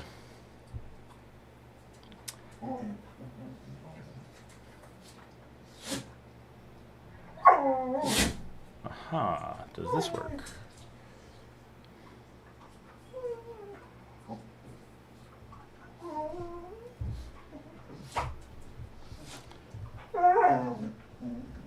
Matagalpa, they're having the new Plaza Tramontana with some dealerships. Kia, Nissan, Changan. Yeah, Chinandega is starting to get stuff too, which is cool.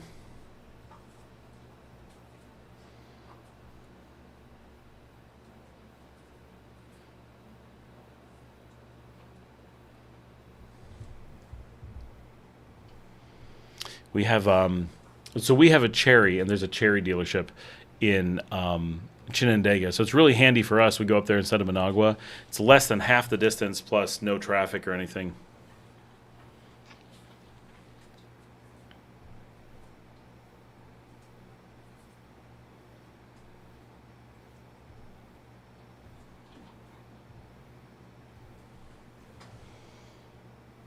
Hi.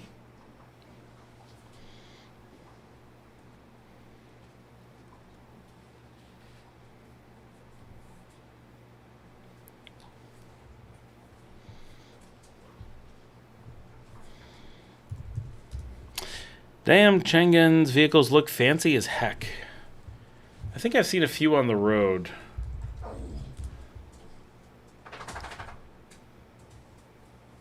Which ones do they make? They do make some nice looking ones. Yeah, it's true. I don't know why we didn't look at them when we bought. Maybe were they not here yet?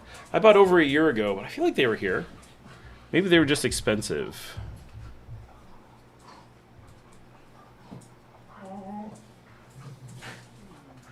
No, they were definitely here.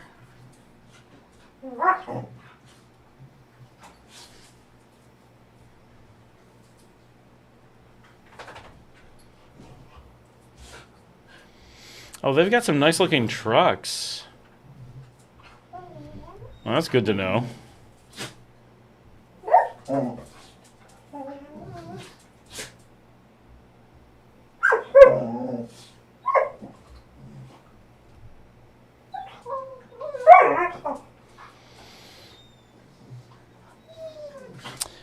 Oh no, in Digital My Place, I shut it down. That's why I talk about how there's no making money in restaurants here. Like, it's just such a. We donated so much, and it was such a good place, and we miss having it so much, but it's just so impractical, so costly to run a restaurant.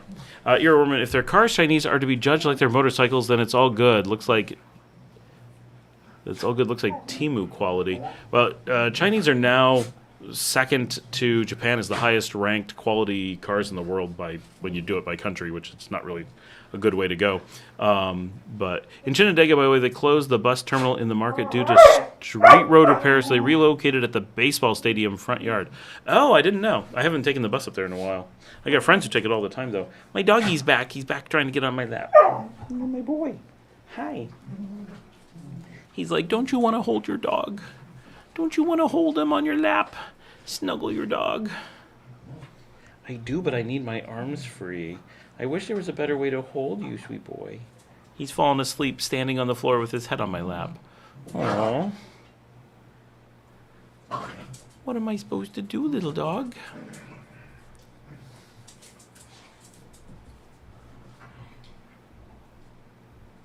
You're so cute. He's so sweet.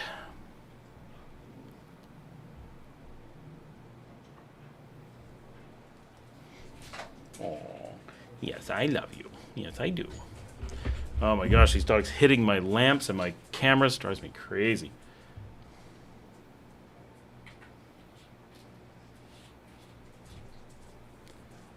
Yeah. I'm checking for audio here. Come on.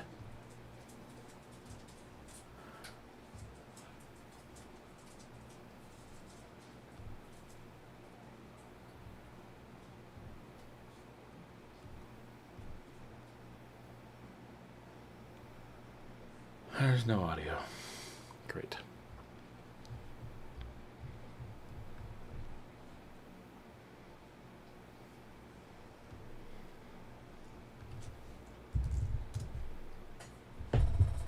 There they are hitting the camera again. Man, that drives me crazy.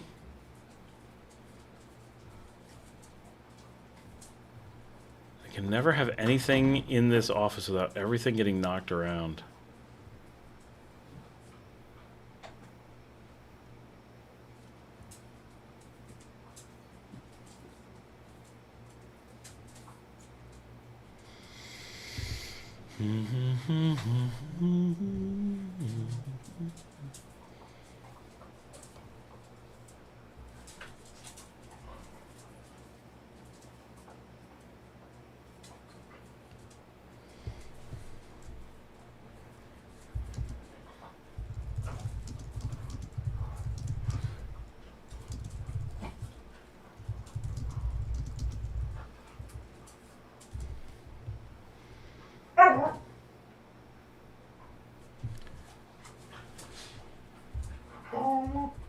Ow. Hi.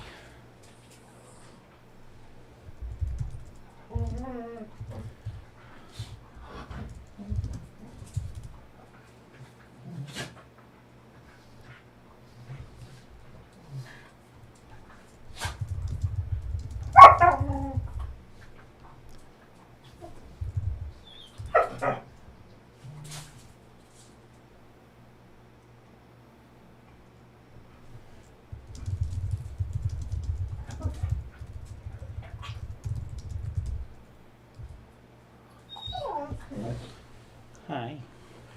You're the dog. You're the dog.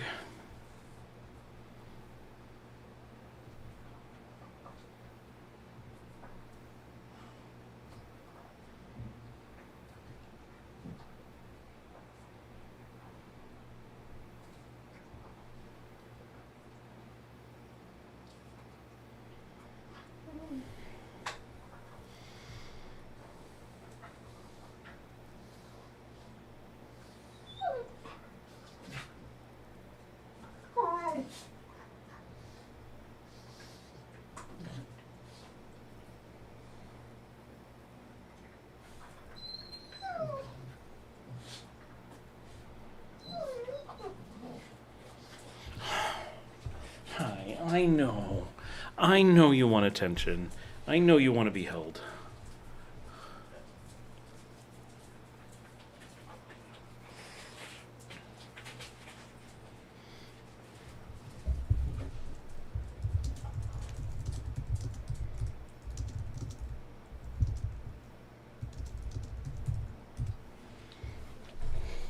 What is it? Oh, jeez.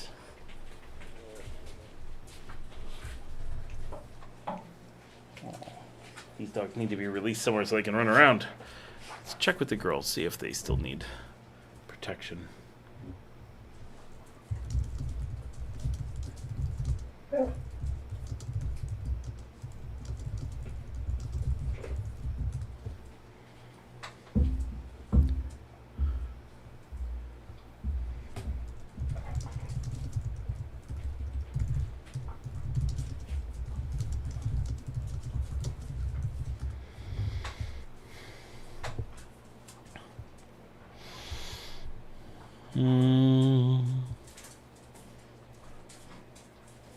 Are there still, and Digital says, are there still old U.S. school buses going there?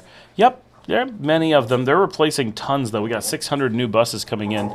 They want to get rid of them because they are not efficient, but they're still here. It says they remain still, but as they get older, more Asia Star and Yutongs will replace it fully for commuter transport. Janet says, my office is the same about getting stuff knocked around because of the Zoom cat. She will run from the patio and knock several things over on her way to the top of the closet. The thing is, my dogs are knocking over a major stability tripod with a big expensive camera on top while it's live streaming. While it's live, it doesn't matter too much to you guys to see a little jiggle, but just waiting for it to hit the floor again. Edwin says, used only for private and school transportation. Man, those drive me nuts. The seats are made with kids in mind. They are knee killers for regular sized folk. Oh, that's true.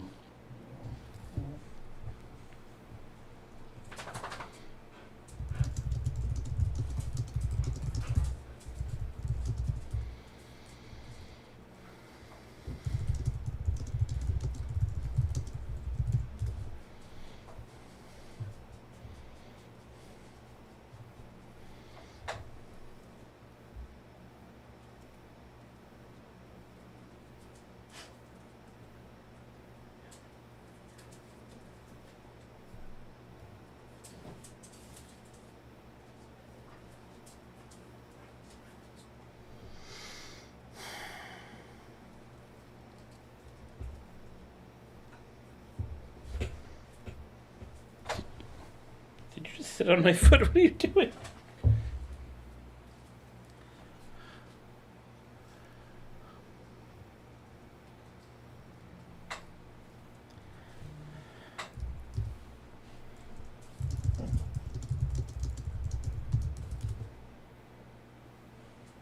He doesn't want to play. He wants to snuggle. That's what he wants to do. He does not want you to play with him. I know, little Clive. I know. All right, dogs. You guys ready to go out? I'm going to let you guys out.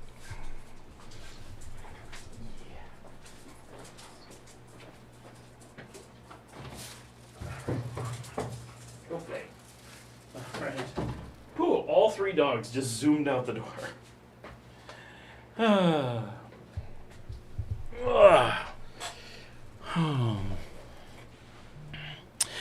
Janet says, but I love the baby shark bus that comes by my house. About knocking things over, though. Sometimes it comes a bit close to computer equipment, but knock on wood about that. Milton says, what is your favorite supermarket in Leon? One that feels the closest to back home. Probably the closest to back home is La Colonia at the mall, but we don't go there. We go to La Colonia downtown, which is a colonial La Colonia. So that's my favorite. I'm not worried about it feeling like back home, but La Colonia at the mall is as close as you're going to get. Nothing here super feels like back home. They're just not that big. But that's got to be as close as it is.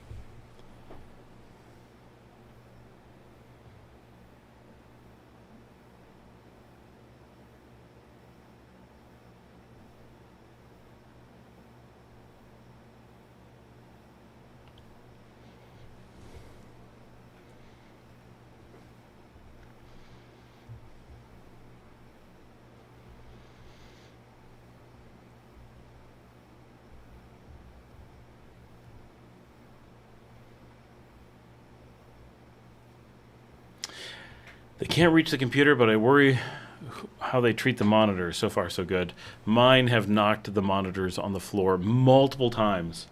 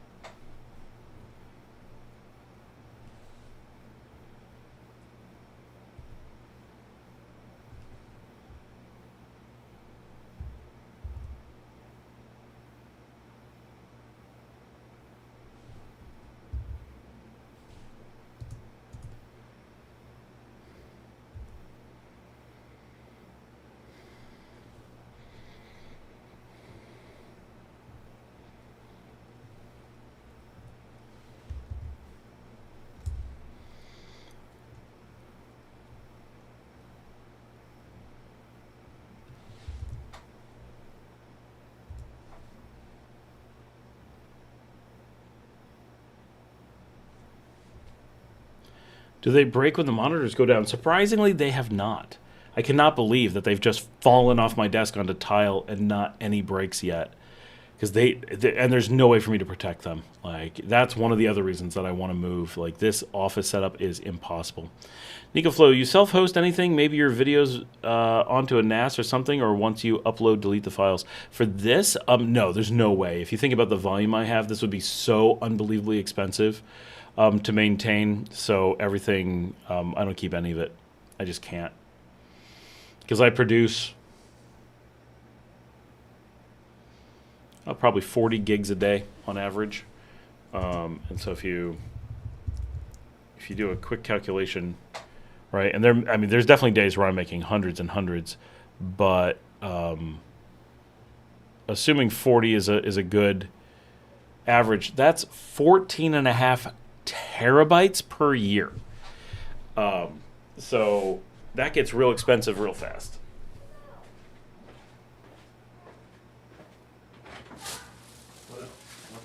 He was standing there turning around biting his tail off, so he bit my hand. Oh, ouch. All right. The dog was biting his tail. Liesl tried to stop him. He bit her hand instead. Then he ran in, did a spin on my foot with his super sharp nails, cut my foot, and ran away. Yep.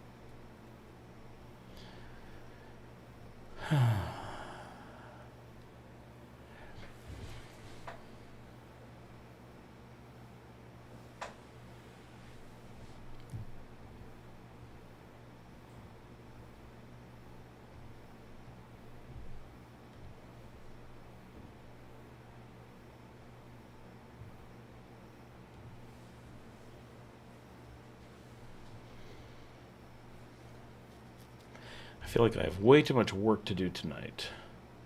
But no tickets. I guess that's good.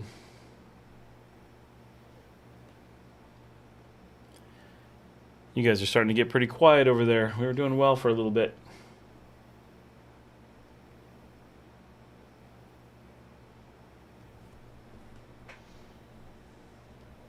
Trying to figure out an audio issue here.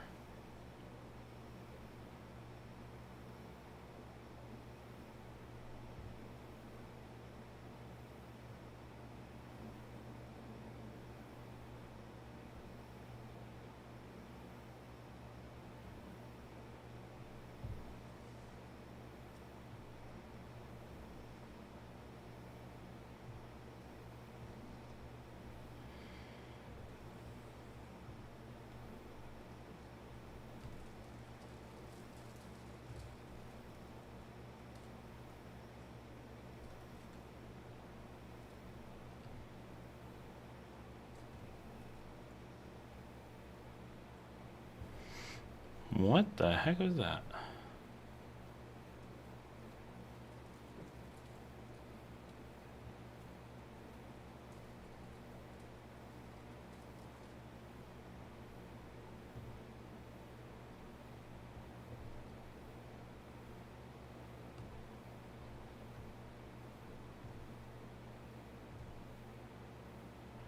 Okie dokie, that's interesting.